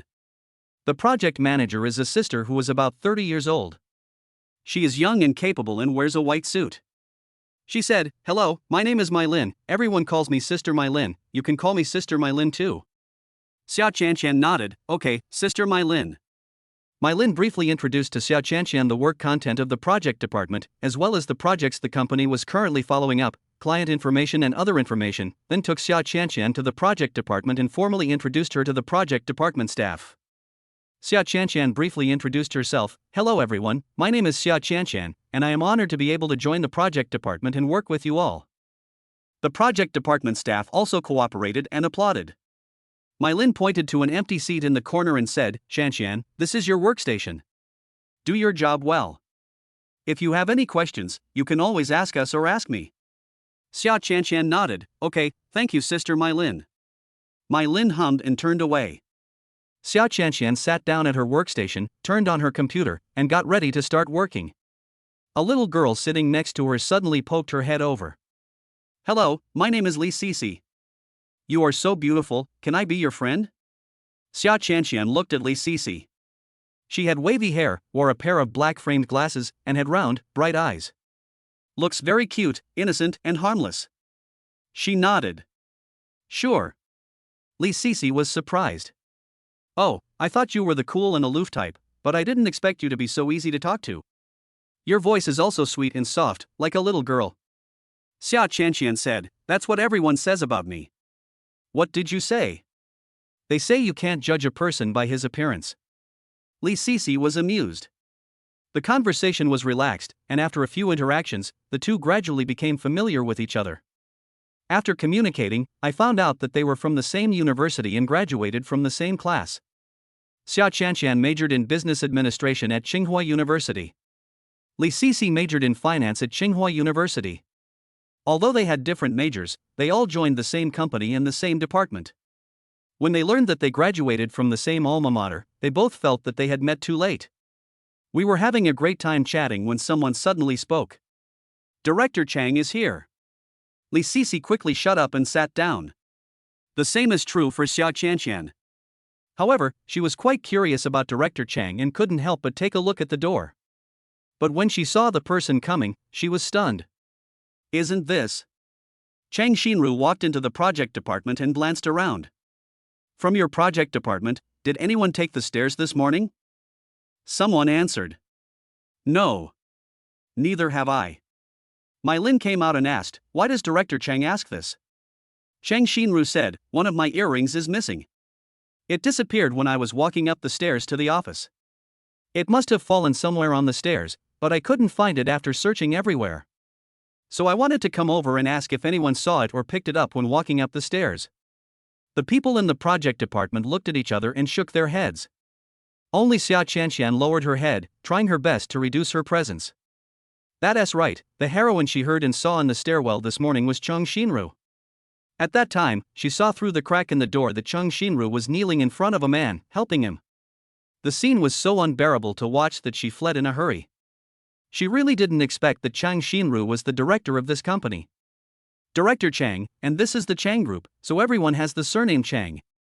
Isn't it such a coincidence? Could this company be run by Chang Xinru's family? It's such bad luck. Chapter 29 Being Targeted. Seeing that everyone was shaking their heads, My Lin said to Cheng Xinru, "Director Chang, no one in our project department said they saw it." "Maybe another department saw it or picked it up. Why don't you go ask another department?" Cheng Xinru nodded and was about to leave. Suddenly, she seemed to remember something. "I heard that there is a new employee in your project department?" "Yeah, I just reported in today." "What's your name?" "Xiao Qianqian." "Xiao Qianqian? The name sounds familiar." Cheng Xinru asked, "Where is she?" My Lin then said to Xiao Qianqian in the corner, "Xiao Qianqian, stand up and let Director Chang introduce you." Xiao Qianqian originally wanted to be invisible, but when My Lin mentioned her, she had to stand up. "Hello, Director Chang. I am Xiao Qianqian." Although Xiao Qianqian lowered her head and tried her best to hide herself, Cheng Xinru still recognized her. "Is it you?" "Xiao Qianqian." My Lin was surprised. "Director Chang, do you know her?" Cheng Xinru stared at Xiao Qianqian and suddenly sneered, "We met once, but we were not familiar with each other." My Lin glanced at Cheng Xinru, then at Xiao Qianqian, and said nothing. Cheng Xinru said, "Xiao Qianqian, right? I'm thirsty. Make me a cup of coffee." Xiao Qianqian felt a little embarrassed because she didn't know where to make coffee. My Lin saw that Xia Qianqian was nervous, so he kindly helped her out. Director Chang, how about I go to a bar for you? Xia Qianqian just came to the company today, so I don't know your taste yet. Chang Xinru said, no, I want her to soak me. It was obvious that Chang Xinru was deliberately making things difficult for Xia Qianqian. Everyone could see it. My Lin was silent for a moment, then said to Xia Qianqian, go make Director Chang a cup of coffee. The tea room is the first room on your left. Director Chang usually drinks freshly ground coffee. The coffee beans are in the second drawer of the cabinet above the tea room. Add 70% sugar and milk. Xia Qianqian nodded and gave My Lin a grateful look. Okay, I understand. Xia Qianqian left her seat, went to the tea room, found the coffee beans and ground them with a machine. Fortunately, she had worked as a temporary worker in a coffee shop before, so she knew how to use all these tools to grind coffee. After a while, she came to Chang Xinru with the brewed coffee. Director Chang, the coffee is ready. Chang Xinru felt relieved when she saw Xia Qianqian lowering her head and looking submissive in front of her. Wasn't Xia Qianqian quite arrogant when she was at the Fu family a few days ago? He also showed his affection with Fu Beichen in front of her. And now I work in her company and become her subordinate. Isn't Xia Qianqian Fu Beichen's legal wife? Why did she come to work in her company? It seems that the title of wife is also exaggerated. If she was really Mrs. Fu, would Fu Beichen allow her to come out to work? She doesn't want to be Mrs. Fu anymore, but to be a slave. What kind of fool would do such a stupid thing? If she was Mrs. Fu, she would have already made appointments with a bunch of rich ladies to eat and drink. Why would she still work a thankless job in her own company? Therefore, Chang Xinru believes that Xia Qianqian, the Mrs. Fu, is a fake, and she is just a tool used by Fu Beichen to resist his family's urging for a blind date. Chang Xinru took the coffee made by Xia Qianqian and just after taking a sip, it sprayed on Xia Qianqian's face. How do you make coffee? It's scalding me. Xia Qianqian had coffee sprayed all over her face and frowned. I tested the temperature, it's not hot. Chang Xinru sneered, what? Are you doubting what I said? Xia Qianqian opened her mouth and wanted to say something. But My Lin secretly pulled her arm. Go make another cup for Director Chang. Xia Qianqian saw My Lin winking at her, hinting that she should not offend Chang Xinru. She said oh and turned back to make coffee. Xia Qianqian made cup after cup, but Chang Xinru was still not satisfied. She said disdainfully, you can't even make a cup of coffee properly. I punish you by making you copy the company's employee rules 100 times. You have to hand them in to me before the end of the day, or you won't be allowed to leave. After saying that, she left arrogantly. My Lin gave Xia Qianqian a sympathetic look and said, you don't have to work today. Just copy the employee rules. Xia Qianqian was furious. What will happen if I don't copy? My Lin said, Director Chang might fire you from this job.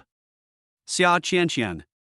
My Lin said, don't disbelieve me, this company belongs to the Chang family, she has the ability to do this. But you are quite pitiful. You offended Director Chang on your first day at work. How did you offend her before? Xia Qianqian didn't know how to explain it. She couldn't say that she and Chang Xinru were rivals in love and were jealous of each other for a man, right? My Lin, okay, if you don't want to tell me, I won't ask any more questions. Go and copy the employee rules. It's like this when you work in a company. You always have to endure some humiliation. Just bear with it. Xia Qianqian had no choice but to sit back in her seat and copy the employee rules. Li Sisi also felt very sympathetic towards Xia Qianqian. I was targeted by the director on my first day at work. I'm afraid I won't have a good life from now on. In the blink of an eye, it was noon. Xia Qianqian's hands were sore from copying, but she hadn't even finished copying 1/3 of the employee rules. She didn't have time to eat, and Li Sisi was afraid that she would be hungry, so she brought her a loaf of bread from the company cafeteria. Xia Qianqian took the bread and thanked her, Sisi, thank you. Li Sisi waved her hands and said, you're welcome. You said you were hungry, so it's not a good idea to keep copying. It's not too late to copy after you fill your stomach. No matter how big the matter is, you can't go hungry. Anyway, in Li Sisi's eyes, nothing is more important than eating. Xia Qianqian nodded. Health is the most important thing. She shouldn't ruin her body because of work. Li Sisi couldn't help but express her curiosity. Qianqian, what's the grudge between you and Director Chang? I saw Director Chang looking at you this morning. It was like he was looking at an enemy. He wanted to eat you up. Xia Chanxian took a bite of bread and sighed. Maybe he was jealous of me because I was so pretty, so he bullied me. Li Sisi looked at Xia Chanxian seriously and nodded in approval. It's really possible. Xia Chanxian. No, Li Sisi really believes it? However, it was not that she deliberately did not tell the truth to Li Sisi, but even if she told the truth, Li Sisi might not believe it. Who would believe that Fu Beichen's wife would be an ordinary clerk in this company? If she really said it out loud, others might think she was daydreaming. She just wants to do a low-key job and doesn't want to be too high profile. After finishing the bread, Xia Chanxian continued to copy the employee rules. Copy as much as you can. 100 copies of employee rules are a lot, so she just needs to copy as many as she can. Cheng Xinru would not be so picky about every word, so even if she cut corners, she would not notice. Another busy afternoon. Before leaving get off work, Xia Chanxian took 100 copies of the Employee Code of Conduct to Cheng Xinru. Here are 100 copies of the Employee Code of Conduct. Please check them. Cheng Xinru was shocked. You copied so quickly? You won't cut corners, will you? Of course Xia Chanxian cut corners, but she would never admit it. You'll know if you check it out. Cheng Xinru was deliberately making things difficult for her, so she didn't need to take it seriously. Looking at the thick stack of employee rules in front of her, Cheng Xinru didn't have the energy to check it. She just flipped through it a few times and stopped reading. Xia Chanxian asked, Director Chang, can I go home now? Cheng Xinru didn't want to let her go so easily. Go clean the toilets on every floor of the company. You can leave once you're done cleaning. Chapter 30 Xia Chanxian's counterattack. Xia Chanxian's face looked unhappy. Not only does she have to clean the toilet, she also has to clean every floor. Even if she cleans all day and all night, she still won't be able to finish. She refused. Sorry, this is the job of the company's cleaners, not my job scope. Cheng Xinru was furious. How dare you disobey my orders? Believe it or not, I will fire you now. Xia Chanxian frowned. For a company as big as Chang's, is this how they treat a new employee? If other colleagues saw this, they would fire the new employee just because she refused to clean the toilet. I wonder what they would think. With such shameful practices, I don't know if your company can still recruit new employees. Cheng Xinru's face twisted with anger. Xia Chanxian, are you threatening me? Xia Chanxian said as a matter of course, I am not threatening Director Chang, it is Director Cheng who is unreasonable. This morning Cheng Xinru deliberately made things difficult for her, but she endured it. Now that she has copied the Employee Code of Conduct, Cheng Xinru still wants to make things difficult for her. If she continues to endure, she will be almost like the Ninja Turtles. Some people cannot be tolerated and may even go beyond your control. Cheng Xinru laughed angrily. Okay? Get out of here. Xia Chanxian smiled and said, Goodbye, Director Chang. She turned and left. Wave your sleeves and not a cloud will be taken away. Cheng Xinru was so angry that she overturned the employee rules and regulations on the table. Xia Chanxian walked out of Cheng Xinru's office and took out her cell phone, only to see that there were several missed calls on her phone. They were all calls from Fu Beichen. I don't know why he called. Xia Chanxian called back. The phone rang for more than half a minute before the other party answered. Xia Chanxian, hello? Fu Beichen frowned. Why didn't you answer the phone just now? I was copying something, I didn't pay attention. Fu Beichen was silent for a moment. Now, come down. Xia Chanxian asked curiously, where are we going down? Fu Beichen, in front of your company. Xia Chanxian was surprised. Ah? You are at the door of my company? What are you doing at the door of my company? Sometimes I really don't want to answer such stupid questions. Fu Beichen took a deep breath and said, on the way, I'll pick you up from get off work. Ah, how can this be so embarrassing? I told you, it's on the way. It's on the way, but I'm sorry to bother you to wait for me. Fu Beichen, are you coming or not? If not, I'm leaving. Xia Chanxian, come on, I'll be there soon. If you don't take a free car, you're a fool. Fu Beichen hung up the phone, and the corners of his mouth rose unconsciously. Xia Chanxian walked out of Cheng Group and saw a Rolls-Royce parked on the side of the road from a distance. She was also afraid of being seen by people from the company, so she quickly trotted over, opened the back seat of the car, got in, and closed the door. Fu Beichen caught a glimpse of Xia Chanxian running towards him, looking flustered and sneaky, and found it funny. Why are you in such a hurry? Are you afraid of being seen? Xiao Qianqian replied subconsciously, yes. Fu Beichen frowned, why are you afraid of being seen? Xiao Qianqian, your car is a luxury car. If someone sees me getting into a luxury car, they might think I'm being kept by an old man. Old man? Fu Beichen said in an unhappy tone, do I look old? Xiao Qianqian said seriously, you are not old, but you can't stand the mouths of others who can't stand others being better than you. Maybe they'll describe you as a short, fat, bald, greasy guy. Fu Beichen, you're just a chatterbox. Xiao Qianqian smiled and said, I'm not being frivolous. I just want to be low-key and not be surrounded by other people's gossip every day. You don't want to be talked about every day, do you? Fu Beichen didn't say anything. Xiao Qianqian added, besides, if people found out that I was with you, the president of the Fu Group, I don't know how big of a sensation it would cause. I would definitely have a hard time in the company from now on. Fu Beichen glanced at her and said, so, I shouldn't be here? Xiao Qianqian nodded, it seems so. Fu Beichen laughed angrily. What do you mean it seems so? He came to pick her up from get off work with good intentions, but she still rejected him? Okay, get out of the car. Xiao Qianqian was stunned, but, I'm already here.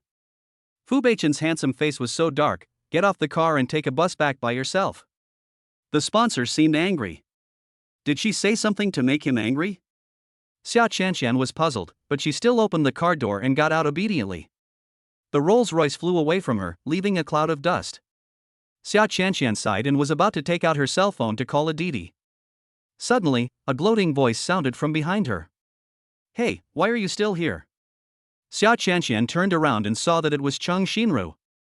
Cheng Xinru walked towards Xiao Qianqian, looking like she was watching a joke. Who just left you behind? That Rolls-Royce seems to be Fu Beichen's car.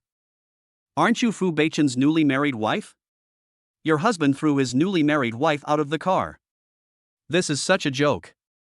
Xiao Qianqian smiled with a fake smile. Director Cheng, is this funny? Cheng Xinru laughed and said, it's funny, of course it's funny. It seems that you are not that great in Fu Beichen's eyes. Just admit it. You were hired by Fu Beichen to act for his mother. You are not his wife at all. If you admit it to me directly, I will promise you that I will not embarrass you in the company in the future. Xiao Qianqian, thank you. Cheng Xinru, you're welcome, just admit it, Xiao Qianqian. Xiao Qianqian was too lazy to pay attention to Cheng Xinru. She lowered her head and touched her phone, preparing to call a taxi. When Cheng Xinru saw that Xiao Qianqian ignored her, her face froze. She said angrily, Xiao Qianqian, I'm asking you a question. Xiao Qianqian, I'm not deaf. Cheng Xinru gritted her teeth and said, Xiao Qianqian, just wait, I will catch Fu Beichen sooner or later. Just wait to be kicked. Xiao Qianqian couldn't bear it anymore and glanced at Cheng Xinru. How did Director Cheng succeed in getting Fu Beichen?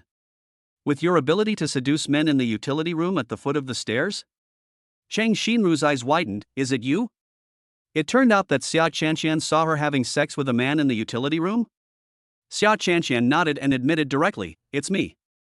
Director Cheng, from now on in the company, I will do my job and you will do your job, and we will not interfere with each other. I promise to keep it a secret and not leak a single word. She wanted to pretend that nothing had happened and that she had seen nothing. But Cheng Xinru was really going too far, and she really couldn't stand it. Cheng Xinru nodded and laughed angrily, okay, very good. Xiao Qianqian, let's wait and see. She turned and left angrily. Xiao Qianqian turned around and didn't take Cheng Xinru's warning seriously. At this moment, a familiar black car stopped in front of Xiao Qianqian. Chapter 31 Mr. Fu was jealous. Xiao Qianqian exclaimed in surprise, Dr. Gu? Gu Yunshan smiled and nodded, what a coincidence, we meet again. Did you just get off work? Xiao Qianqian also thought it was a coincidence and nodded, yes, I just got off work and was going to call a car to go back. Gu Yunshan asked, where do you live? Xiao Qianqian, near Yushui Bay. Gu Yunshan was surprised, Yushui Bay? That's a wealthy area in a prime location. People living in that area are either rich or noble. Besides, you can't buy a house in that place just by having money, you also need some connections.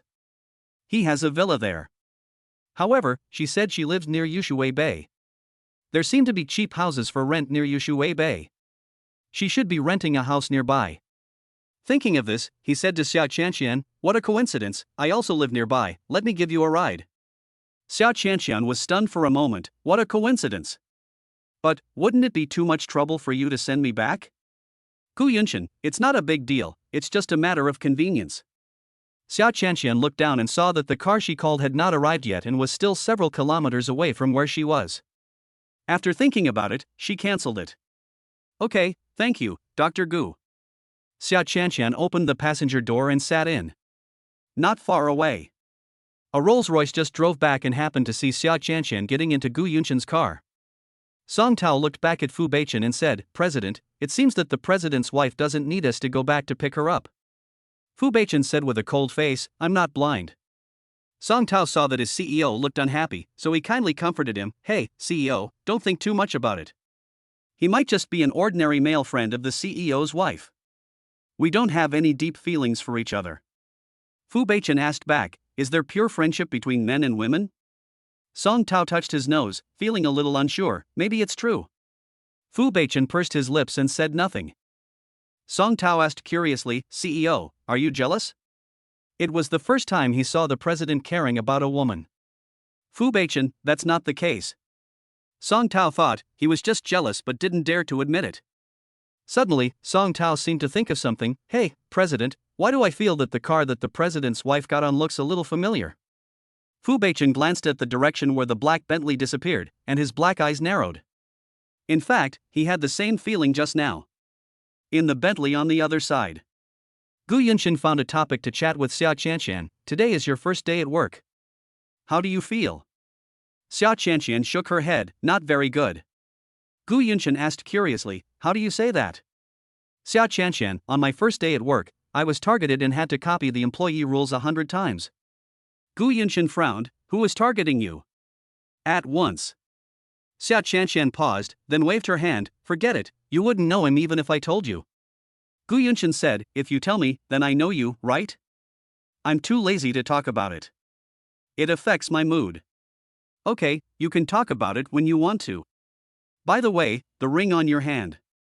Gu Yunshan was just about to ask Xiao Qianqian about the diamond ring on her hand, but when he turned around, he saw that Xiao Qianqian had fallen asleep on her seat. Looking at Xiao Qianqian's cute and sweet face, she looks like an angel when she sleeps. Gu Yunshan was amused and helpless, It's my first day at work. I'm really exhausted. In order to let Xiao Qianqian sleep longer, he deliberately slowed down the car. It took Gu Yunshan more than half an hour to take Xiao Qianqian to Yushui Bay. Xiao Qianqian just woke up, checked the time on her phone, and thought, Dr. Gu's driving skills seem to have deteriorated again. This morning, when she took Fu Beichen's car to the company, it only took her more than 10 minutes, but when she got off work, she took Dr. Gu's car and it took her more than half an hour. Fortunately, I didn't take Dr. Gu's car this morning, otherwise it would have been too late. Thank you, Dr. Gu. You can park here now. Good. Gu Yunshan parked the car on the side. After Xiao Qianqian got off the car, she stood beside it. Instead of leaving immediately, she waved goodbye to Gu Yunshan. Gu Yunshan smiled and waved at her. Xiao Qianqian continued to wave. I thought, Dr. Gu, drive the car away quickly. If he didn't drive the car away, how could she enter the villa area of Yushuiwen with peace of mind? It's not that she didn't want to tell Gu Yunshan that she lived in Yushui Bay, but she didn't want to create trouble and make her relationship with Fu Beichen known to everyone. Besides, she wasn't very familiar with Dr. Gu. It's not the kind of relationship where you can tell him everything about yourself. However, Gu Yunshan just couldn't understand Xiao Qianqian's inner thoughts, and mistakenly thought that Xiao Qianqian was reluctant to leave. Qianqian, stop waving and go home quickly.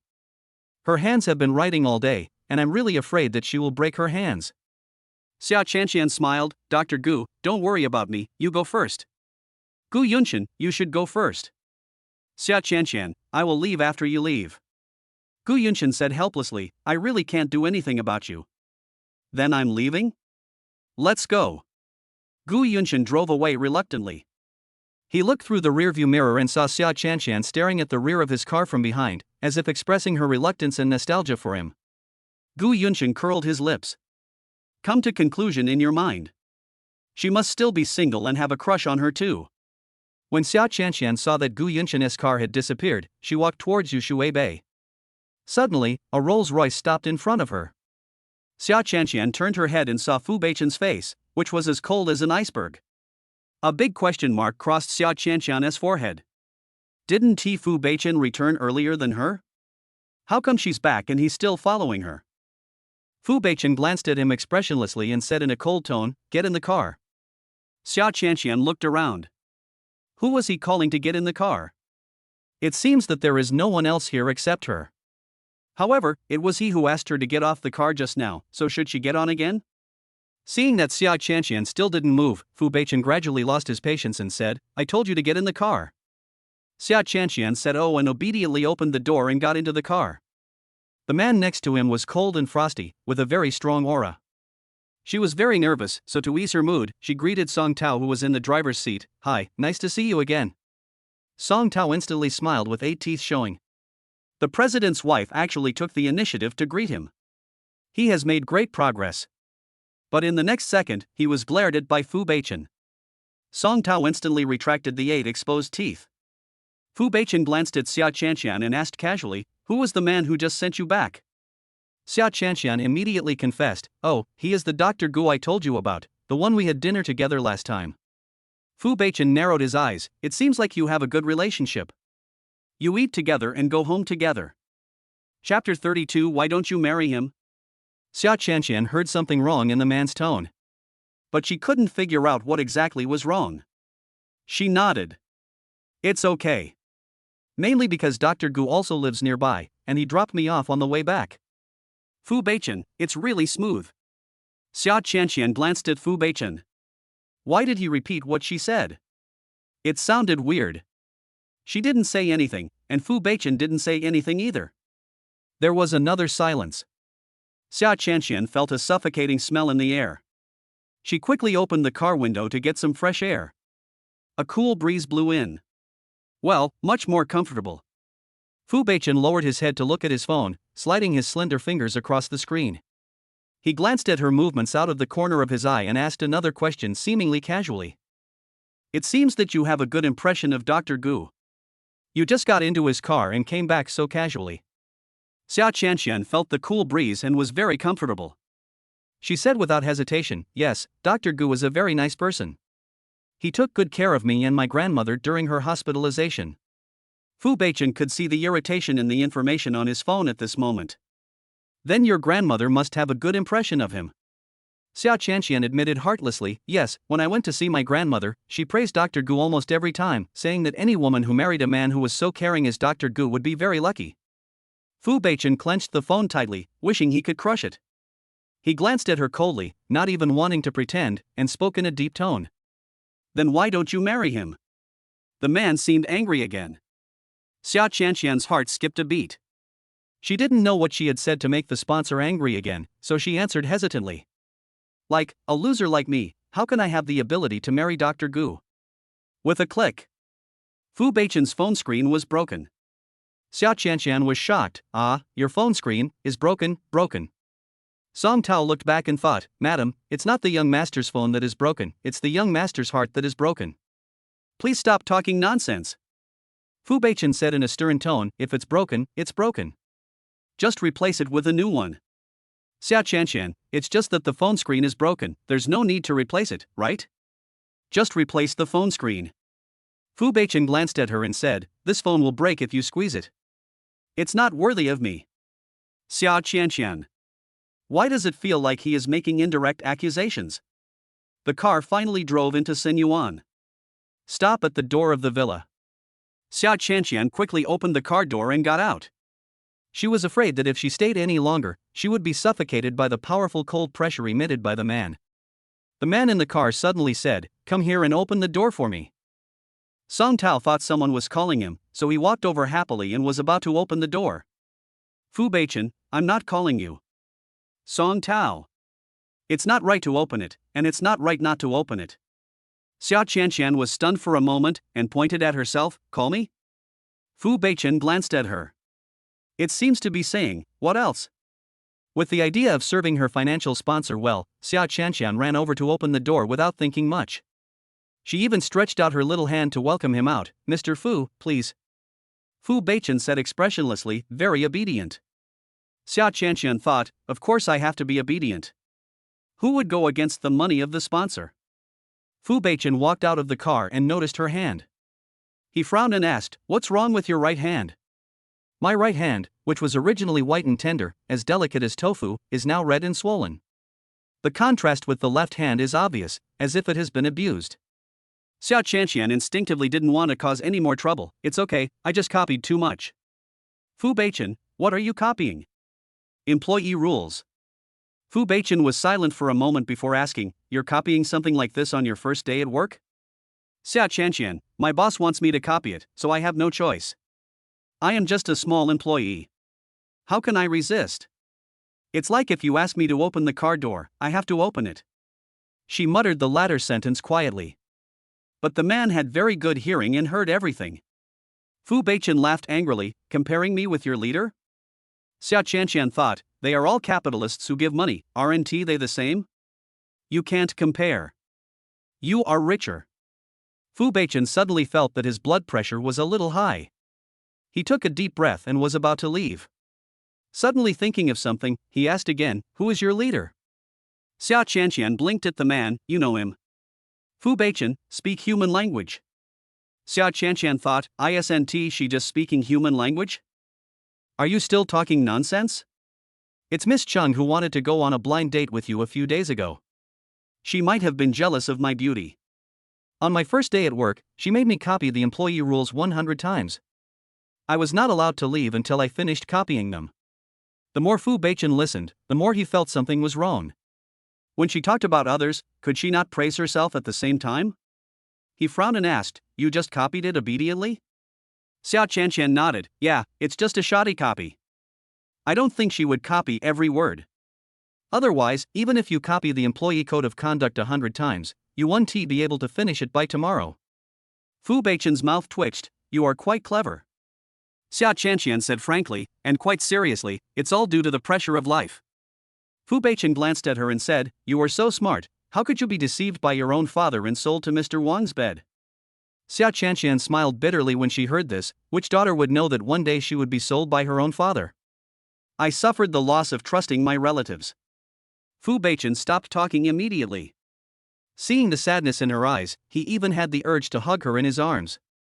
But before he could do it, the sadness on Xiao Qianqian's face disappeared instantly, replaced by a relieved expression. "But it's all in the past. I won't be so foolish to believe them again." Fu Beichen stretched out his hand, but it was frozen in mid-air. Xiao Qianqian looked at the man's outstretched hand curiously. "What are you doing with your hand?" Fu Beichen was silent for a moment, then touched her head. "Your hair is messy, let me help you smooth it out." Xiao Qianqian knew nothing about this. "Oh, thank you." The hair, which was originally not messy, became more and more messy as the man touched it. Fu Beichen looked at the messy hair he had made, was silent for a moment, then calmly withdrew his hand, turned around and walked up the stairs. Xiao Qianqian followed the man obediently. Song Tao behind him looked at Xiao Qianqian's messy hair, and seemed to be hesitant to speak. The president is such a fool. If he wants to care about his wife, there is no need to do her hair like this. Chapter 33. The young master has good techniques. As soon as Xiao Qianqian entered the room, she was startled by Wang Ma's startled voice. "Hey, madam, where have you been? Why is your hair so messy?" Xiao Qianqian touched her hair and asked, "Is my hair messy?" Wang Ma commented seriously, "It's quite messy, as if it just came out of a chicken coop." Xiao Qianqian was stunned for a moment, "But your young master just helped me stroke it." Fu Beichen, who was about to go upstairs, paused and looked at Wang Ma. Wang Ma's neck suddenly shuddered, and she immediately changed her words. It's not messy, it's a chicken coop hair, it looks good. Young master has good skills." Xiao Qianqian. It sounds weird and confusing. As soon as Fu Beichen entered the study, he made a phone call. "Go and check the hospital where Xiao Qianqian's grandmother works. There are several doctors with the last name Gu." Song Tao? This sounds familiar. Isn't this what the president said to him before he went to work today? It seems that the doctor named Gu still threatens the president's position in the eyes of his wife. Okay, I'll check right away. Downstairs. When Wang Ma saw Fu Beichen disappear at the stairs, she asked Xiao Qianqian, "Madam, do you feel that something is wrong with the young master now?" Xiao Qianqian nodded, "It's not right. I feel like he's angry with me, but I don't know what he's angry about." Wang Ma said kindly, "Madam, this is not your fault. The eldest young master's personality is always changeable. I have been with him for many years, and even I can't guess what he is thinking, let alone you. Xia Qianqian continued to nod, indicating that she agreed with it. Wang Ma said, but you can't let the young master be angry with you forever, otherwise you will be the one who suffers. Xia Qianqian was stunned. Suddenly thinking of Fu Beichen's bravery in bed, my legs couldn't help but go weak. Is she suffering? She usually suffered in bed, and Fu Beichen always had 100 ways to make her feel ecstasy or death in bed. Xia Qianqian immediately asked Wang Ma for help. Wang Ma, tell me, how can I coax your young master and make him not angry? Well. Mother Wang stroked her chin, as if she was thinking hard. The eldest master likes to drink tea. You can make him a cup of tea yourself. If he drinks your tea, it means he is no longer angry. Xia Qianqian immediately said, okay, I'll go soak it right away. Aunt Wang, well, madam, do you know how to make tea? How about I teach you? Xia Qianqian said, I can make tea. My grandmother is famous for her skill in making good tea. I grew up with her and learned a little from her. Wang Ma smiled and said, young madam, you are too modest. Xia Qianqian waved her hand, no, I'm telling the truth. Aunt Wang pursed her lips and smiled. She really felt that the young mistress was a modest, low-key and very cultured girl. I think the young lady's grandmother must be a very good person, otherwise she wouldn't have raised such a well-educated granddaughter. Young madam. Young madam, please come with me. Good. 10 minutes later, Xia Qianqian made tea in the kitchen. The carefully selected dahongpo, which costs tens of thousands of yuan per 2 taels, was brewed by Xia Qianqian to bring out the lingering fragrance. Mother Wang couldn't help but take a sip, and immediately gave Xia Qianqian a thumbs up. Madam, take this cup of tea and give it to the young master. I guarantee he will be dead after drinking it. Xia Qianqian, Auntie Wang, your young master is dead now, isn't he? The tea she brewed is poisonous? Aunt Wang slapped her forehead and said, oh, I was too excited after drinking, and I said something wrong. It should be that the young master is not angry anymore. Only then did Xia Qianqian feel at ease and took out the brewed tea. In the study now. Fu Beichen was receiving the information sent by Song Tao. All the doctors with the surname Gu in Renxin Hospital where Xia Qianqian's grandmother works are included in this file. At a glance, there were 7 or 8 doctors with the surname Gu. Excluding the 3 married people, there are still 5 singles. However, the remaining 5 doctors with the surname Gu do not quite meet the requirements. Because they don't drive a Bentley and they live near Yushui Bay. Fu Beichen couldn't help but call Song Tao, are you sure that all the doctors with the surname Gu that you investigated are in this file? Song Tao nodded, yes, it's right here. Fu Beichen's tone sank, why is there no one who meets the requirements? No one can afford a Bentley or live in Yushui Bay. Song Tao was also confused, I don't know either. Is the car borrowed? Is the house in Yushuiwen rented? Fu Beichen frowned, is there a house for rent in Yushui Bay? This is the real estate scope of his own group company. As the president of the company, how could he not know about house rental? Song Tao seemed to have thought of something, wait, president, there is another person named Gu that I overlooked. Fu Beichen, which one? Song Tao, president, your good brother Master Gu, isn't Renxin Hospital his? But he's not an ordinary doctor, he's the director of the hospital. Fu Beichen finally felt that the Bentley car was familiar. Because he saw Gu Yunshin driving there, and Gu Yunshin also had a villa in Yushui Bay. This reminded me of the last time Gu Yunshin said he had a girl he liked, and the girl's grandmother was also sick and was being treated in his hospital. It's very obvious. The Dr. Gu that Xia Qianqian mentioned is Gu Yunshin. So, the girl that my good brother likes is his wife? Fu Beichen felt his forehead a little swollen at this moment, and was somewhat unwilling to accept this fact. At this time, there was a knock on the door. He pinched his brows and said, come in. The door was pushed open and a pretty figure slowly walked in. He raised his eyes and frowned, why is it you? Xia Qianqian blinked and said, it's me, who else could it be? Fu Beichen was silent for a moment, what are you doing here? Xia Qianqian came over with some tea. I heard from Aunt Wang that you like drinking tea, so I made a cup of tea and brought it over for you to try. Fu Beichen could smell the faint fragrance of tea from afar, it smelled very nice. Xia Qianqian quickly brought the tea to Fu Beichen, placed it on the table, then winked at the man, motioning him to taste it. Fu Beichen didn't move, his legs elegantly crossed, and he glanced at her calmly, did you specifically ask Aunt Wang about my preferences? Xia Qianqian shook her head. No, it was Aunt Wang who took the initiative to tell me that you like to drink tea. Fu Beichen twitched his lips, smiling. So why did you make tea for me? Xia Qianqian was too embarrassed to mention Fu Beichen's anger, so she said cryptically, you seem a little irritated, so I'll make you a cup of tea to calm you down. Chapter 34 I don't want to talk to a retard. Fu Beichen had no expression on his face. Really? Then you are quite thoughtful. Xia Qianqian smiled sincerely. It's good that you can feel my sincerity. Drink it quickly, or it will get cold and won't taste good if it gets cold. Tea tastes better hot. Fu Beichen looked at her. Then can you help me drink it? Xia Qianqian waved her hand. No, I just had several drinks and my stomach is full. Fu Beichen frowned. Didn't you make it especially for me? Why did you drink it first? Xia Qianqian, I made it especially for you, but I made too much and it would be a waste if I didn't drink it, so I left 1 cup for you. Aunt Wang and I drank the rest. Fu Beichen. Xia Qianqian urged, drink it quickly. Aunt Wang said that as long as Fu Beichen drank the tea, he would be no longer angry. No, I'm just no longer angry. Fu Beichen didn't know why, but he felt angry. Seeing Xia Qianqian's heartless look at this moment, I was really angry. Perhaps he was really thirsty, so he picked up the tea and drank it all in one breath. You know what, it's pretty good. Xia Qianqian laughed instantly when she saw Fu Beichen drink up all the tea. That's great, Fu Beichen is no longer angry with her. Fu Beichen put down the teacup and squinted his eyes to savor the sweetness of the tea. Xia Qianqian picked up the teacup and said, Mr. Fu, since you drank my tea, I'm leaving? After saying that, he turned around and wanted to leave. The man said, wait, did I let you go? Xia Qianqian turned around. Anything else? Fu Beichen frowned. You make tea for someone to drink, but don't you ask the person who drinks it how the tea tastes? Xia Qianqian was stunned. Auntie Wang didn't tell me that she would ask you how your tea tastes. She only told me that if you drank my tea, it would prove that you are no longer angry. No, I'm not angry anymore.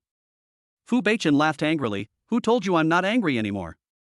Xia Qianqian asked. Then what are you angry about? Why are you still angry? Fu Beichen, I don't want to talk to a retard. Why? Because it would make me look retarded too. Oh. Etc. Xia Qianqian finally reacted, her beautiful eyes widened. Are you calling me a retard? Fu Beichen glanced at her, and the look in his eyes spoke for itself. Xia Qianqian pouted and muttered, you just praised me for being smart, and now you're calling me mentally retarded. How can men change so much? One moment you change, it's even more exaggerated than Sun Wukong's 72 transformations. If you have the guts, speak louder. Fu Beichen laughed angrily. When did I ever praise you for being smart? Xia Qianqian said seriously, when I came back just now, you praised me for being smart. Fu Beichen, well, I take back what I said. Xia Qianqian. Come on, we can't continue chatting today. Xia Qianqian felt that she hadn't even managed to appease Fu Beichen, but she was already angry. But she has no right to be angry with her financial sponsor. Anything else? If not, I'll be leaving. Fu Beichen opened his mouth and was about to say something. Xia Qianqian added, I almost forgot, you just called me a retard and said you don't talk to retards, so you probably have nothing to say to me, so I'm leaving now. After saying that, she left, leaving Fu Beichen alone, disheveled in the wind.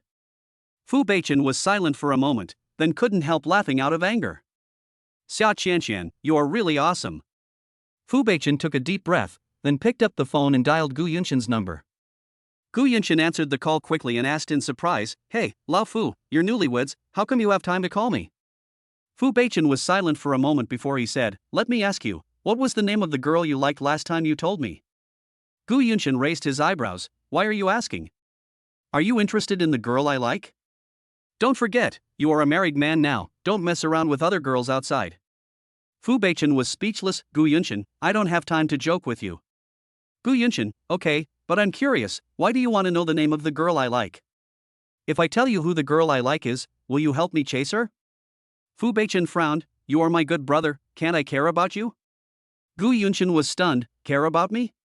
Fu Beichen, you are not secretly in love with me, are you? As soon as this thought came to his mind, Gu Yunshin felt his scalp tingling. After all, being liked by your good brother is not a good thing. Fu Beichen frowned. Gu Yunshin, are you sick? If you are sick, go to the hospital. He likes Gu Yunshin? Are you kidding me?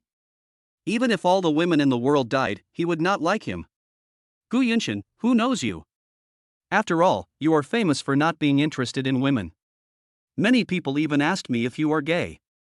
Fu Beichen's forehead was bulging with veins. Who are they?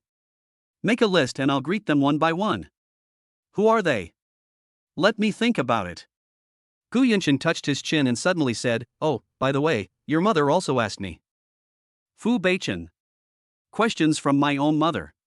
Gu Yunshin, don't worry, we are brothers, I won't betray you, I will tell your mother that you are straight, the kind of straight man who is as straight as steel. Fu Beichen, then should I still thank you? Gu Yunshin, there's no need to be so polite between brothers. Fu Beichen was too lazy to chat with him. Tell me, is the woman you like called Xia Chanshan? Gu Yunshin was surprised. How did you know? You investigated me? Fu Beichen, you said you have no interest in me, but you have investigated the girl I have a crush on thoroughly. I warn you, don't do anything to her. If you have any problem, come to me. I told my aunt that you were a straight man, but I didn't expect you to be so gay. Fu Beichen couldn't stand it any longer. Gu Yunshin, can you be more serious? Gu Yunshin, I'm very serious now. Fu Beichen, I have always regarded you as a good brother and have never had any improper thoughts about you. And I like women, not men. Don't have any illusions about me. I won't like you. Even if all the women in the world died, I still wouldn't like you. Just give up on this idea. Fu Beichen couldn't bear to listen anymore and hung up the phone. I was afraid that if I continued listening, I would not be able to help but rush to Gu Yunshin and beat him up. Before Gu Yunshin could finish his words, Fu Beichen hung up the phone. He frowned. Did I hit the nail on the head? I never thought that my good friend who grew up with me wearing open crotch pants is actually a gay, and that I have a secret crush on him. No wonder there has been no woman around Fu Beichen for so many years. It turns out he likes men. So, is he suddenly getting married to hide the fact that he is gay? I don't know which woman is so unlucky. If she marries him, she will probably be a widow for the rest of her life. Chapter 35. I drank the tea, but I am still angry. Xia Chanshan walked out of the study room holding a cup of tea, looking dejected. Aunt Wang was curious about the situation in the study and couldn't help asking, "Madam, how is it? Did the young master drink his tea?" Xia Chanshan said, "I drank the tea, but I still feel angry." Instead, he seemed even angrier. Wang Ma was surprised. Ah? Why does young madam think so? Xia Chanshan, he doesn't want to talk to me anymore. Doesn't that mean he's even angrier? Wang Ma scratched her head and asked, "Madam, what did you say to the young master?" The eldest young master was so angry that he didn't want to talk to the young mistress anymore. I have to say that the young mistress does have some real abilities. After all, not everyone can make the eldest young master angry. Xia Chanshan did not hide anything from Wang Ma and told her everything that happened in the study. Mother Wang was silent. Xia Chanshan asked, "Auntie Wang, tell me, why is your young master angry with me?" Mother Wang glanced at Xia Chanshan and seemed to be hesitant to speak. Xia Chanshan said, "Auntie Wang, if you have anything to say, just tell me directly." I don't mind. Wang Ma sighed, Madam, what can I say to you? You said you made a cup of tea especially for the young master, but why did you tell him that I also drank tea with you? This seems insincere. Xia Chanshan was puzzled. Why is it not considered sincerity?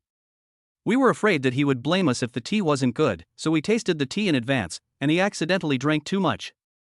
What's the problem? Wang Ma said, this is a huge problem. You don't need to tell the young master that you drank tea with me. Oh, I'm afraid the young master will mistakenly think that his position in your heart is not as important as a servant like me. After all, she was the one who tasted the tea first. But the young master was the last one to taste it. What would he be thinking? Are you trying to kill this old lady? Xia Chanshan said, Auntie Wang, you are too kind. I don't think your young master is that kind of stingy person. Wang Ma glanced at Xia Chanshan and said, Madam, you know my young master very well. Xia Chanshan was too embarrassed to say that she didn't understand. After all, they were husband and wife in name only, so she could only give an ambiguous answer. Well enough. Wang Ma said, then Wang Ma, I wish you good luck, young madam, and everything goes well. Fu Beichen really seemed to not want to talk to Xia Chanshan anymore. He had a cold face throughout the dinner and didn't say a word. After eating, just get up and leave. After Fu Beichen left, the air became more free-flowing. Only then did Xia Qianqian relax and continue eating. After dinner, she went back to her room. Fu Beichen was not in the room. He was probably still busy in the study. Xia Qianqian thought to herself, he is worthy of being the president of the group, he is busy with all kinds of things every day. She has already gone off work and is free to do whatever she wants, but he is still working overtime. It turns out that not everyone can become a CEO worth hundreds of billions. He deserves to earn this money. Unlike Xia Qianqian, who went back to her room, took a shower, and then went to bed to browse her phone and watch videos out of boredom. I laugh out loud when I see funny or naughty videos, and I cry when I see sad videos. She also did not forget to call her grandmother and chat with her. Grandma asked her how her first day at work was going and whether it was going well. Xia Qianqian only reported good news and not bad news.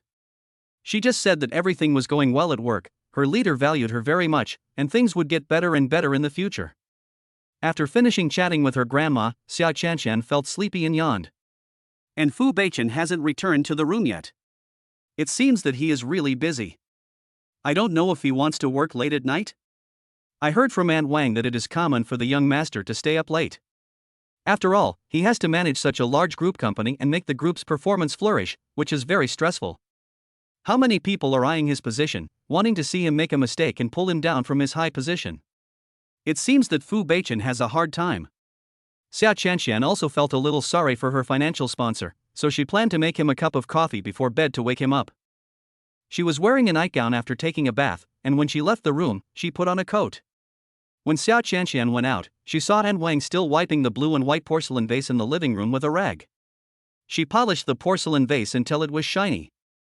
Xia Qianqian walked over and asked, "Auntie Wang, do you have coffee beans and a coffee machine at home?" Aunt Wang was surprised. "Madam, do you want some coffee?" It's nighttime, drinking coffee is not good, it can cause insomnia. Xia Qianqian shook her head. "It's not that I want to drink it. I'm going to grind a cup for your young master. He will probably have to work overtime tonight, so I want to grind a cup of coffee for him to drink to wake him up." Aunt Wang smiled, "I understand. Madam is concerned about the young master.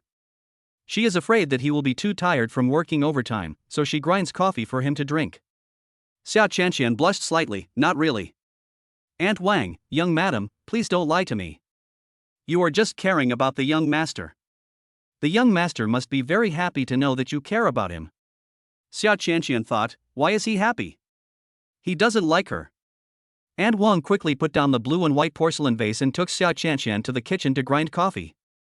This time, Aunt Wang didn't dare to drink the coffee ground by Xia Qianqian, for fear that Xia Qianqian would say something she shouldn't in front of the young master. Perhaps it was because she felt guilty after drinking the young master's dahongpo, so every time she saw the young master, she always felt that he was glaring at her. The old man has a bad heart and can't take it. Xia Qianqian ground the coffee and brought it to the study. When she reached the door of the study, she stretched out her hand and knocked.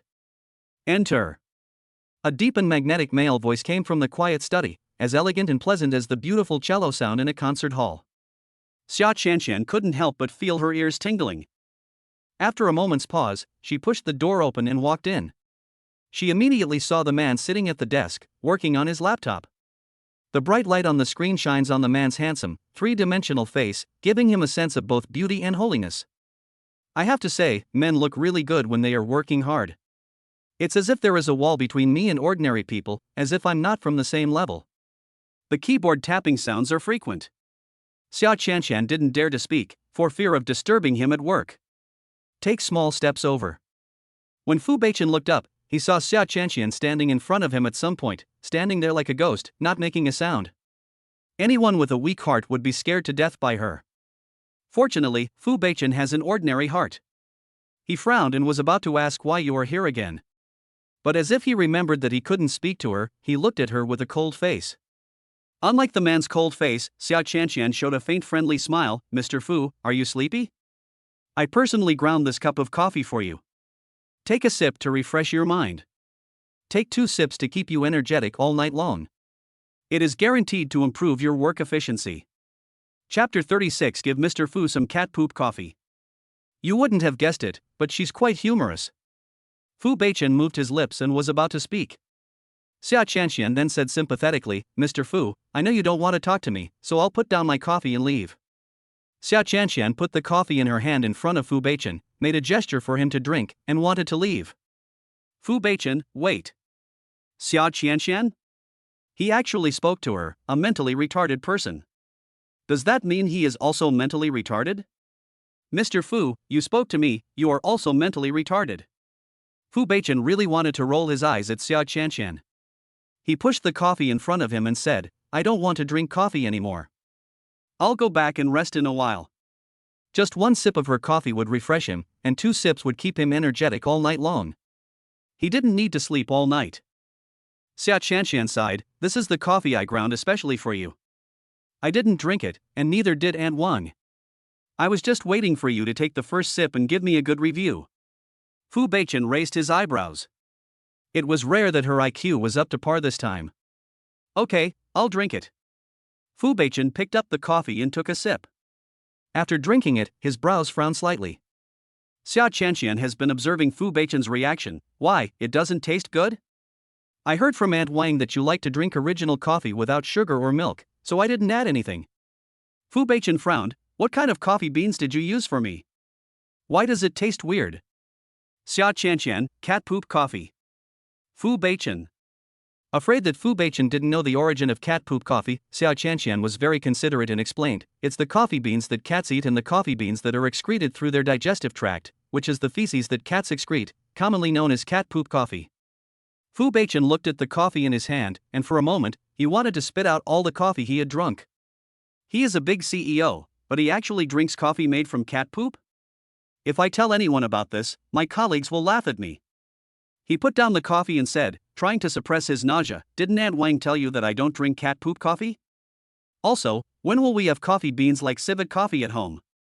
Xia Qianxian explained, when Aunt Wang checked just now, she said there were no coffee beans in the kitchen. She is old and forgot to stock up in advance. I brought this civet coffee bean back from the company. I thought it tasted okay when I drank it myself, so I gave it to you to try. However, I drank it with sugar and milk, not the original flavor like you. Fu Beichen glared at her, take your cat poop coffee and get out. Xia Qianxian said oh, picked up the coffee, and muttered quietly, is it so unpalatable? She took a sip tentatively and frowned. You know what, it tastes pretty weird. Xia Qianxian didn't want to pour out the cat poop coffee either. After all, the nutritional value of this cat poop coffee is quite high.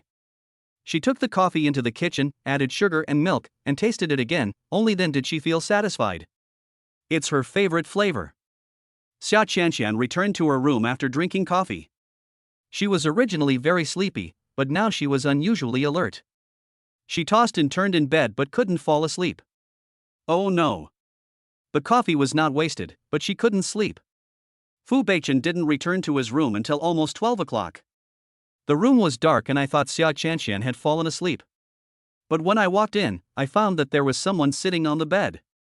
Fu Beichen frowned, why haven't you slept yet? Xia Qianxian said with a sad face, I drank all the coffee you didn't drink. I didn't expect the effect to be so good. I have counted 3,563 sheep with my eyes open and I am not sleepy yet. Fu Beichen was stunned for a moment, then couldn't help laughing. This fool. He thought she made that cat poop coffee for him on purpose to make things difficult for him, which made him sulk in his study for a long time. Unexpectedly, she drank it herself. Fu Beichen suddenly took off his clothes, just right, I'm very energetic now and can't sleep. Xia Qianxian felt that the man had something else in his words, and then? Count sheep with me? But where was I counting just now? Fu Beichen didn't say anything, but climbed onto the bed and stopped the girl from talking. Xia Qianxian's eyes widened. How can she count sheep if her mouth is blocked? Wait, which number did she just count to? 3,000 how much? Without giving her a chance to think, the man pressed her down and did whatever he wanted. Before Xia Qianxian passed out from the torture by the man, she was still thinking about how many sheep she had counted. A crazy night means waking up late the next day. Xia Qianxian glanced at the time. There were less than 20 minutes left until 8 o'clock. Damn, I'm going to be late. Xia Qianxian washed her face and brushed her teeth as quickly as possible, changed into a neat set of clothes, tied her hair up, and hurried downstairs. Aunt Wang came over quickly and said, Madam, breakfast is ready. Do you want to eat? No more eating. If you eat again, you'll be late. After Xia Qianqian finished speaking, she ran out like a gust of wind. Mother Wang was about to ask whether she should pack some breakfast to take to the company, but in the blink of an eye, Xia Qianqian disappeared. As expected of a young man, he is full of energy. Fu Beichen walked out of the restaurant and glanced at Aunt Wang. Where is Xia Qianqian? Wang Ma said, young madam has gone to work. Run? Fu Beichen frowned. She doesn't ride in the car at home, why does she run? Mother Wang. Difficult to comment. Chapter 37. I really want to be blind. When Xia Qianqian ran out, she realized belatedly that there seemed to be no bus stop or subway here. So, why did she run so fast? No need to catch the bus or squeeze into the subway? She was so used to an ordinary life that she had forgotten that she was now a wealthy wife, living a wealthy life with a chauffeur to pick her up and drop her off. But it's too late to turn back, so I'd better see if there is a Didi car nearby. As I was taking out my cell phone, a familiar Bentley suddenly came into view. It seems to be Dr. Gu's car. Sure enough, the car stopped in front of Xia Qianqian. Gu Yunshan was wearing a white shirt and black trousers, and he was still as handsome as ever. He smiled and took the initiative to greet, Miss Xia, we meet again. Xia Qianqian was also surprised. What a coincidence, I ran into Dr. Gu so early in the morning. Gu Yunshan felt that this was the fate between him and Xia Qianqian. There is some invisible red thread connecting them, bringing them closer and closer. He smiled and said, yeah, where are you going? Xia Qianqian, I'm going to work, but I forgot there's no bus stop nearby, so I'm going to take a taxi now. Gu Yunshan, it's too troublesome to take a taxi. Just get in my car and I'll take you to the company. Xia Qianqian had exactly this idea in her mind, but she was too embarrassed to say it out loud. Now that Dr. Gu had taken the initiative to propose it, she agreed. Thank you, Dr. Gu. Just so it doesn't delay your work, right? Gu Yunshan, no, I don't need to punch in when I go to work. Xia Qianqian was extremely envious. Dr. Gu's hospital was so good. There was no need to punch in at work. This beat 99.9% of companies in the country. It was the dream company in the eyes of many people. However, she didn't know that Gu Yunshan was the director of the hospital and the entire hospital belonged to him. Even if he didn't punch in, no one would come over his head and tease him. Xia Qianqian quickly got into Gu Yunshan's car and fastened her seatbelt. What time do you go to work? 8 o'clock. It looks like there's not much time left. I'll drive faster and hopefully I can catch up. Xia Qianqian suddenly thought that Dr. Gu's driving skills were not very good.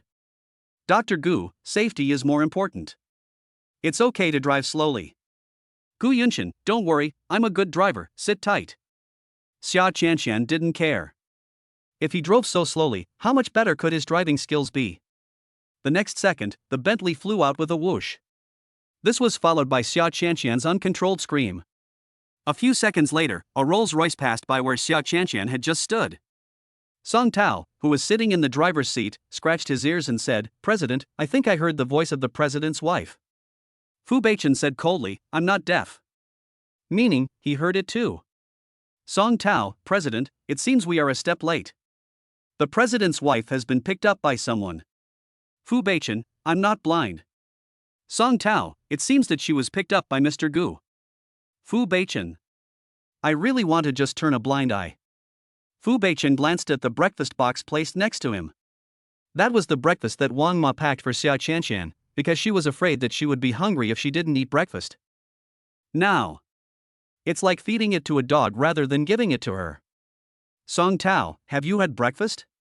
Not yet. Take this breakfast and eat it when you get to the company later. Song Tao was surprised and delighted. Ah, thank you, President, you are so nice to me. Fu Beichen didn't say anything and looked down at his phone. There was some project data on the phone that he needed to review. But he was too upset to read a single word. Did Xia Qianqian forget that she is a married woman? You get into other men's cars once or twice. Are you addicted to it? Gu Yunshan sent Xia Qianqian to the company gate, but she was still confused. I was so frightened that I almost lost my life. Gu Yunshan kindly reminded, we're here. Xia Qianqian hadn't reacted yet, so fast? Gu Yunshan, I was afraid that you would be late and fail to clock in, so I stepped on the accelerator to the bottom. Xia Qianqian. From this we can see that Dr. Gu is not a bad driver, but a very good driver. He may be driving slowly because he simply wants to drive slowly, that's all. Gu Yunshin looked at her and raised his eyebrows slightly. It's less than 2 minutes to 8 o'clock, why don't you get off the bus?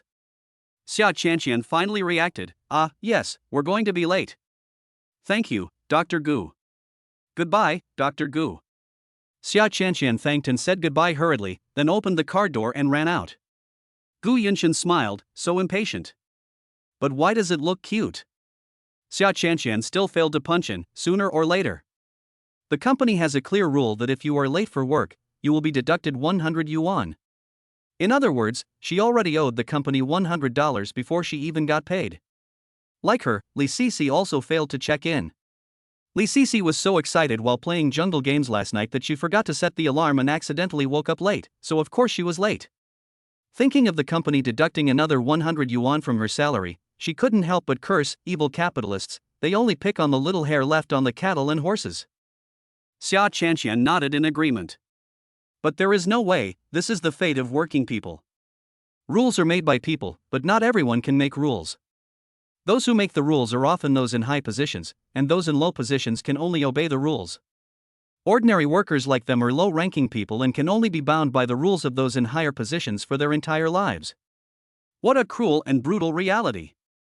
Li Sisi asked, Qianqian, why are you late? I was tortured so badly by my financial sponsor that I couldn't get out of bed. Xia Qianqian said, I also forgot to set the alarm. Li Sisi couldn't help laughing, then we have quite a good understanding. Xia Qianqian smiled. Suddenly, my stomach started to growl. This is the consequence of not eating breakfast, feeling hungry. Li Sisi was surprised, Qianqian, you didn't have breakfast either? Xia Qianqian nodded, it's too late to eat. I don't have time to eat either, but I have some snacks in my drawer. I'll share some with you. Li Sisi opened her own drawer, which was filled with various snacks, such as bread, spicy strips, potato chips, etc. What do you want to eat? Get it as soon as possible. Xia Qianqian was amazed at Li Sisi's inventory. The drawer was originally used to store documents, but Li Sisi used it all to store snacks.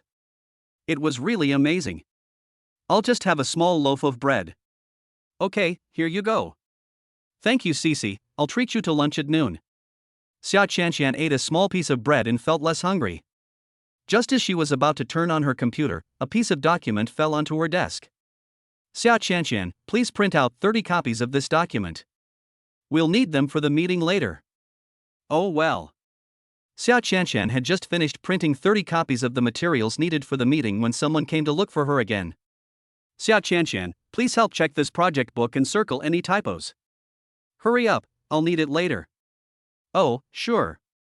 Xia Qianqian, go to Starbucks downstairs and buy 20 cups of coffee. You'll need them during the meeting. The meeting is about to start, hurry up. Oh, sure. Xia Qianqian ran to the Starbucks downstairs to buy 20 cups of coffee. She waited for more than half an hour before bringing the 20 cups of coffee back. When I got back, the project department was holding a meeting. Mai Lin frowned, Xia Qianqian, where have you been? Don't you know that the project department is holding a morning meeting today? You are more than 10 minutes late. Xia Qianqian said guiltily, I'm sorry, someone asked me to go to Starbucks and order 20 cups of coffee. I wasted a little time while waiting for the coffee. Mai Lin frowned, who asked you to go?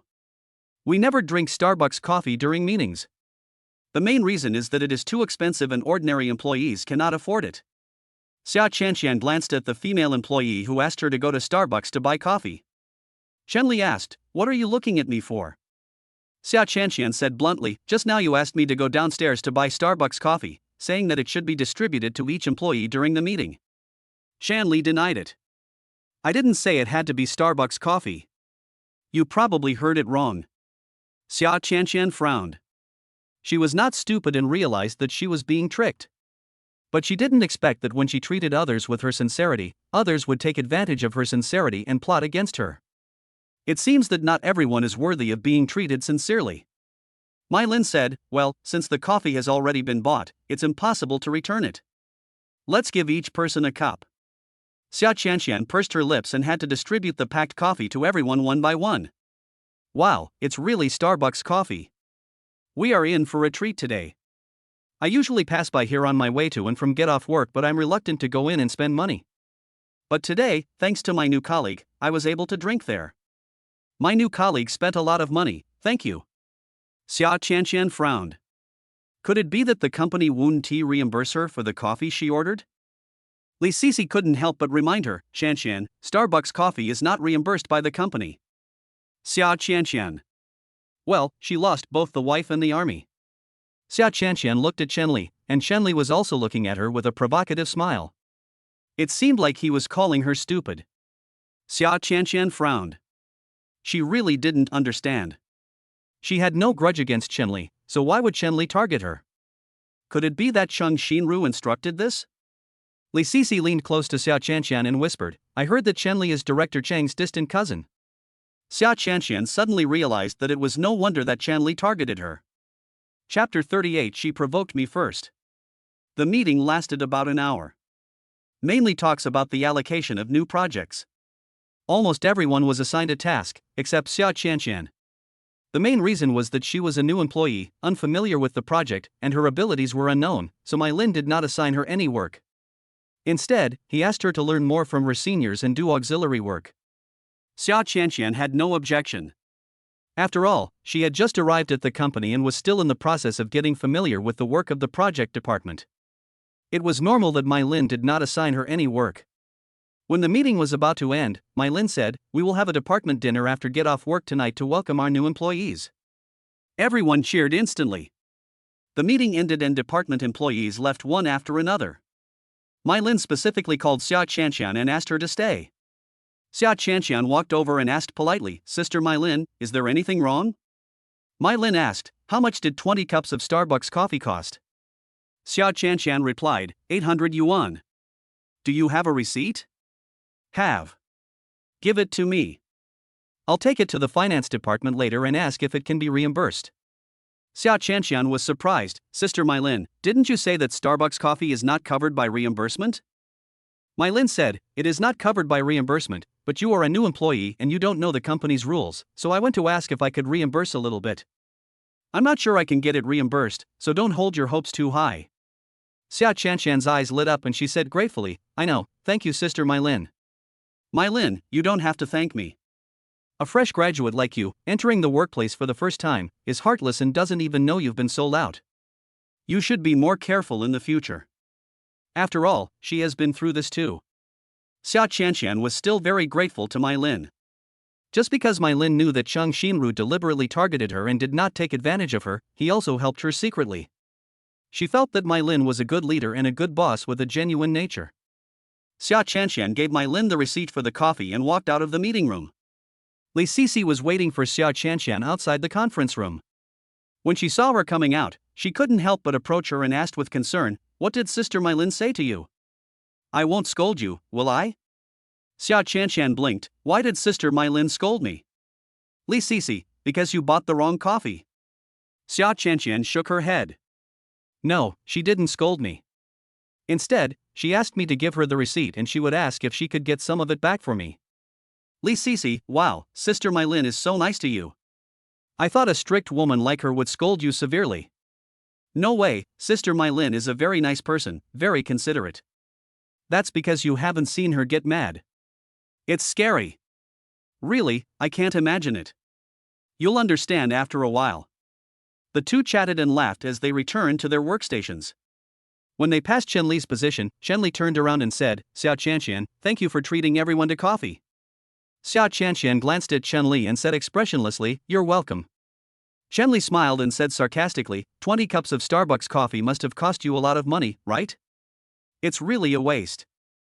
Xia Qianqian, are you worried about my money?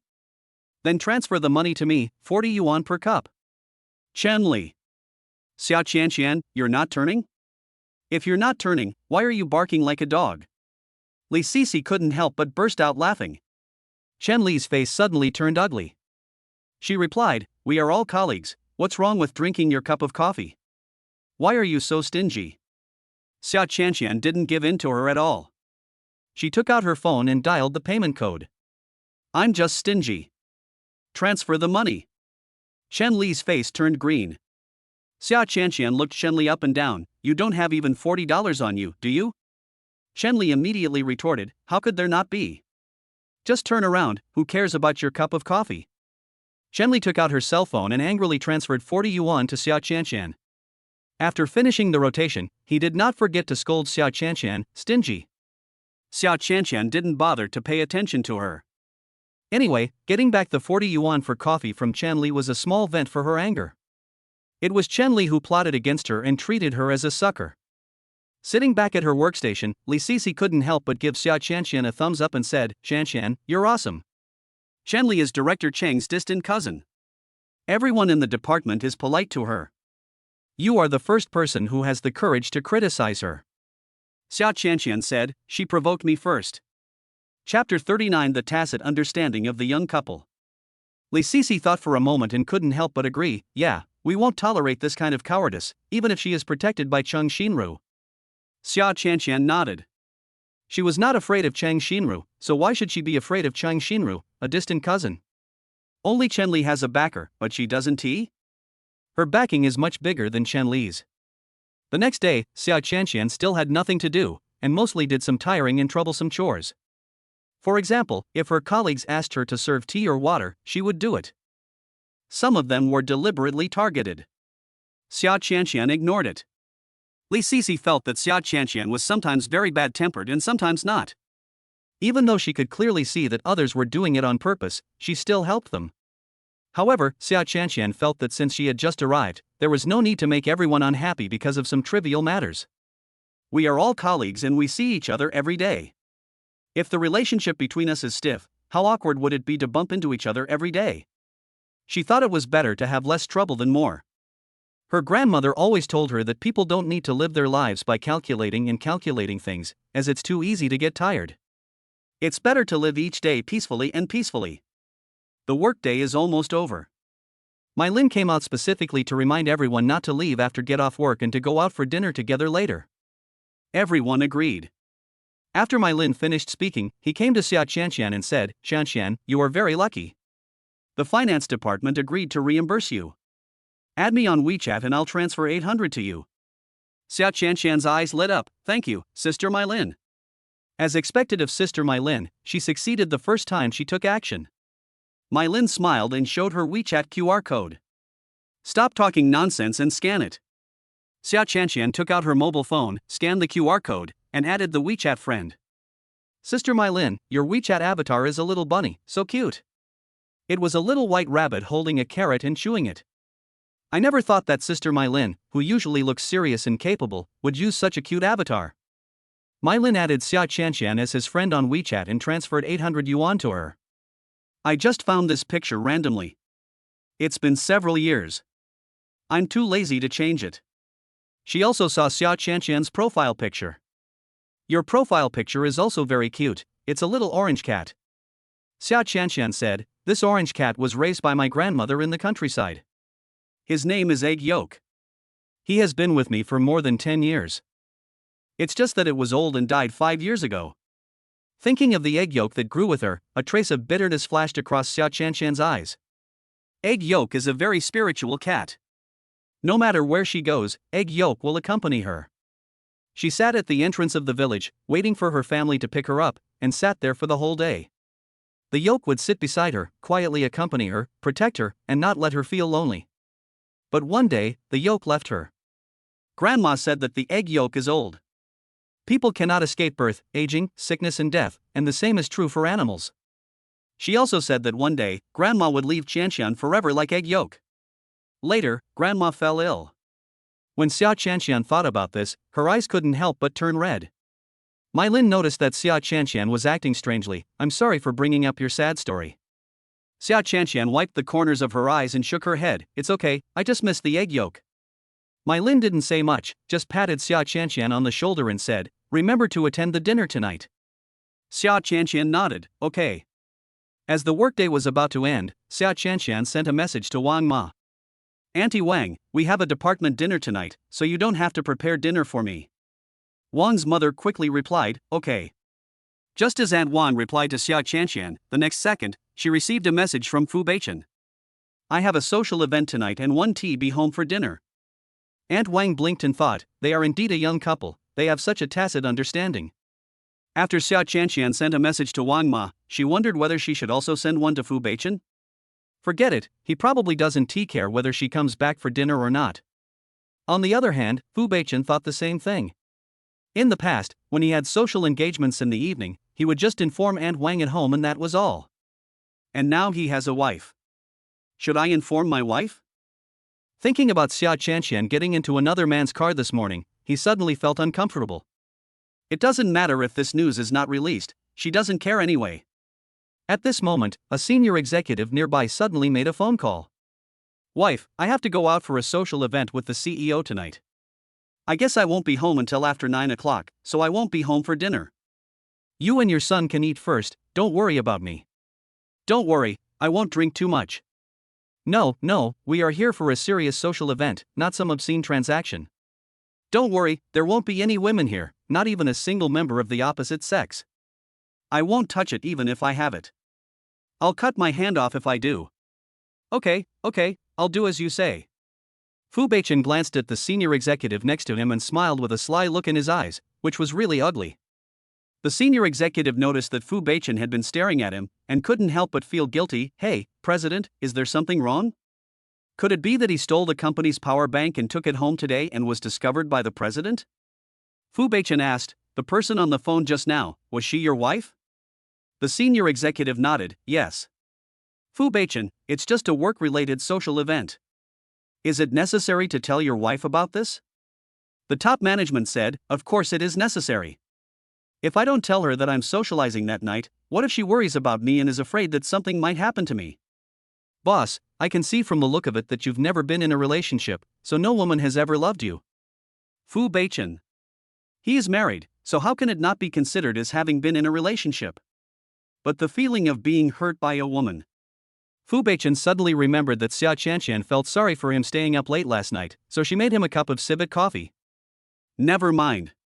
He shouldn't have thought about it. After hesitating for a while, Fu Beichen still sent a message to Xia Chanxian. I have a social event tonight and 1T be going home for dinner.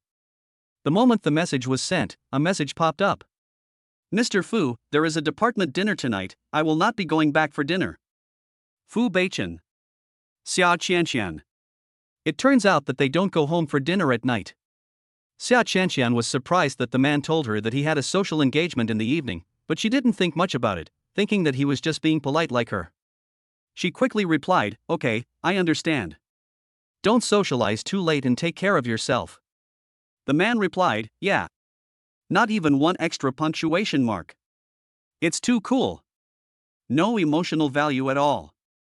Xia Chanxian curled her lips, turned off the screen, and put the phone in her trouser pocket. Little did he know that when Fu Beichen saw the message sent by Xia Chanxian, the corners of his mouth slightly raised. He seemed to know why the senior executive was smiling so happily when he answered his wife's call. It turns out that this is the warm feeling of having family care. Chapter 40 Toast. After get off work, Mai Lin took the people from the project team to a restaurant for dinner. Mai Lin has already booked a private room. When everyone arrives at the restaurant, they can enter the room by simply telling her cell phone number. Most people don't have a car, so they have to take a taxi. Mai Lin has a mobility scooter, but it can only seat 5 people. The empty seats in her car had already been occupied, so it was not Xia Chanxian and Li Sisi's turn. Xia Chanxian and Li Sisi decided to take a taxi. At this time, a Mercedes-Benz stopped in front of the two of them. Chenli, who was sitting in the passenger seat, waved to Li Sisi, hey, Li Sisi, I have an empty seat here, do you want to come up and sit? This Mercedes-Benz is the car of Chenli's boyfriend. Her boyfriend is a slightly wealthy second-generation guy named Song Chuan. Chenli often showed off her rich second-generation boyfriend in front of her colleagues, and asked her rich second-generation boyfriend to pick her up and drop her off at get-off-work every now and then. So Li Sisi recognized the Mercedes-Benz car the first time she saw it. Li Sisi stretched her neck and took a look at the Mercedes-Benz. Aren't there 2 empty seats in your car? How come you only have one? Chenli glanced at Xia Chanxian, who was standing next to Li Sisi, and said, not everyone is qualified to ride in my boyfriend's car. This means that even if there are extra seats, it will not be Xia Chanxian's turn to sit there. Li Sisi frowned. Isn't this obviously rejecting Xia Chanxian? Xia Chanxian looked calm. Sisi, you can get on and sit down. I can take a taxi to the restaurant by myself. Li Sisi asked, how can this be possible? we agreed to go there together by car. She looked at Chen Li, since you don't want Xia Qianqian to ride in your boyfriend's car, I won't ride in it either. Chen Li asked back, are you sure? You didn't want to take my car for free, but you wasted money to take a taxi with Xia Qianqian? Li Sisi, I'm sure. Chen Li couldn't help but said sarcastically, you are indeed affectionate and loyal to Xia Qianqian, but I don't know if she is worthy of you doing this for her. Li Sisi said, just because Qianqian treated everyone to a cup of Starbucks coffee this morning, I think she is a pretty good person. Chen Li snorted, Li Sisi, I advise you to use your brain. Xia Qianqian has offended our director Chang, and there will be no consequences in the future. You are so close to Xia Qianqian, aren't you afraid of being implicated by her? Li Sisi, I'm not afraid. Anyway, I haven't done anything to let the company down. A person with a clear conscience has nothing to fear. Stubborn. Chen Li cursed angrily and let her rich second-generation boyfriend drive the car away. Seeing that Xia Qianqian didn't say anything, Li Sisi thought that she was hit by Chen Li's words, and couldn't help but say to her, Qianqian, don't take Chen Li's words to heart, she is deliberately trying to annoy you. Xia Qianqian smiled and nodded, then said, anyway, Sisi, thank you for being willing to be my friend. Li Sisi didn't care. Oh, what are you thanking me for? I have the right to make friends freely. Anyway, I have eyes to see who is worth making friends with and who is not. Xia Qianqian, yeah. Coincidentally, the car they called arrived, and they got in and went to the restaurant together. By the time Xia Qianqian and Li Sisi arrived at the box, the food had almost been served. Fortunately, there is still room for them. Mai Lin first made some symbolic remarks before encouraging everyone to start eating. Mai Lin raised his glass and said, welcome our new employee Xia Qianqian. I'll toast to you first. Xia Qianqian couldn't drink, so she poured herself a cup of tea and offered it to him. Others followed Mai Lin's example and toasted Xia Qianqian. At this time, the door of the box was opened. A graceful figure walked in. Oh, it's so lively. Everyone looked over and exclaimed in surprise. It's Director Chang. Director Chang, why are you here?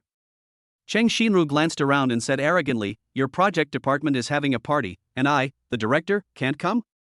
Mai Lin immediately said, of course not. We welcome Director Chang to attend our project department's party. Cheng Xinru nodded, very satisfied with Mai Lin's words. Mai Lin said politely, Director Chang, there is an empty seat here, come and sit here. Cheng Xinru, no, I have an appointment. I'll just come in and take a look and leave. You just toasted to your new colleague, right? I'll toast to you, too. Chen Li was very tactful and poured a glass of wine for Cheng Xinru. Cousin, please. Cheng Xinru took the wineglass, walked to Xia Qianqian, raised her eyebrows, and said, please. Xia Qianqian didn't quite understand what Cheng Xinru was doing, but she still picked up the cup and greeted her, please. Cheng Xinru glanced at the tea in Xia Qianqian's cup, silently withdrew her hand and did not clink glasses with her. The cup that Xia Qianqian reached out to drink was empty. She looked at Cheng Xinru in confusion, not understanding what she meant. Cheng Xinru looked arrogant, as if she didn't want to explain to Xia Qianqian. Chen Li next to her began to speak in a bad tone, Xia Qianqian, our director Chang is toasting you, what do you mean by offering tea? So you don't respect our director Chang? Xia Qianqian frowned and said frankly, I can't really drink. Chen Li said, if you can't drink much, can't you learn to drink? Everyone can drink, why can't you? Xia Qianqian was speechless for a moment. Mai Lin saw that the atmosphere was not right, so he quickly came over to smooth things over. I'm sorry, Director Chang, the new employee is immature. I'll toast to you on her behalf. Cheng Xinru glanced at Mai Lin and said, Mai Lin, this is not nice of you. I'm toasting to the new employees, why are you joining in the fun? Mai Lin smiled, a little embarrassed. Chen Li continued to speak nonsense, Xia Qianqian, isn't it just a matter of a glass of wine? Drinking it won't kill you. The new employee is so disrespectful to his seniors, will he have any other intentions towards the company in the future? Xia Qianqian was silent, knowing that she had to drink this glass of wine. Besides, she couldn't let Sister Mai Lin stand in front of her all the time. Okay, I'll drink it. She poured herself a full glass of wine and said in front of Cheng Xinru, cheers to Director Chang. Then he drank it in one gulp. The wine tastes bitter and astringent, and is very intoxicating. After a while, Xia Qianqian's face turned red. But her eyes were still clear, staring at Cheng Xinru, and said word by word, we've finished the wine, is Director Chang satisfied? Cheng Xinru raised her eyebrows and seemed to be in a good mood. Not bad, keep it up. After saying that, she said you guys continue and left in a swagger. Obviously, everyone saw that Cheng Xinru came here deliberately to intimidate the new employee Xia Qianqian. I don't know how Xia Qianqian offended Cheng Xinru, causing Cheng Xinru to target her again and again. The atmosphere in the box was eerily quiet. Everyone looked at Xia Qianqian with strange eyes. It's like looking at an alien. Mai Lin glanced at Xia Qianqian, then looked away. Everyone, continue. However, after Cheng Xinru's interruption, the atmosphere was not as lively as it was at the beginning. Xia Qianqian sat back in her seat in silence. Li Sisi asked with concern, Qianqian, are you okay? Xia Qianqian shook her head, it's okay. Although Xia Qianqian said she was fine, Li Sisi still noticed that she was in a bad mood. That's right, no matter who is targeted by the leader at a department dinner, it is impossible for nothing to happen. Li Sisi sighed and didn't say much. Xia Qianqian sat in her seat for a while, and her cheeks became increasingly hot. My head felt dizzy and I even felt like vomiting. I guess it's because I drank too much wine just now. Excuse me, I'm going to the bathroom. Xia Qianqian suppressed the dizziness and walked out of the box. She asked a passing waiter where the restroom was. The waiter politely pointed her in a direction. Thanks. Xia Qianqian walked towards that direction, her body swaying slightly. Chapter 41 Drunk, Looking for Husband. Another box. There were several company CEOs and senior executives sitting in the box. The man sitting in the first position was wearing an expensive, straight custom-made suit. He had a unique appearance and noble temperament. He exuded a mature and cold charm from the inside out, and was full of the top aura of a chaebol boss. The man was obviously the youngest among these CEOs, but he had the capital to surpass all of them and the aura that made people submit to him. Boss Fu, I toast you a glass. The several CEOs had almost finished discussing the project and raised their glasses to express their politeness to the man. The wine glass in front of Fu Beichen remained untouched, but Song Tao drank one glass after another on his behalf. One of the CEOs asked, Mr. Fu, are you still single? I heard that your family has arranged a blind date recently. How about I introduce my daughter to you? Another CEO said, your daughter is too ugly, fat, and pockmarked. She is not worthy of our CEO Fu. My daughter is beautiful and is the best match for CEO Fu. Go away, your daughters are no match for me. My daughter is better. She is beautiful and well educated. She is now a senior executive of the company and has outstanding abilities. She and President Fu are a perfect match of talent and beauty. Fu Beichen didn't say anything, but silently showed his ring finger with a wedding ring. The slender fingers fell on the dining table and tapped it lightly. The wedding ring on the ring finger shines brightly under the light. A sharp-eyed boss widened his eyes, pointed at Fu Beichen's ring finger and asked, Boss Fu, what are you doing? Fu Beichen, wedding ring. All the CEOs. Xia Qianqian walked in the direction indicated by the waiter, but after walking for half a day, she still couldn't find the bathroom. Her head was dizzy and she wanted to ask for help, but there was no one around her who could help. That's right. She can find her financial sponsor. Xia Qianqian felt in her pocket for a long time before she took out her cell phone. What's the sponsor's cell phone number? Let me think about it. Xia Qianqian held up her cell phone. The screen was bright, but the words on it were blurry. She strained her eyes wide but couldn't make out what was on it. Soon, she gave up and said, forget it, just order one. Soon, someone answered the call. Hello, who are you? I'm your wife. You are sick. The other party cursed and hung up the phone. Xia Qianqian was confused for a moment. Did she dial the wrong number? Isn't this Fu Beichen's call? In the box. Everyone was so shocked by the news that Fu Beichen was married that their jaws almost dropped to the ground. Mr. Fu, are you married? When did you get married? How come we haven't received any news? Fu Beichen gently stroked the wedding ring on his ring finger and said in a light tone, we just got the marriage certificate. A boss asked curiously, so, when will the wedding be held? Fu Beichen, not sure yet. The boss added, I don't know when the wedding will be held, so Madam Fu, we should be able to get to know each other, right? Before Fu Beichen could say anything, the phone in his pocket rang. He took out his cell phone and glanced at the screen. The note on the screen is wife. It was Xia Qianqian calling. Sorry, I have to answer the phone. The boss, who was closer to Fu Beichen, saw the notes on the screen and couldn't help but speak up. Mr. Fu's wife called, "Everyone be quiet." Everyone held their breath for a moment. However, that gossipy little eye was staring straight at Fu Beichen. Fu Beichen. He stood up and said, "I'm going to leave. Please do as you please." Fu Beichen just walked out of the box. The boss who spoke up was so regretful that he should have kept his mouth shut. Now there is no chance to find out who Mrs. Fu is. Fu Beichen walked out of the box and then answered the phone. On the other end of the phone, the girl's breathing seemed a little disordered and she was a little breathless. He frowned. "What's up?" "Ha."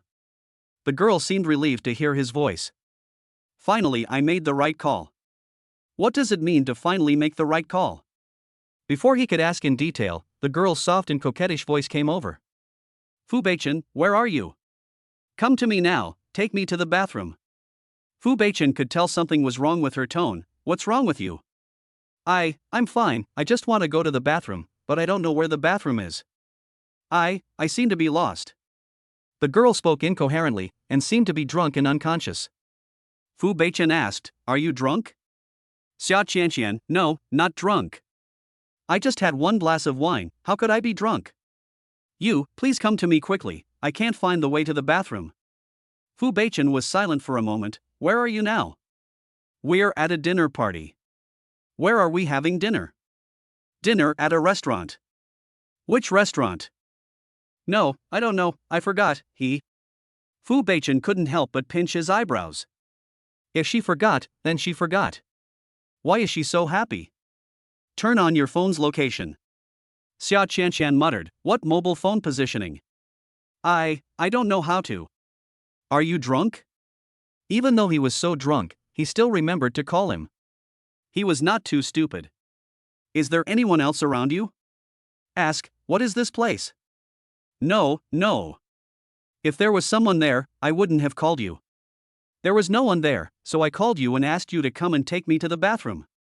Fu Beichen, just stand there and don't move. I'll find a way." He hung up the phone, then re-entered the box and called Song Tao out.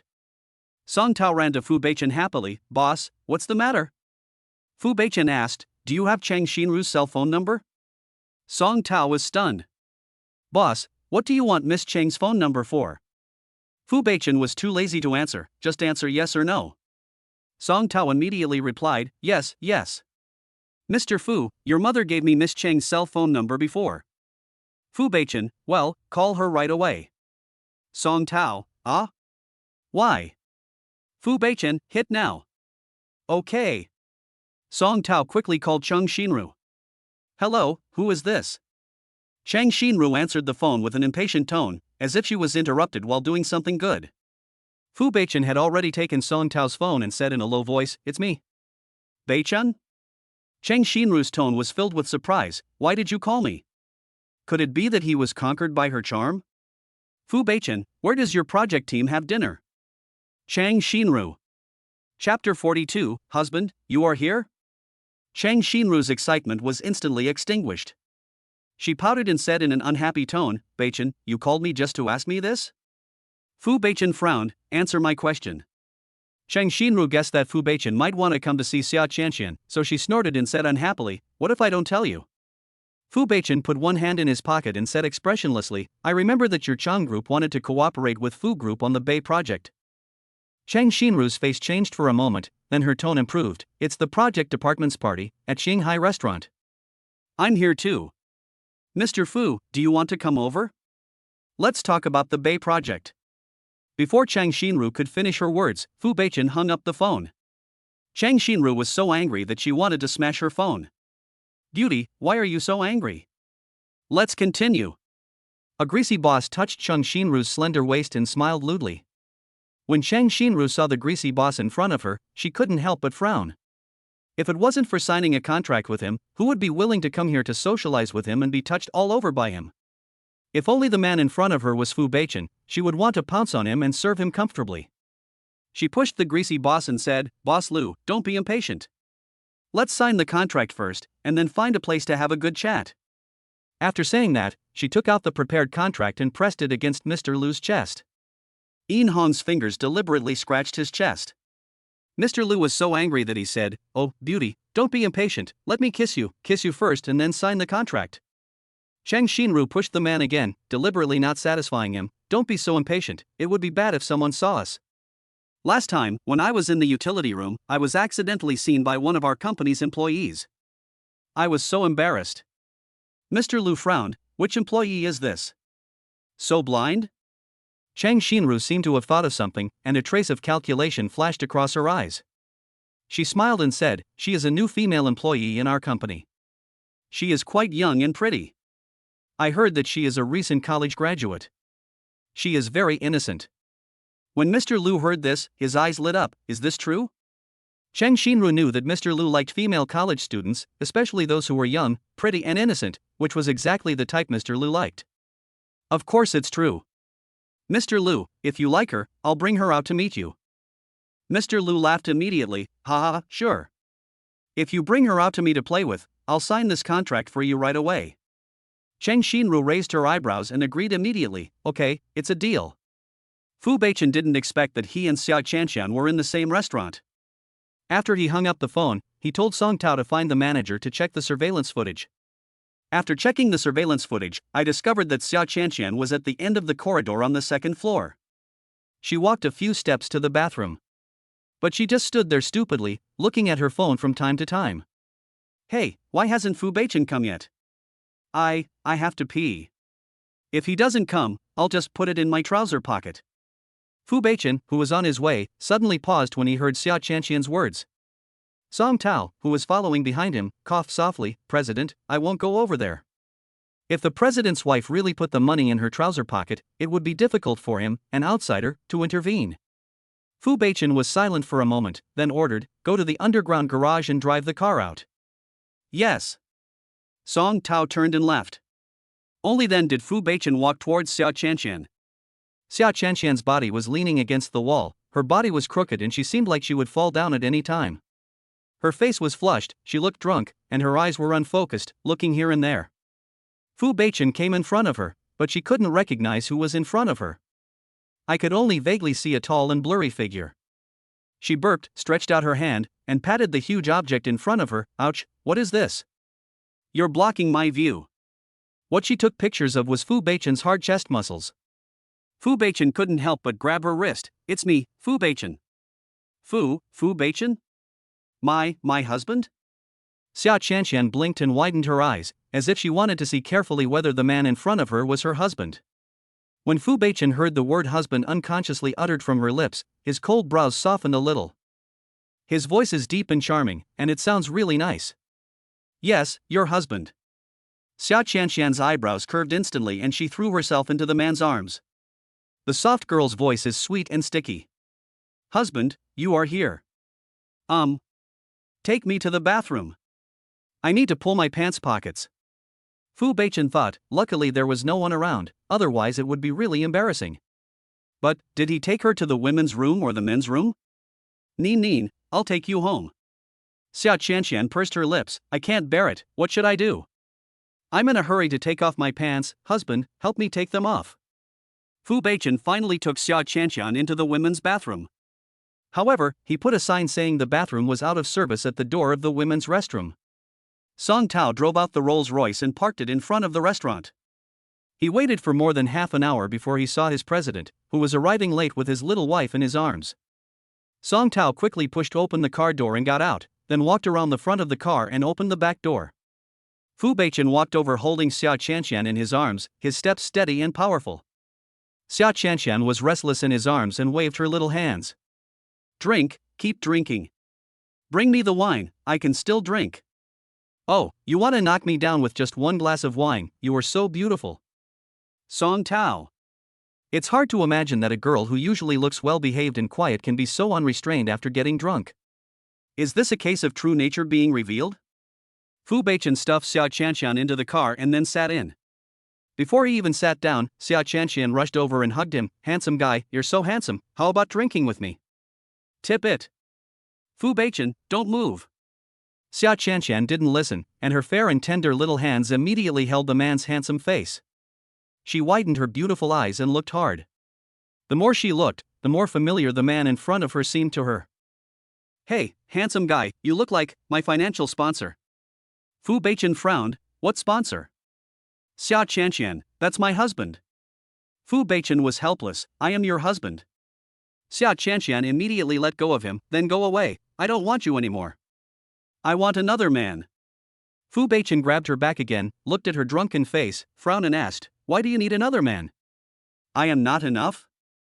Chapter 43, Husband, you smell so good. The man thought bitterly, is she planning to go find that Dr. Gu? Xia Chanxian buried her face in the man's arms, mumbling unconsciously, because he was so mean to me these past 2 days and was angry with me. Last night, he tortured me so badly that I couldn't get out of bed today. I hate him, I don't want him anymore. Fu Beichen. Song Tao, who was about to get in the car. Is this something an assistant of his could hear? Fu Beichen looked down at her. I'm not angry with you. Xia Chanxian, I don't believe it. If he wasn't angry with me, would he call me a retard?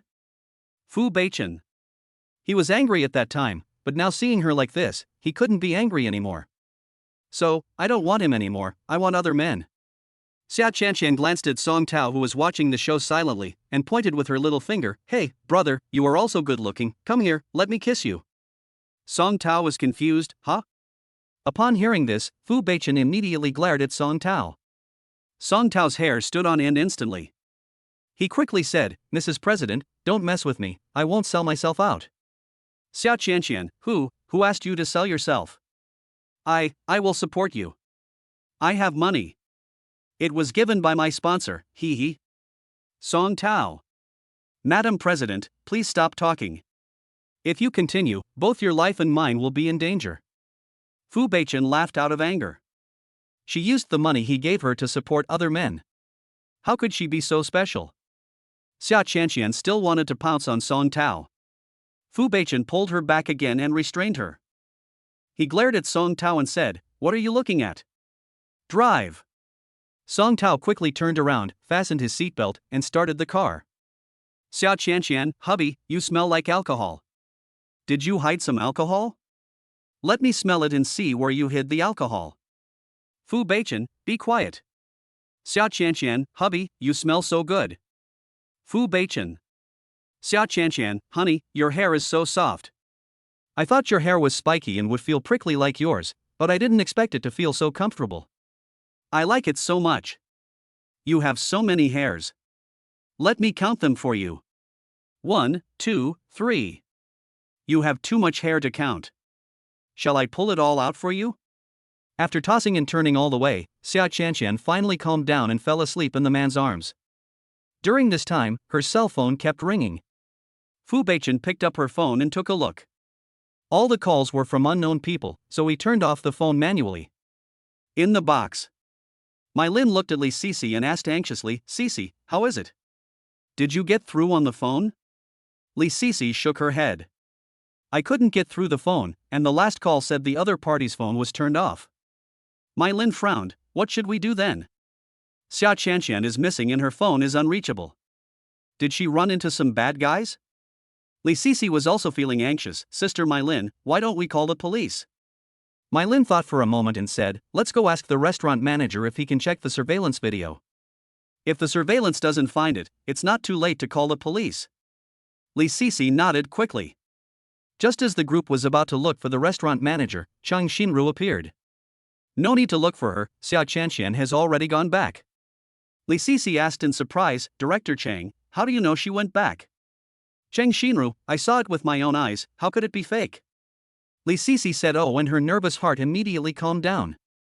Chen Li said unhappily, how could Xia Chanxian be like this? She sneaked away without telling us and made us worry about her for nothing. Someone agreed, that's right. This is a department party held for her, and she sneaked away in the middle of it? She really doesn't take us seriously.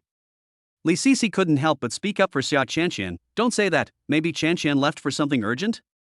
Chen Li snorted coldly, you can't sneak away even if you have an emergency. At least give us a call and send us a message to explain the situation, right? Li Sisi, maybe she has some compelling reason. Chen Li Sisi, don't speak for her. Xia Chanxian is such a selfish person who doesn't care about the group. That's right, people like this don't deserve to join our project department.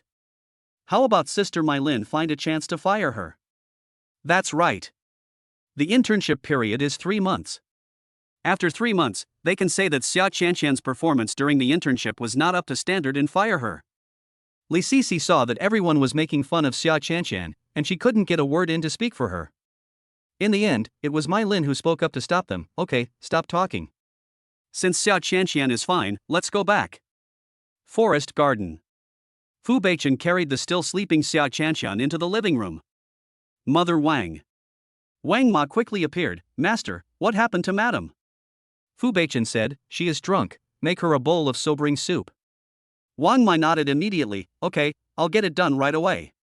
She was about to turn around and go into the kitchen, but after thinking for a moment, she turned back and reminded him, Master, your hair is a little messy.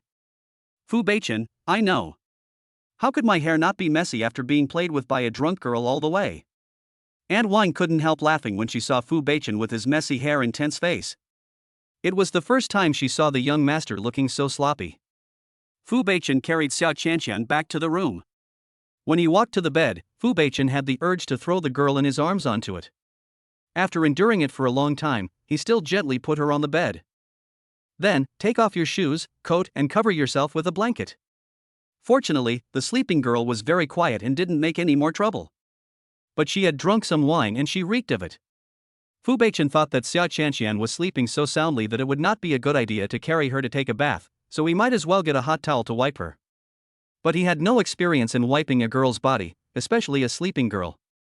Just at this moment, Aunt Wang came in with some hangover soup. Fu Beichen took the hangover soup in his hand and said, Auntie Wang, go to the bathroom and get a basin of hot water. Use a hot towel to wipe Xia Qianqian's body. Mother Wang nodded in agreement.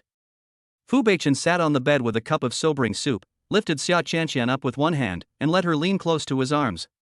The girl leaned in his arms, still sleeping soundly. Fu Beichen couldn't help but pat her little face. Wake up, I'll feed you some hangover soup. Xia Qianqian was disturbed and pouted, still unwilling to wake up. Fu Beichen continued to take pictures of her. Xia Qianqian made some unhappy whimpering sounds, but still didn't want to wake up. Fu Beichen couldn't help but pinch Xia Qianqian's cheek. Open your mouth. Xia Qianqian seemed to be deliberately going against him, with her mouth pouting and tightly closed. Fu Beichen. Drunk girls are not good at all. It's better to be good as usual. At this time, Wang Ma came out with a basin of hot water. Seeing that Fu Beichen had not yet fed her the hangover soup, she could not help but say, Young master, why don't you just drink a sip of the hangover soup and feed it to young madam mouth to mouth? Chapter 44, Social Death After Waking Up. That's a good idea. Fu Beichen, Auntie Wang, turn your back for a moment. Wang Ma couldn't help but laugh. Master, you're not still shy, are you? There's nothing to be shy about. I'm not a stranger, Wang Ma. Alright, I'll turn around and promise not to watch you two being intimate. Aunt Wang turned her back considerately. Fu Beichen then took a sip of the sobering soup, pinched Xia Qianqian's chin, and bent down to kiss her. He pried open her lips and teeth and transferred the liquid in his mouth into the girl's mouth bit by bit. The hangover soup wasn't very tasty. Xia Qianqian couldn't help but frown and felt like vomiting. But my mouth was blocked by something and I couldn't spit it out. The thing was very flexible and was moving around in her mouth, making the tip of her tongue numb. So annoying. Xia Qianqian couldn't help but make a sound of protest. Only then did Fu Beichen let her go. The girl's mouth was very sweet, with a hint of alcohol, and he became addicted to kissing her. Fu Beichen took another sip of the sobering soup and continued feeding him. He didn't let her go until the bowl of soup in his hand was empty. Fu Beichen put Xia Qianqian back on the bed and then said to Wang Ma, Auntie Wang, please turn around and wipe her body. Aunt Wang, hey, master, the madam is your wife, why don't you help her wipe it? Fu Beichen, I'm not very good at it. You can learn it. Master, it's easy to help people wipe their bodies, just like wiping a table with a rag. Once you wipe it, it will be bright. Come on, I'll teach you. The first step is to take off the young mistress's clothes. Fu Beichen, I have almost taken off all her clothes. Wang Ma, take off your underwear too. You've been wearing them for a whole day and they stink. You shouldn't take them off and change into clean ones, right? Fu Beichen didn't say anything, but was about to tear off Xia Qianqian's pink lace bra with his hands. Wang Ma was quick to stop him. Oh, that's not the case. How can anyone take off their underwear like this? It's so rude. Fu Beichen thought that every time they had sex in bed, he would pull it off directly, cleanly, and neatly. How do I take it off? There are buttons on the back of the bra, just unbutton them. Aunt Wang carefully turned Xia Qianqian over and signaled Fu Beichen to unbutton the back of her shirt. Fu Beichen fiddled with it for a long time before he finally untied it. Aunt Wang couldn't help but glance at Xia Qianqian's chest. Oh, I didn't expect that the young mistress looks thin, but she is actually quite well endowed. Young master, you are so lucky. Fu Beichen. Next, taking off the underwear is much easier. After taking off his underwear, Fu Beichen threw it on the ground. Wang Ma thought, men are just careless. She will have to pick them up and put them in the laundry basket later. Then, Mother Wang began to instruct Fu Beichen to wipe Xia Qianqian's body with a hot towel. From top to bottom, no part is left out. Fu Beichen rubbed with too much force, turning Xia Qianqian's delicate skin red. Wang Ma, master, please be gentler. Girl's skin is very delicate. Fu Beichen was silent for a moment, but still did as he was told. Aunt Wang, wipe the young lady's chest carefully, it's pleasing to the eyes. Fu Beichen. After wiping for a long time, it was finally clean. Fu Beichen covered Xia Qianqian with the quilt again. Aunt Wang took the basin and towel, picked up the underwear on the ground and left. After Wang Ma left, Fu Beichen couldn't help but go to the bathroom and take a cold shower. When she came out of the cold shower, Xia Qianqian was still sleeping soundly. He climbed onto the bed and lay down, and couldn't help pinching Xia Qianqian's little face. You slept well. But that night, he was tortured by her. When he gets back, he will definitely ask for it back from her. Fu Beichen rolled the girl's body into his arms, feeling the delicate and fragrant touch. The fire he had finally put out was about to spread across the prairie again. The next morning. Madam, wake up, it's time to get up and have breakfast. Xia Qianqian opened her sleepy eyes and said, Auntie Wang, why is it you? Where am I? The last impression in her mind was the department dinner. Wang Ma said, Madam, this is home. You are lying on your bed at home. Xia Qianqian rubbed her head and asked, I'm home? Who brought me home? She had no impression at all. Aunt Wang said, the young master took you home. Don't you remember? Xia Qianqian shook her head. She had no impression of it. Wang Ma sighed, alas, madam, you'd better drink less when you are outside in the future. If the young master hadn't brought you home, I don't know how you would have come back. If you run into a bad guy, it will be dangerous. Xia Qianqian nodded, okay, I remember. She didn't expect that she had such a poor alcohol tolerance and was knocked out by just one glass of wine. But how did Fu Beichen meet her and bring her home? Xia Qianqian really couldn't remember.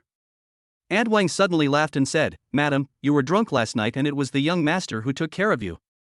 I've never seen the young master be so attentive and considerate to a woman. Xia Qianqian was stunned, how does he take care of me? Wang Ma, just carry you back to your room, help you take off your clothes, and wipe your body with a hot towel. Xia Qianqian. Aunt Wang continued, this should be the first time that the young master has helped a girl wipe her body. His movements are not very skilled. I am still guiding him from the side. Xia Qianqian couldn't help blushing. Well, then last night, he stripped me naked, then. Wang Ma nodded, yes, take off all the clothes, even the underwear. The eldest master didn't know how to take off your underwear, and he even wanted to tear your underwear off. Then I was there to teach him how to take it off, and he succeeded. You know what, madam, your breasts are well developed. The young master can't even hold them with one hand. Are they D-cup? Xia Qianqian was so embarrassed that she dug her toes into the ground. Auntie Wang, please go out first. I'm going to change my clothes. Wang Ma, okay, remember to come down and have breakfast. You went to the company without having breakfast yesterday. The master was afraid that you were hungry, so he asked me to pack a breakfast for you. Xia Qianqian was stunned. Fu Beichen asked Aunt Wang to pack a breakfast for her? She didn't receive it.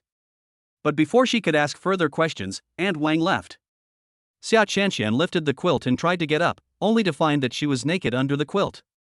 Thinking about how Fu Beichen stripped her clothes off and touched her all over in front of Aunt Wang last night, she couldn't help but blush. Did she lie naked on the same bed with Fu Beichen last night? So shameful. Don't get so drunk next time.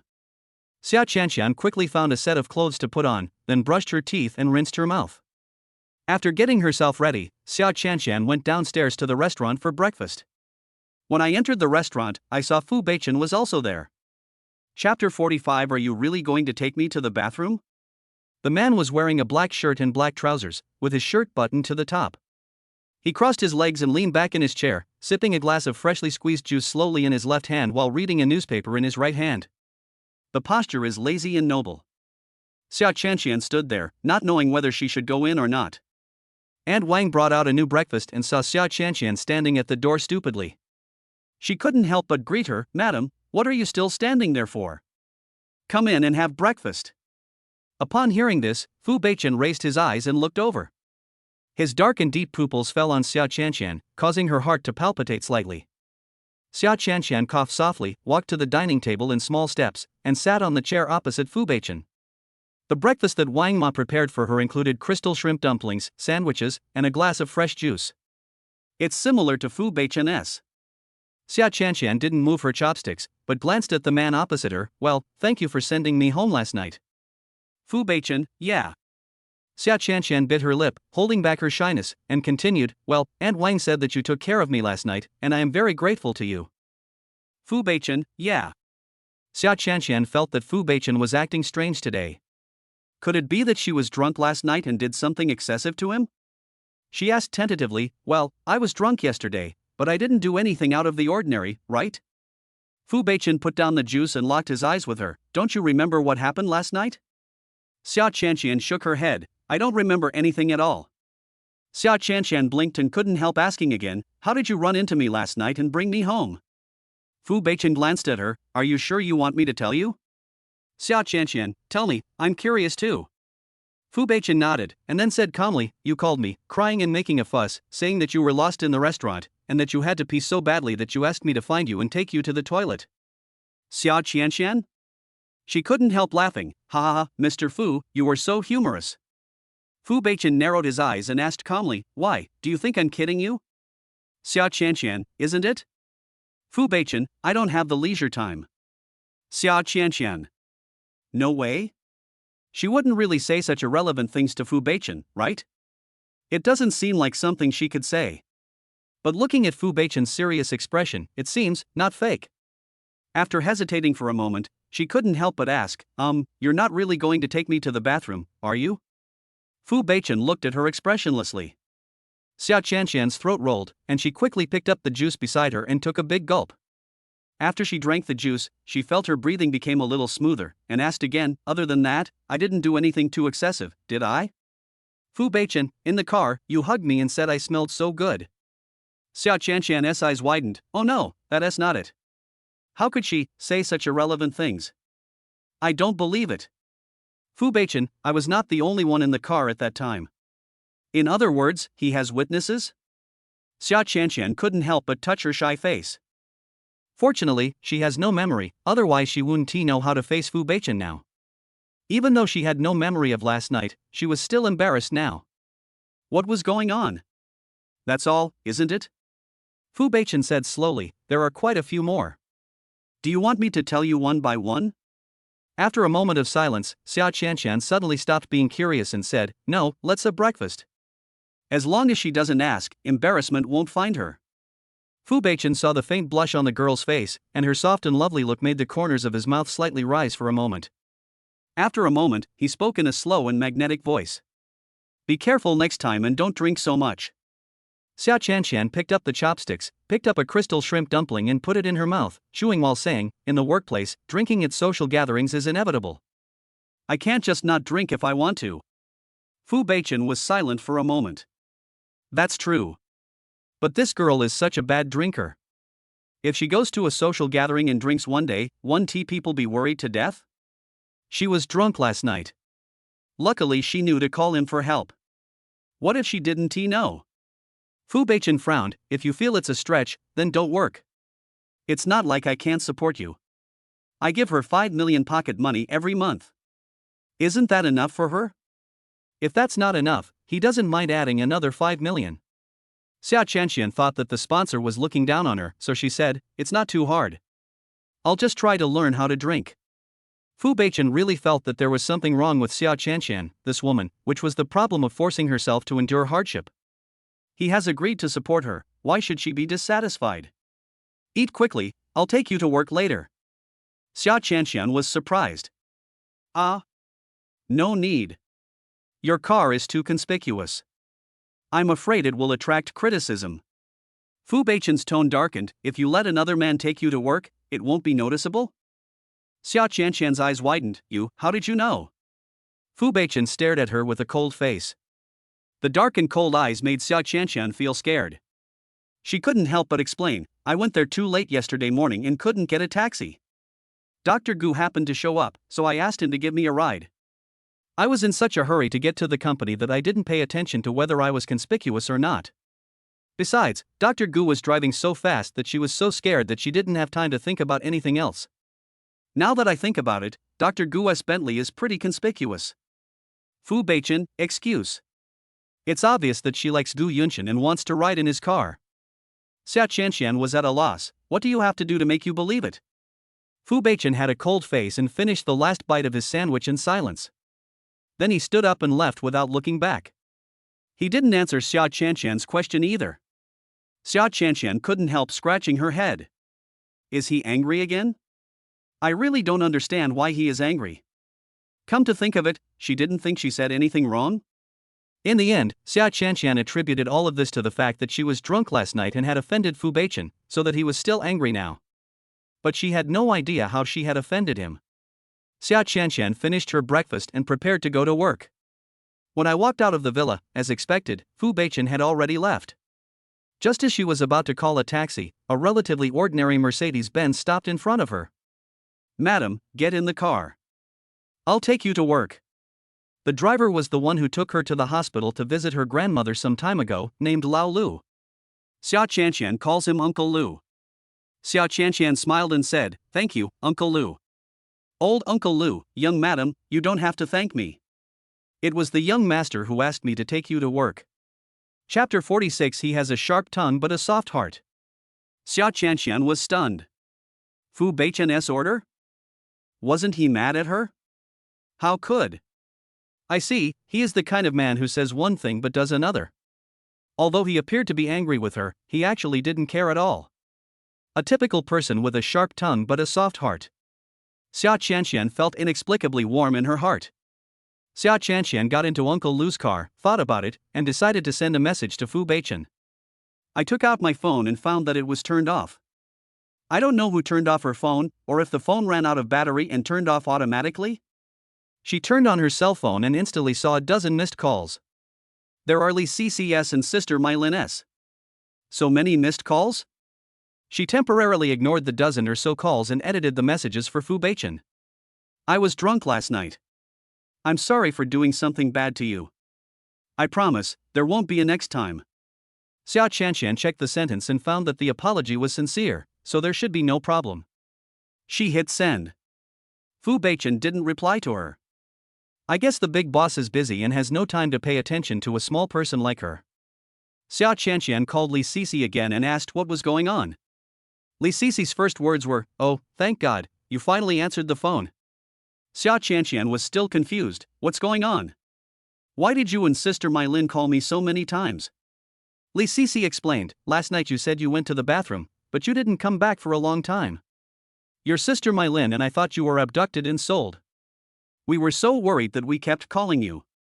It wasn't until Director Chang came and told us that you had been picked up that we left with peace of mind. Xia Qianqian quickly said, I'm sorry, I was drunk last night, I don't even know how I got home. I have no recollection of you calling me.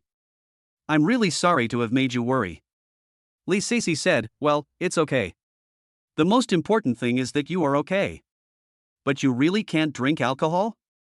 You get drunk after just one glass? Xia Qianqian nodded, Yeah, I didn't expect to get drunk so easily. Li Cici, it's not your fault. The alcohol content they ordered last night was too high. I felt dizzy after 2 drinks, not to mention you who have never drunk alcohol before. Xia Qianqian sighed, Cici, let's not talk about it anymore. I didn't charge my phone last night and it's almost out of battery.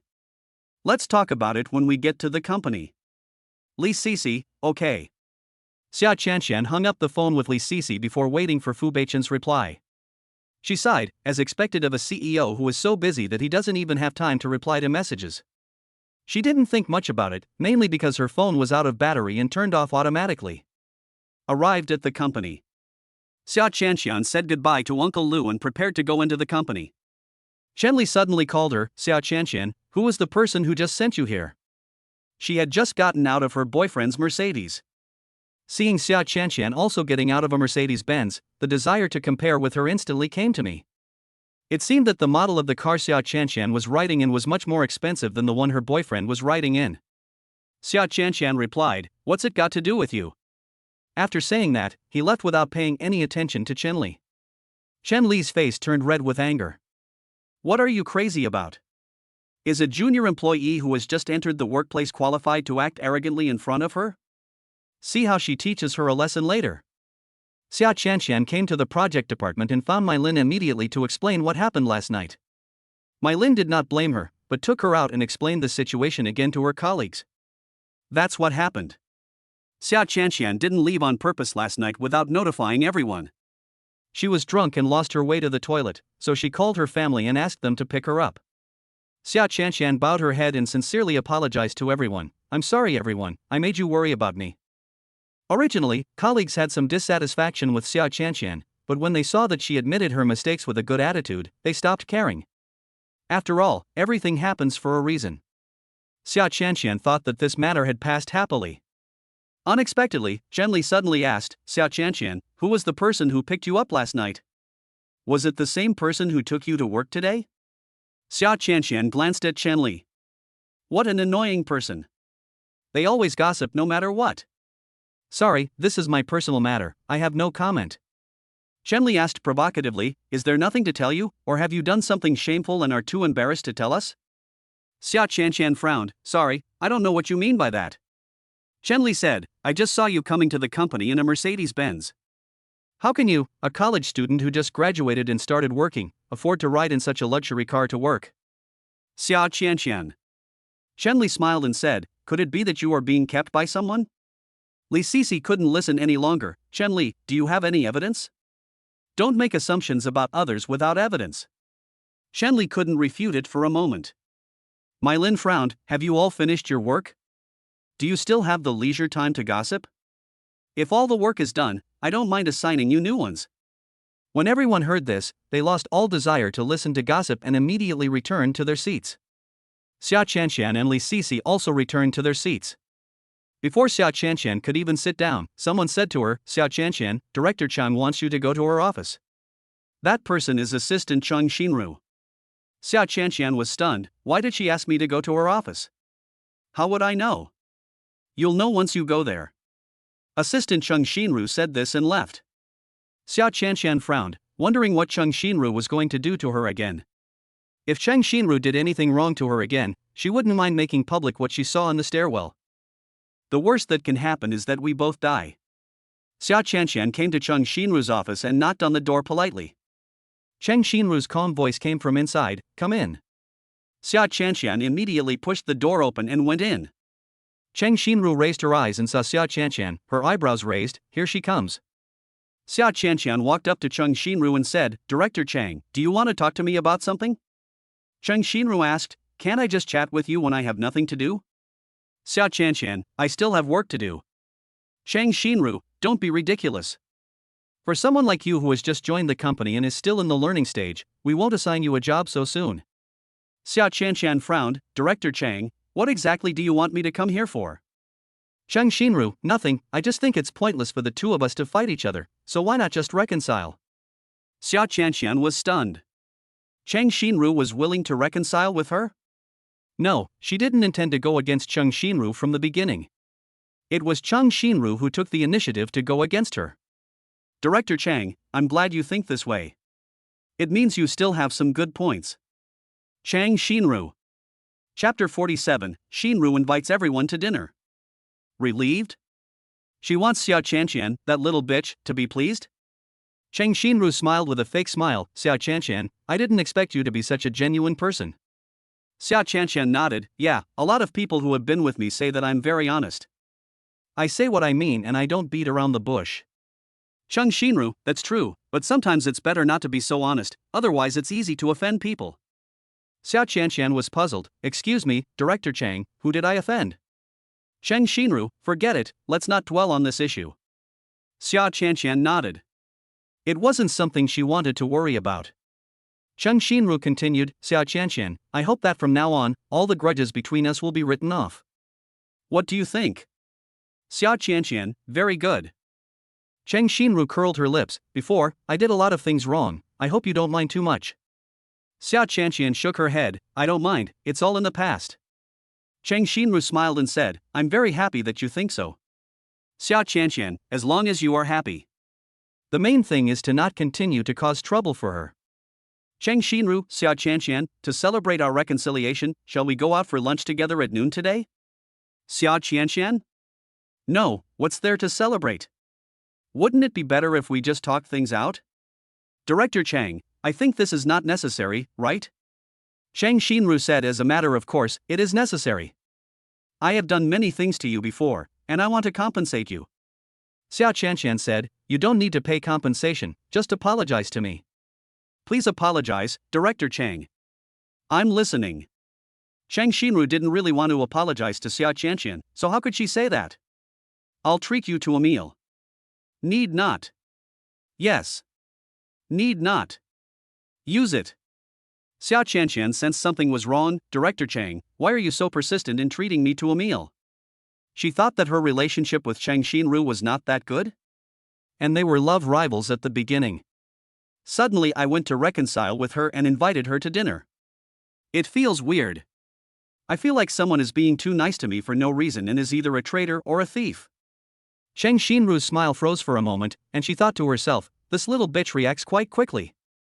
I am just like this. If we reconcile, I have to treat you to a meal. Otherwise, I will feel guilty. Cheng Shinru glanced at Xia Qianqian and said, if you don't agree, do you not agree to reconcile with me? Xia smiled lightly, how come? Cheng Shinru asked, so you agree?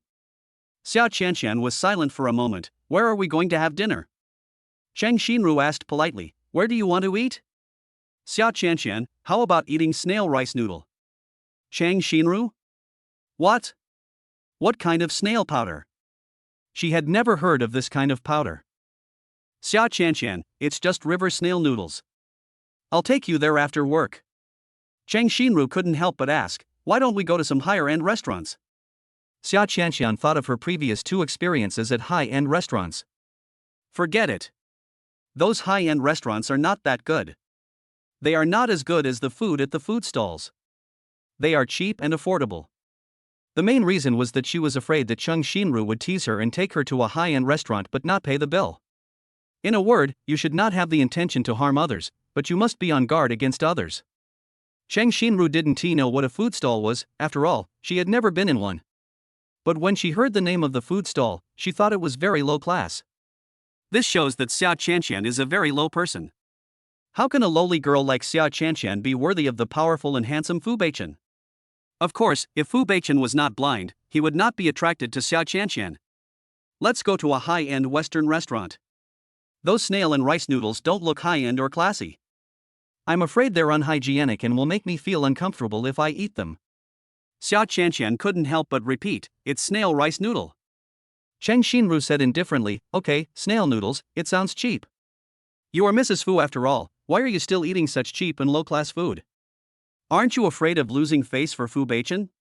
Xia Qianqian curled her lips and said seriously, no, because my husband is not such a superficial person. Cheng Shinru. Isn't this yin and yang that she is a superficial woman? Still calling Fu Beichen hubby? Pooh. It's obviously fake. Loading. She was too lazy to continue talking to Xia Qianqian. Okay, let's book a high-end Western restaurant, and you can get out. Xia Qianqian frowned. She hadn't agreed yet, but Cheng Shinru took the initiative? He really doesn't look like he wants to reconcile with her. Xia Qianqian turned and left. She returned to her workstation and Li Sisi asked her what was going on. Xia Qianqian said, Cheng Shinru said she wanted to invite me to a high-end Western restaurant for lunch today. Li Sisi's eyes widened. Ah? No way? Isn't Director Chung hostile to you? Why is he so nice to you all of a sudden? Xia Qianqian, I wonder too. As for Chang Xinru's words about wanting to reconcile with her, she felt that not a single word of it was credible. Because of Chang Xinru's condescending attitude, it didn't seem like she wanted to reconcile with her. Li Sisi also found it unbelievable. Could Director Chang be thinking of some trick to mess with you? Xia Qianqian asked, what evil tricks do you think she will come up with? Li Sisi shook her head. I don't know. I'm not a worm in Director Chang's stomach. After a pause, she seemed to think of something. However, I heard from my senior that an employee accidentally offended Director Chang. Director Chang was very angry and asked the employee to go out and find someone to teach her a lesson.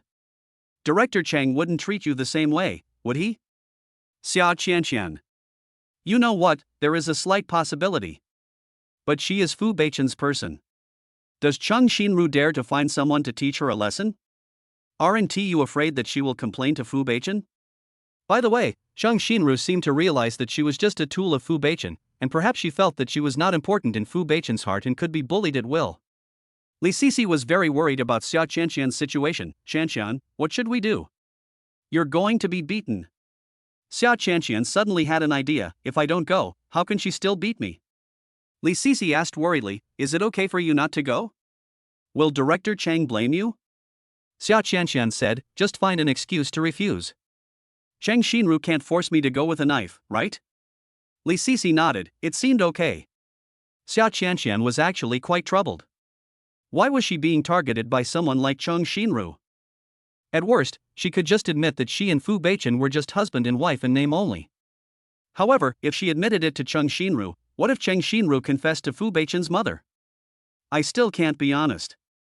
Xia Qianqian waited until the end of the workday with a heavy heart. Just as it was time to get off work, Chang Xinru called. Xia Qianqian, wait for me downstairs in the company later. Chapter 48. But your clothes are disheveled. Xia Qianqian had already thought of an excuse. Director Chang, I'm sorry, my stomach is not feeling well, so I can't go to the Western restaurant with you. Please find someone else to go with you. Chang Xinru frowned. Why is your stomach uncomfortable for no reason? Xia Qianqian, I don't know, maybe I ate something wrong this morning. Chang Xinru was not so easy to fool. Xia Qianqian, you are not lying to me, are you? You just don't want to go to dinner with me. Xia Qianqian thought, isn't this just asking a question even though you already know the answer? Who would like to have dinner with their boss? And this boss was hostile to her. No, Director Chang, you're overthinking it. My stomach is really uncomfortable. Let's do it another day. Xia Qianqian, you. Ouch, my stomach feels uncomfortable again. I'm going to the bathroom first. Director Chang, that's all. Bye. Without waiting for Chang Xinru to finish speaking, Xia Qianqian hung up the phone. Chang Xinru stared in disbelief. I was about to trick this little bitch out, but she actually changed her mind? It seems that it is not that easy to trick Xia Qianqian into Mr. Lu's bed. After Xia Qianqian hung up the call with Chang Xinru, she went to the company cafeteria to eat with Li Sisi in a good mood. New employees have benefits in the company and can eat free lunch in the cafeteria for the first month. The cafeteria lunch menu is quite rich, with sweet and sour pork tenderloin, lemon duck, chicken stewed with mushrooms, etc. They look delicious and appetizing, and whet your appetite. There is free lunch in the company cafeteria. Why would you go out and spend money to eat? The food outside is not necessarily that delicious or clean. Chang Xinru's behavior really makes Xia Qianqian, an ordinary employee, unable to understand. Xia Qianqian took a little of everything and shared some with the jealous Li Sisi. The two found a dining table and sat down together, chatting about some company gossip. Li Sisi heard a lot of gossip. She could name several people in the company who were having office romances. After gossiping about others, she started gossiping about Xia Qianqian. Qianqian, do you have a boyfriend? Xia Qianqian thought, it's over, it's her turn to be gossiped about. She coughed softly, not yet. It's true that I don't have a boyfriend because I have a husband. Li Sisi was surprised. Ah? You don't have a boyfriend yet? Xia Qianqian shook her head. No, no one is pursuing me. Li Sisi's eyes widened. How is that possible? You are so beautiful. Xia Qianqian asked back, does being pretty mean you'll definitely be pursued? Li Sisi choked and thought, that seems to be the case. Some girls are so beautiful that men think they are already taken and dare not pursue them. Or they think they are not worthy enough and dare not pursue. So, you've never had a boyfriend since you were a child? Xia Qianqian nodded, no. Li Sisi felt very sorry, what a pity. Xia Qianqian asked curiously, is it good to have a boyfriend? Li Sisi propped up her chin and said, it depends on how your boyfriend is doing. If he's good and gives you a great love experience, then of course it feels good. If your boyfriend is not a good person and often uses pua and cold violence against your girlfriend, then you should break up as soon as possible. Xia Qianqian said, oh. She had never been in love before and didn't know how to tell whether the love experience was good or not. To be honest, she really wants to have a healthy and beautiful love experience. But she is married now, so she probably can't experience it. Xia Qianqian couldn't help but think of Fu Beichen. She wondered if he had ever been in love. For a rich and powerful man like him, the thing he has the most is probably the pursuit of women. Thinking that Fu Beichen might have had countless girlfriends and did those intimate things between men and women with each of them, I felt a little depressed. What's going on? Xia Qianqian really didn't expect that after she told Li Sisi at lunch that she had never had a boyfriend, the news of her being single spread in less than an afternoon. Several single men in the department, as well as single men from other departments, extended olive branches of love signals to her. Miss Xia, are you free tonight? How about having dinner or watching a movie together? Miss Xia, let's go shopping together tonight? Miss Xia, I passed by the flower shop and saw this beautiful bouquet of flowers. It matches you perfectly. I'll give it to you. Xia Qianqian rejected them all. But even though she refused, she still received a lot of love letters. She seemed to have guessed something and immediately looked at Li Sisi, asking what was going on. Li Sisi said innocently, Qianqian, didn't you say you've never had a boyfriend and don't have any suitors? I told everyone that you're still single, but I didn't expect everyone to be so enthusiastic about you. It looks like you'll be single soon. Xia Qianqian. Shenli glanced over and said, Humph, slut, you just came into the company and you're already flaunting your peacock feathers to seduce men. How long has it been since you last had a man? Before Xia Qianqian could speak, Li Sisi couldn't help but say, Shenli, how can you say that? Qianqian is still single, she is qualified to date and have a boyfriend. Unlike you, who already has a boyfriend outside the company who drives a Mercedes, and is still having an affair with the marketing manager inside the company. You. Shenli's eyes widened. Don't talk nonsense. When did I have any unclear relationship with the marketing manager? Li Sisi said, I was working overtime one night and saw you walk into the marketing manager's office. You came out disheveled an hour later. Shenli choked and subconsciously argued, I just asked the marketing manager about some work matters, I didn't do anything out of line with him. Li Sisi, but your clothes are in disarray. Shenli's face flushed. Li Sisi, if you dare to leak even a single word, I will not let you off easily. Li Sisi, oh. At this time, Xia Qianqian said, I'm sorry, I also know about the unclear things between you and the marketing manager. Shenli. Xia Qianqian smiled and said, if you want me to keep my mouth shut, please shut your mouth and don't mess with me in the future. Shenli was so angry that her teeth were itching. Get off work in the afternoon. Xia Qianqian walked out of the company and did not see Fu Beichen's Rolls-Royce, nor did she receive any message from him. She sighed. Could it be that she really pissed off her sponsor? Suddenly, her cell phone rang. Xia Qianqian quickly took out her cell phone and saw that it was not a call from Fu Beichen. There was a trace of disappointment in her eyes before she answered the phone. Hello? Madam, this is my Uncle Lu. I'm on my way to pick you up. Are you off work? Xia Qianqian was stunned for a moment, then nodded, get off. Uncle Lu, wait for me 5 minutes, I'll be there soon. 5 minutes later, Uncle Lu's big Mercedes stopped in front of Xia Qianqian. Xia Qianqian got in the car and thanked him, Uncle Lu, thank you for coming to pick me up after get off work. Lu Shuhan smiled and said, you're welcome. This is all the young master's order. He asked me to be responsible for picking you up and dropping you off at get off work in the future. Chapter 49 Why are you the one exercising but I am the one who is tired? Xia Qianqian was stunned. Was it Fu Beichen's order? He did all this in private, and if Uncle Lu hadn't told her, she wouldn't have known. Is this car also his? Uncle Lu said, no, it's mine. The young master's cars are all worth millions or tens of millions. This Mercedes-Benz, which is just over $1 million, was bought with my own savings. Xia Qianqian let out an "oh" and felt mixed emotions. Xia Qianqian returned to Sinyuan and saw Aunt Wang, so she asked, Aunt Wang, is Mr. Fu back? Wang Ma said, he hasn't come back yet. Xia Qianqian said oh and felt a little disappointed. Aunt Wang glanced at Xia Qianqian and asked teasingly, Madam, are you missing the master? Xia Qianqian was a little embarrassed. No, I was just asking casually. But her slightly flushed face revealed some of her thoughts. Aunt Wang smiled and said, the young master's home time after get off work is not fixed. Sometimes he comes back early, and sometimes he comes back late. If there is overtime, social activities or something like that, it may be even later. Madam, if you want to know why the young master is coming home, just call him and ask. Xia Qianqian asked, if I call him, will he think I'm disturbing him? Wang Ma, how could the young lady think like that? Isn't it normal for a couple to call each other and ask about each other's situation? Xia Qianqian thought to herself, this is normal for a normal couple. But she and Fu Beichen are not a normal couple. Xia Qianqian still didn't have the courage to call Fu Beichen. Auntie Wang, how many girlfriends has your young master had? Wang Ma shook her head, I've never heard that the young master has a girlfriend.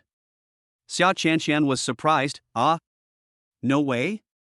Aunt Wang shook her head. I don't know the details. The young master spent most of his time abroad, studying and starting a business abroad. He only returned to China this year and became the president of the Fu Group. Xia Qianqian said oh. It seems that I can't get any gossip about Fu Beichen from Wang Ma. Aunt Wang changed the subject and said, but madam, you are the first woman that the young master brought home. Xia Qianqian curled her lips, thinking that he must be a tool to be brought home. Wang Ma added, Madam, if you want to know how many girlfriends the young master has dated, why don't you just ask him directly? Xia Qianqian, will he tell me? Wang Ma, you'll know if you ask. Just at this time, Fu Beichen came back. The man still looked cool and ascetic in his suit and tie, with a dignified temperament in his every move. But Xia Qianqian knew that this man was a beast in human clothing. Once he took off his clothes, he was like a wild beast, as ferocious as a wolf or a tiger, hungry and thirsty, and had nothing to do with abstinence. Aunt Wang greeted him with a smile, Master, you're back. I was just talking about you with Madam. Fu Beichen glanced at Xia Qianqian and said in a very cold tone, what do you want to talk about me? Xia Qianqian met the man's cold and indifferent eyes, her throat choked, and she didn't know what to say for a moment. Seeing that Xia Qianqian didn't say anything, Wang Ma kindly spoke for her, Master, the mistress wants to know how many girlfriends you have. Fu Beichen's deep eyes fell on Xia Qianqian's pretty face, why do you want to know? Xia Qianqian, curious. Fu Beichen asked, just pure curiosity? Xia Qianqian nodded. Fu Beichen frowned. Xia Qianqian looked at him eagerly, so, how many girlfriends have you had? I won't tell you. Fu Beichen said this in a cold tone and turned away. Xia Qianqian. Seeing the man almost going upstairs, she seemed to have thought of something and couldn't help but chase after him. Mr. Fu, wait a moment.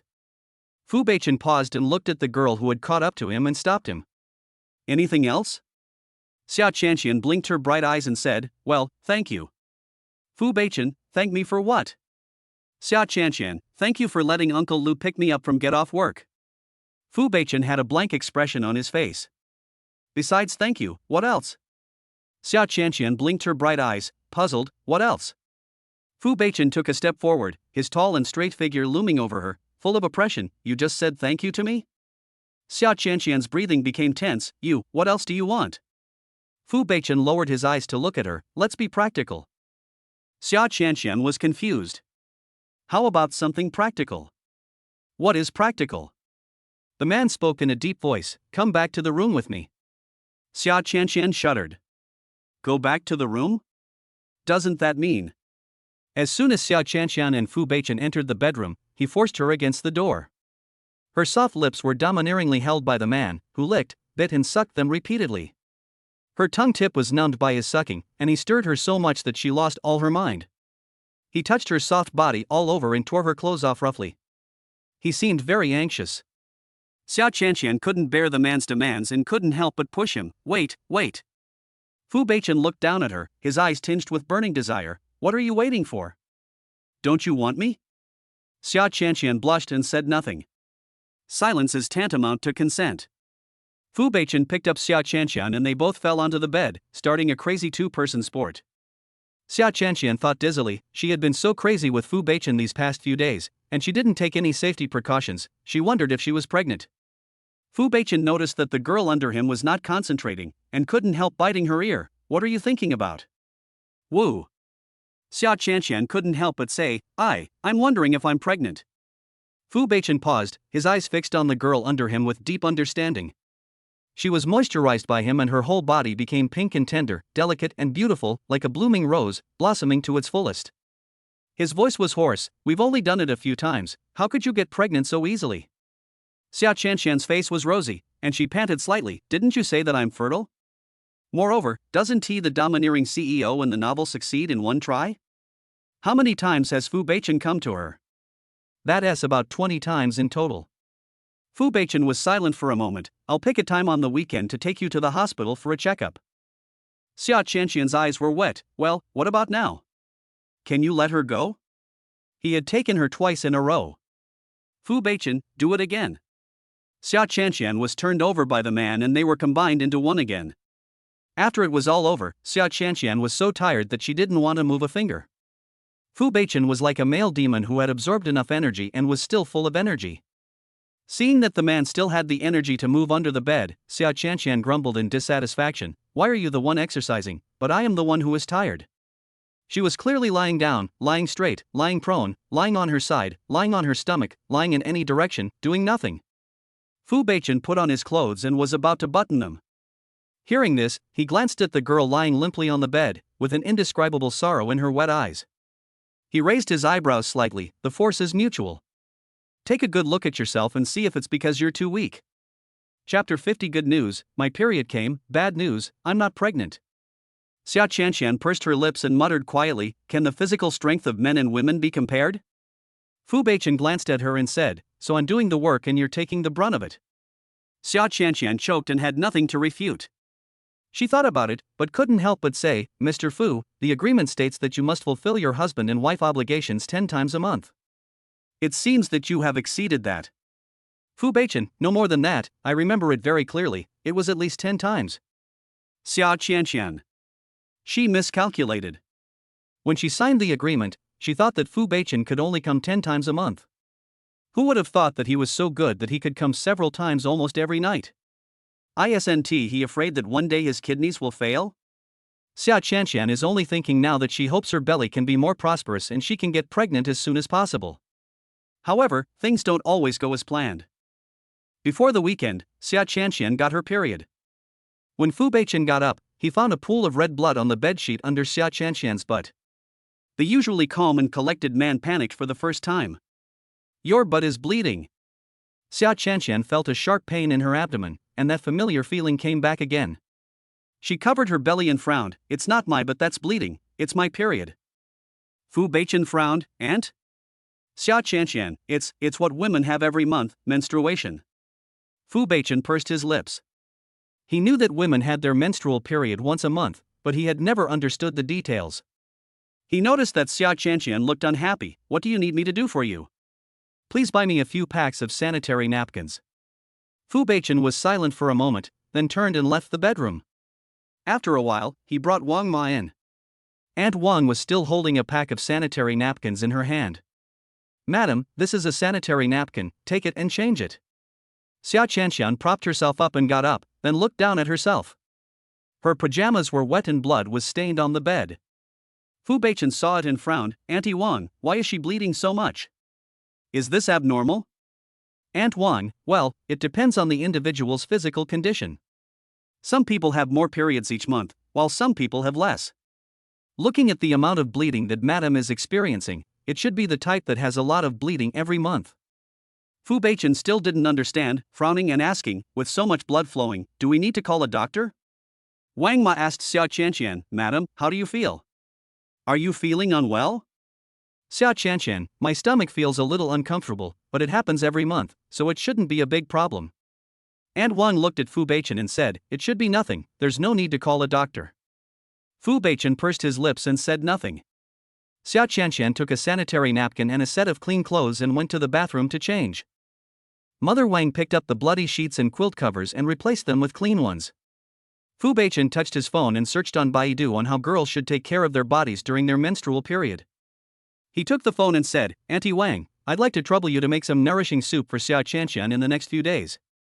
Aunt Wang smiled and said, Master, don't worry. I know what to do without you reminding me. She is a woman, so she naturally knows that those few days of each month are the most difficult for women. The body must be very weak after losing so much blood and needs to be nourished. Fu Beichen hummed, and then said, if possible, make her a bowl of brown sugar ginger soup. I heard it is very nutritious. Aunt Wang was surprised. Young master also knows about brown sugar ginger soup? Fu Beichen just found out. Wang Ma couldn't help laughing again. It can be seen that the young master cares about the young mistress. Fu Beichen lowered his eyes. Does he care about her very much? She is his wife, it is normal for him to care about her, there is no other meaning. Wang Ma thought of something and couldn't help but remind her, oh, master, I need to remind you. Fu Beichen, what? Aunt Wang, during the days when the young mistress is having her period, you must not have sex with her. You can only have sex with her after her period is over for 2 days. Fu Beichen. Wang Ma was afraid that Fu Beichen didn't care, so she couldn't help but continue, Master, having sex during a woman's menstrual period is very harmful to her body. Some men only care about their own pleasure and ignore their women's bodies. They force sex on them, and end up causing their women to suffer from gynecological diseases. In serious cases, they even die in bed. Master, don't be like some men who ignore their wives' health and torture them to death. Wang Ma, with her experience as a person who has been through this, spoke with great sincerity. Fu Beichen's mouth twitched slightly. Well, I understand. He wasn't so hungry that he would fight to the death. Aunt Wang nodded, feeling relieved. Xia Qianqian changed her clothes and walked out with a sanitary napkin. She happened to hear the informal conversation between Wang Ma and Fu Beichen. Her cheeks couldn't help but feel slightly hot. At this time, Fu Beichen looked at her. How many days does your period usually end?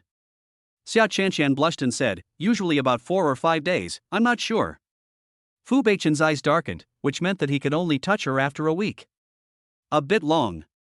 Before he touched Xia Qianqian, abstinence was easy for him. After touching Xia Qianqian, he realized that abstinence was difficult. He glanced at Xia Qianqian and said, you're having your period. Does that prove that you're not pregnant? Xia Qianqian pursed her lips and nodded. Good news, my period has come and I don't have to suffer under the pressure of men anymore. Bad news, my period is over, but I still have to be oppressed. Oh, when will these miserable days end? Fu Beichen hummed lightly, it seems that I don't need to go to the hospital for a checkup this weekend. Wang Ma understood immediately, Master, you have to keep working hard and get the young mistress pregnant as soon as possible. The old master and the old mistress are counting on their grandson. Fu Beichen glanced at Xia Qianqian and said in a low voice, yes, I will. Xia Qianqian's already sore legs became even weaker. During breakfast, Aunt Wang specially made a bowl of brown sugar ginger soup for Xia Qianqian. Xia Qianqian thanked her politely, thank you, Aunt Wang. Wang Ma smiled and said, don't thank me. If you want to thank someone, thank the young master. He was the one who ordered it. Xia Qianqian subconsciously looked at Fu Beichen with surprise in her eyes. It seemed he didn't expect him to do this. Fu Beichen's eyebrows moved suddenly, and he took a deep breath. I didn't give any orders. Aunt Wang, Master, if you ordered it, it's your order. Don't be embarrassed to admit it. Fu Beichen. Xia Qianqian blinked and said, thank you, Mr. Fu. Fu Beichen turned his dark eyes towards her and said, no need to thank me. Just take care of yourself and continue to have children for me. Xia Qianqian. Wang Ma covered her mouth and laughed secretly, come on, madam. Xia Qianqian smiled with her lips but not her heart. You can't add any more oil. The process of giving birth is hard work, you don't understand, Aunt Wang. Chapter 51, A Man's Heart is Like a Needle in the Sea. After breakfast, Xia Qianqian still wanted to go to work. Fu Beichen saw that her complexion was not very good, and thinking of how much blood she had lost this morning, his eyes suddenly darkened. What was she thinking, going to work even though she was bleeding so much? I was really afraid that she would bleed and die on the way to work. Xia Qianqian, since you have your period, just take a leave and don't have to go to work. Xia Qianqian waved her hand, it's okay, it's just my period, no need to ask for leave. Fu Beichen frowned, really no need to invite me? He felt that she was holding on. Xia Qianqian shook her head, no need. Besides, she had just been at work for 2 days. If she asked for leave rashly, her boss might be dissatisfied with her. Fu Beichen's tone sank. If you're not afraid of bleeding to death, then go to work. Xia Qianqian was shocked. Bleeding to death? How is this possible? Fu Beichen frowned. How is that impossible? The blood I bleed from my serious injuries is not as much as the blood you bleed every month. I can still vividly remember the pool of blood on the bed this morning. I really don't understand how Xia Qianqian's thin body could bleed so much. I don't know if it will hurt when it flows. I don't know if Xia Qianqian feels pain, but it seems painful to him anyway. Xia Qianqian explained, the blood we bleed is different. Yours is the blood from injury, and mine is the normal physiological phenomenon of women. You bleed useful blood, and I bleed blood that the body does not need. It is the body detoxifying. What's the difference? Isn't it all blood from the body? Fu Beichen asked in a deep voice, are you really going to work? Xia Qianqian nodded, yes. Fu Beichen glanced at her with a cold look in his eyes. You work really hard. You didn't work so hard when you gave birth to my child at night. Xia Qianqian. Can this be the same? Fu Beichen pursed his lips and wanted to turn around and leave. But after thinking about it, he couldn't help but say one more thing to Xia Qianqian, if you feel unwell, remember to call me. Xia Qianqian was stunned for a moment. Was he concerned about her? My heart feels inexplicably sweet. What is going on? She couldn't help but ask, Mr. Fu, are you concerned about me? Fu Beichen lowered his eyes and saw the girl looking at him with her beautiful big eyes, blinking. As if expecting something. He said, guess for yourself. After saying that, he turned and left. Xia Qianqian blinked, not understanding what was going on. She guessed it herself? She is not a worm in his stomach, so how can she know what he is thinking? Alas, a man's heart is as unfathomable as a needle in the sea. As soon as Xia Qianqian arrived at the company, she saw several more bouquets of flowers on her workstation. Li Sisi said enviously, Qianqian, several male colleagues sent you flowers today. You are so popular now that you don't have to worry about not having suitors. Xia Qianqian gave a bitter smile. Maybe she is allergic to romance, and giving her flowers from someone she doesn't like is almost like being harassed. Besides, she is married now and doesn't want to have any suitors. Sisi, these flowers are for you. Li Sisi, no, these are flowers sent by your male colleagues who are pursuing you. Why are you giving them to me? Xia Qianqian, I don't like it. If you don't want it, I'll throw it away. The main reason was that the flowers were not signed, so she had no way to send them back. Oh, don't throw it away. These flowers are so beautiful. It would be such a waste to throw them away. If you don't want it, then I'll take it back and make a flower petal bath. Take it, take it. Li Sisi thanked Xia Qianqian with a smile, then took the bouquets of flowers back to her seat. Chen Li saw it and snorted unhappily, isn't it just a few bouquets of flowers? What's there to be happy about? It's like you've never seen the world. Li Sisi held the flowers and said with a smile, yeah, isn't it just a few bouquets of flowers?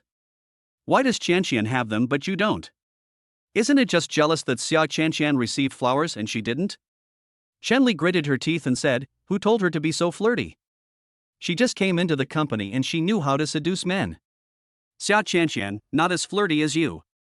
You already have a boyfriend, but you still seduced the marketing manager. When the old matter was brought up again, Chen Li simply kept silent.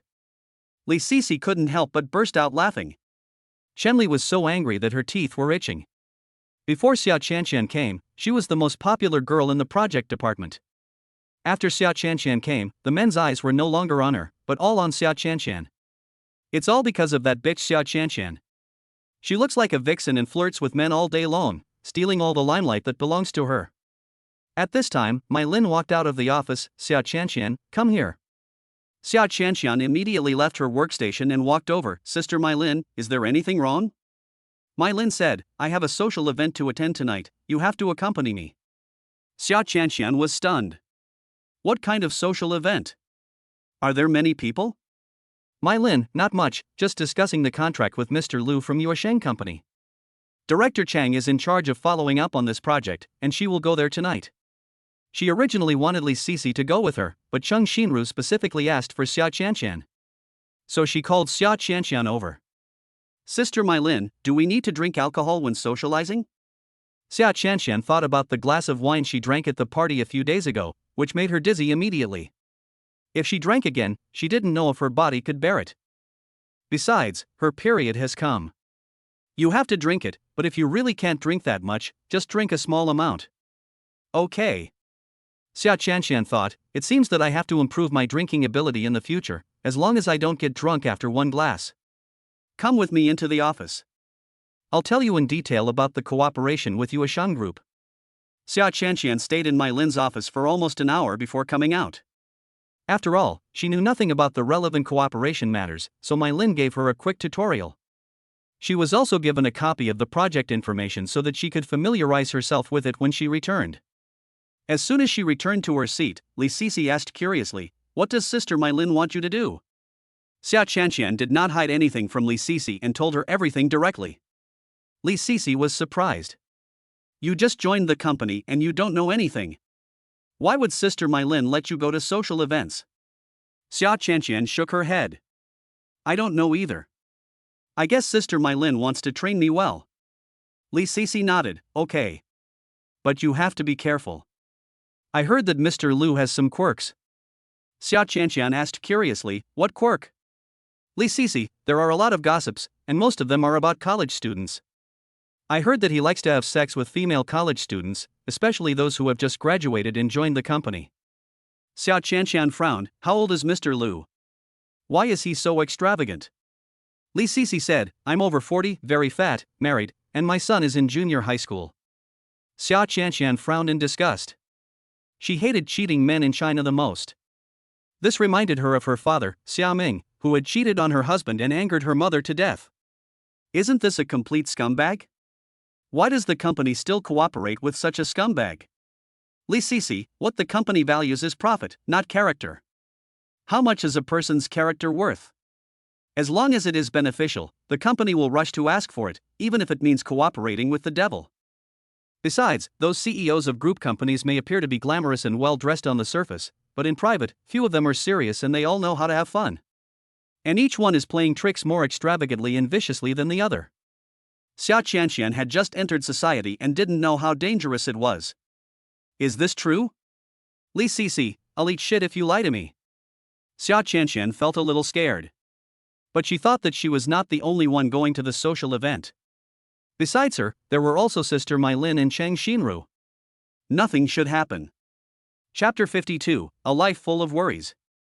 As it was getting close to the end of the workday, Xia Qianxian sent a message to Wang Ma saying that she would not be back home that night. After thinking about it, she also sent it to Fu Beichen. Mr. Fu, I have an appointment tonight, so I won't be back for dinner.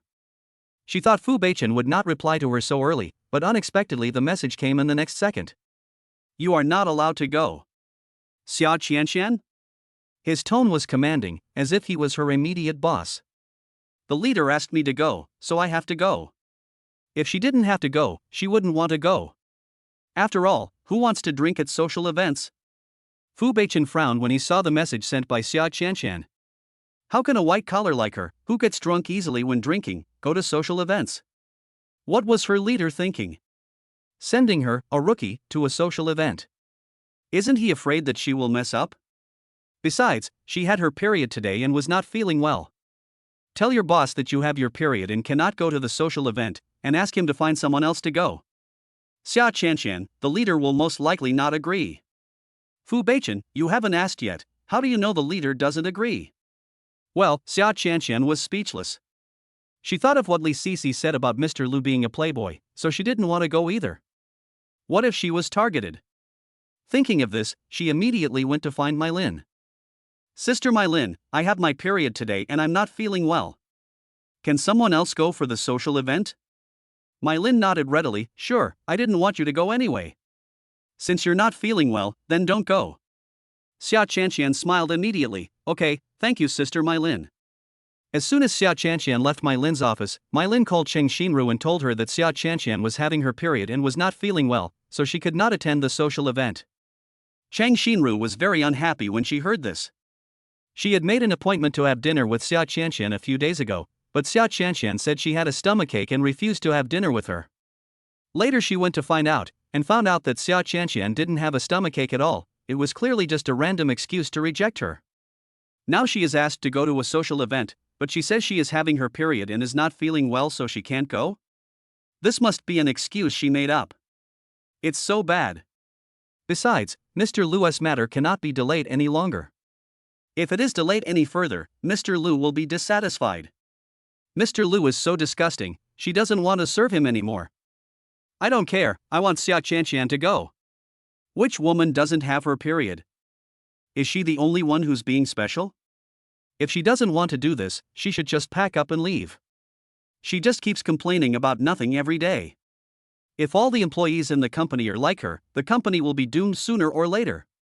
Mai Lin wanted to say something to defend Xia Qianqian, but Cheng Xinru hung up the phone. She sighed and had to call Xia Qianqian again. Xia Qianqian returned to her workstation and was about to send a message to Fu Beichen, saying that she didn't need to go to the social event. Unexpectedly, Mai Lin called. Xia Qianqian answered the phone. Qianqian, you have to come with us to the social event tonight. Xia Qianqian, ah? She was only happy for less than 3 seconds. Mai Lin said guiltily, I'm sorry, I told Director Chang about your situation, but she still refused and insisted that you go, so I had no choice. Xia Qianqian was stunned. Was it Cheng Xinru who insisted that she go? Why does she have to go? Is he planning something bad again? Xia Qianqian didn't want to embarrass Mai Lin. Okay, I got it, I will go to the social event tonight. Mai Lin asked with concern, are you okay? Xia Qianqian nodded, no problem, I can handle it. After hanging up the phone, Xia Qianqian immediately replied to Fu Beichen. I can't turn down the social event, I have to go. But don't worry, I will be careful. Fu Beichen frowned. What kind of crappy company is this? They insist on dragging employees to social events even when they are not feeling well. Xia Qianqian is such a silly woman. Can't she be more assertive and refuse directly? At worst, she would be kicked out by that crappy company, and he would just take her in. Fu Beichen wanted to ignore her and continue working. But I don't know what is going on, I just can't stand the content at work. He found that ever since he came into contact with Xia Qianqian, he had been worrying about her endlessly. Where do you go to socialize at night? What are you doing? When it's over, I'll send someone to pick you up. Xia Qianqian didn't think much about it and replied, Jinsha restaurant. Around 6 o'clock. Mai Lin and Xia Qianqian arrived at Jinsha restaurant. When entering the restaurant, Xia Qianqian couldn't help but say to Mai Lin, Sister Mai Lin, I'm a little nervous. Mai Lin nodded, it's normal. I was just like you when I had my first social event. I was very nervous. But there's nothing to be nervous about. Just try to calm yourself down. What you need to do in a while is to talk less and do more, and try not to make mistakes, understand? Xia Qianqian took note and said, okay. Come to the designated box. Outside the box, I bumped into Cheng Xinru, who had also just arrived. Cheng Xinru looked Xia Qianqian up and down and warned her, be smart and don't cause trouble. Just do whatever you are asked to do. This is a company social event, not a place where you can be indifferent. Xia Qianqian lowered her eyes and said, oh. Mai Lin patted Xia Qianqian on the shoulder, signaling her not to be nervous and just relax. After the three of them met, they walked into the box together. In addition to Mr. Lu, there were several other CEOs in the box. Those bosses were surrounded by beautiful women. The smell of alcohol mixed with various perfumes is very unpleasant. Xia Qianqian had never seen such a revealing scene, and her brows subconsciously frowned. In contrast, Mai Lin and Cheng Xinru looked calm, as if they were accustomed to these scenes. Cheng Xinru walked up on her high heels, her fiery red lips parted. Hello, Mr. Lu. Boss Song, Boss Duan, Boss Liao, you are here too. Mr. Liao said cheerfully, Mr. Lu invited us here, saying there are many beautiful women here, how can we not come? That's right. Now that I look at it, there are indeed so many beauties. When Mr. Song was joking, his eyes glanced at Qianqian with malicious intent. Xia Qianqian suddenly felt unwell all over. Cheng Xinru smiled and responded skillfully, introducing Mai Lin and Xia Qianqian as well. When talking about Xia Qianqian, Cheng Xinru specially explained a few more words. This Xia Qianqian is a new employee our company just recruited, she just graduated from college. Mr. Song looked at Xia Qianqian with a smiling face and carefully examined her from head to toe. Not bad, you can tell at first glance that she is quite young and pretty. He also looked at her chest several more times. Although Xia Qianqian felt very uncomfortable, she still nodded. Mr. Lu ordered, everyone sit down. Cheng Xinru and Mai Lin found an empty seat and sat down. Xia Qianqian was just about to sit down in the empty seat next to Mai Lin. Cheng Xinru suddenly said, Xia Qianqian, come sit next to Mr. Lu. Chapter 53 You Are Dreaming. Xia Qianqian paused and looked at Mr. Lu. There was indeed an empty seat next to him. But the way Mr. Lu looked at her was also disgusting. The main thing is that he is fat and has big ears, and his face is greasy. Thinking of what Li Sisi said, that Mr. Lu liked to play with female college students, she felt even more disgusted. Seeing Xia Qianqian didn't move, Cheng Xinru frowned. What are you standing there for? Why don't you go? Everyone looked at Xia Qianqian, with different and unclear expressions in their eyes. Xia Qianqian felt like she was standing on pins and needles. Just as she was about to make a move, Mai Lin suddenly stood up, picked up a glass of wine, and walked towards Mr. Lu. Mr. Lu, let me toast you. As she spoke, she went straight to sit down on the only empty seat next to Mr. Lu. Mr. Lu always wanted Xia Qianqian to sit next to him, so he left an empty seat for her. But when Mai Lin sat down and toasted him, he couldn't refuse. Mr. Lu raised his glass and clinked it with Mai Lin. Only then did Xia Qianqian sit in Mai Lin's seat. Cheng Xinru glared at Xia Qianqian unhappily. What a tactless thing. Xia Qianqian was in no mood to pay attention to Cheng Xinru's look. She couldn't help but look at Mai Lin, worry flashing in her eyes. Sister Mai Lin helped her out again. But Mr. Lu was not a good person. She just noticed that when Sister Mai Lin was toasting Mr. Lu, he touched her waist. If she went to sit there, would she also be? The more I think about it, the more uncomfortable I feel. This was totally different from what she had imagined a social event to be. She thought it would be everyone sitting together at the dinner table, eating and chatting. Instead of being harassed by some disgusting harassers. After 3 rounds of drinking, a group of people were chatting and laughing, and no one was talking about the contract.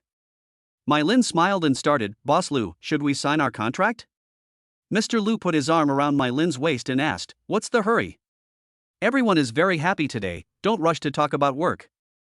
Others echoed. That's right, let's not talk about work first. Mr. Lu stared at Mai Lin with a lecherous look in his eyes.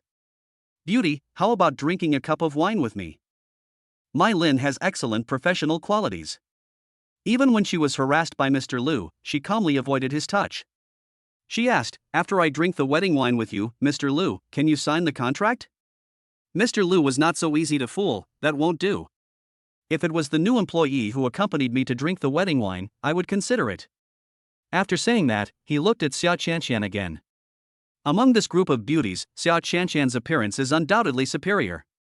But she is the youngest, with fair, tender and moist skin, as dry and delicate as a freshly peeled egg. Even without makeup, she is still exceptionally bright and beautiful. In particular, Xia Qianqian also has long straight black hair, with a few strands of hair falling on her chest, adding a bit of charming, pure and sexy charm. Mr. Lu prefers beauties who look good even without makeup, as they look the purest and most delicate. If I could get her into bed and conquer her, it would be so cool. Mai Lin had a smile on his face all the time, but when he heard that, the smile gradually fell. No wonder Cheng Xinru spent more than a month on Mr. Lu but failed to come to a successful conclusion of the contract. It turned out that Mr. Lu had ulterior motives. Cheng Xinru now has an attitude of not caring about the matter, which clearly shows that she has acquiesced to Mr. Lu's harassment of them. Mai Lin's face looked a little ugly. She was the one who brought Xia Qianqian here. It was her first social event, so she should be more decent. I didn't expect to encounter such a thing. She forced a smile and said, Boss Lu, Xia Qianqian is a newcomer after all, I'm afraid she can't serve you, how about I do it? Mr. Lu was displeased, you haven't asked her yet, how do you know she can't serve me? Besides, it's just a cup of wine. Drinking it won't kill you. Mai Lin was speechless for a moment. Cheng Xinru also spoke up, Xia Qianqian, go and have a drink with Mr. Lu. Boss Lu said that if you drink a cup of wine with him, he will agree to sign the contract. Xia Qianqian frowned and didn't move. Mr. Lu snorted, Director Chang, your new employee has a bad temper. She refused to come over and drink with me. You don't dislike me, do you? Cheng Xinru smiled and denied, how is that possible? Boss Lu, you are a big customer of our company. She is eager to flatter you and lick you. How could she dislike you? After saying that, she rudely pulled Xia Qianqian up and pushed her towards Mr. Lu. Xia Qianqian, go to Mr. Lu. Xia Qianqian was pushed hard by Chang Xinru and almost fell. I finally managed to steady myself, but my abdomen was aching slightly. She endured the discomfort, picked up a glass of wine and came to Mr. Lu. Mr. Lu, forget about the toast, how about I toast you a glass? Drinking alone is too boring. Either we drink a cup of wine together, or... Mr. Lu smiled evilly and stared at Xia Qianqian's rosy lips with lustful eyes. How about you take a sip and feed it to me mouth to mouth? After saying that, he stretched out his greasy hand and touched Xia Qianqian's thigh. Xia Qianqian couldn't bear it any longer, and without thinking, she poured the wine on Mr. Lu's face. You're dreaming. Mr. Lu was caught off guard and was splashed in the face by Xia Qianqian. Everyone was shocked and couldn't believe that Xia Qianqian would be so brave. She is so brave. Mr. Lu stood up angrily. Bitch, how dare you throw wine on me? Cheng Xinru saw that something was wrong and quickly came out to smooth things over. Boss Lu, don't be angry. This new employee just joined the company and it's not easy for him to do his job. Xia Qianqian, hurry up and apologize to Mr. Lu. Xia Qianqian said angrily, he molested me, why should I apologize? Cheng Xinru blared at her, he's Mr. Lu. It's your honor that he likes you. What qualifications do you have to tell him what to do? Xia Qianqian retorted, who wants to be favored by a disgusting pig like him? If you want him, just go with him. Cheng Xinru glared, Xia Qianqian, you. Mr. Lu became even more furious. Damn it. This was the first time someone called him a pig to his face. Someone, catch this little bitch. I'm going to kill her today. Several bodyguards hiding in the dark appeared one after another. Cheng Xinru smiled coldly when she saw this situation. Very good, Xia Qianqian, it was you who took the initiative to anger Mr. Lu. You deserve to be punished by Mr. Lu, you can't blame her. She wanted to see if Fu Beichen would still want Xia Qianqian after she was abused by Mr. Lu and the others. Mai Lin didn't expect things to turn out like this. Xia Qianqian is her employee. She was the one who brought Xia Qianqian up, so she has to be responsible for Xia Qianqian. She quickly said to Mr. Lu, calm down. I will drink the wedding wine with you, and feed you mouth to mouth. Mr. Lu pushed her away without hesitation. Who do you think you are? Get out of here. Mai Lin was pushed away and fell to the ground. Xia Qianqian quickly rushed to Mai Lin and helped her up. Sister Mai Lin. Are you okay? Mai Lin shook his head. I'm fine, Xia Qianqian, I'm sorry. I didn't expect things to turn out like this. Xia Qianqian said, let's not talk too much for now, let's get out of here. Xia Qianqian supported Mai Lin and was about to leave. The next second, he was stopped by several bodyguards. Mr. Lu sneered, did I let you go?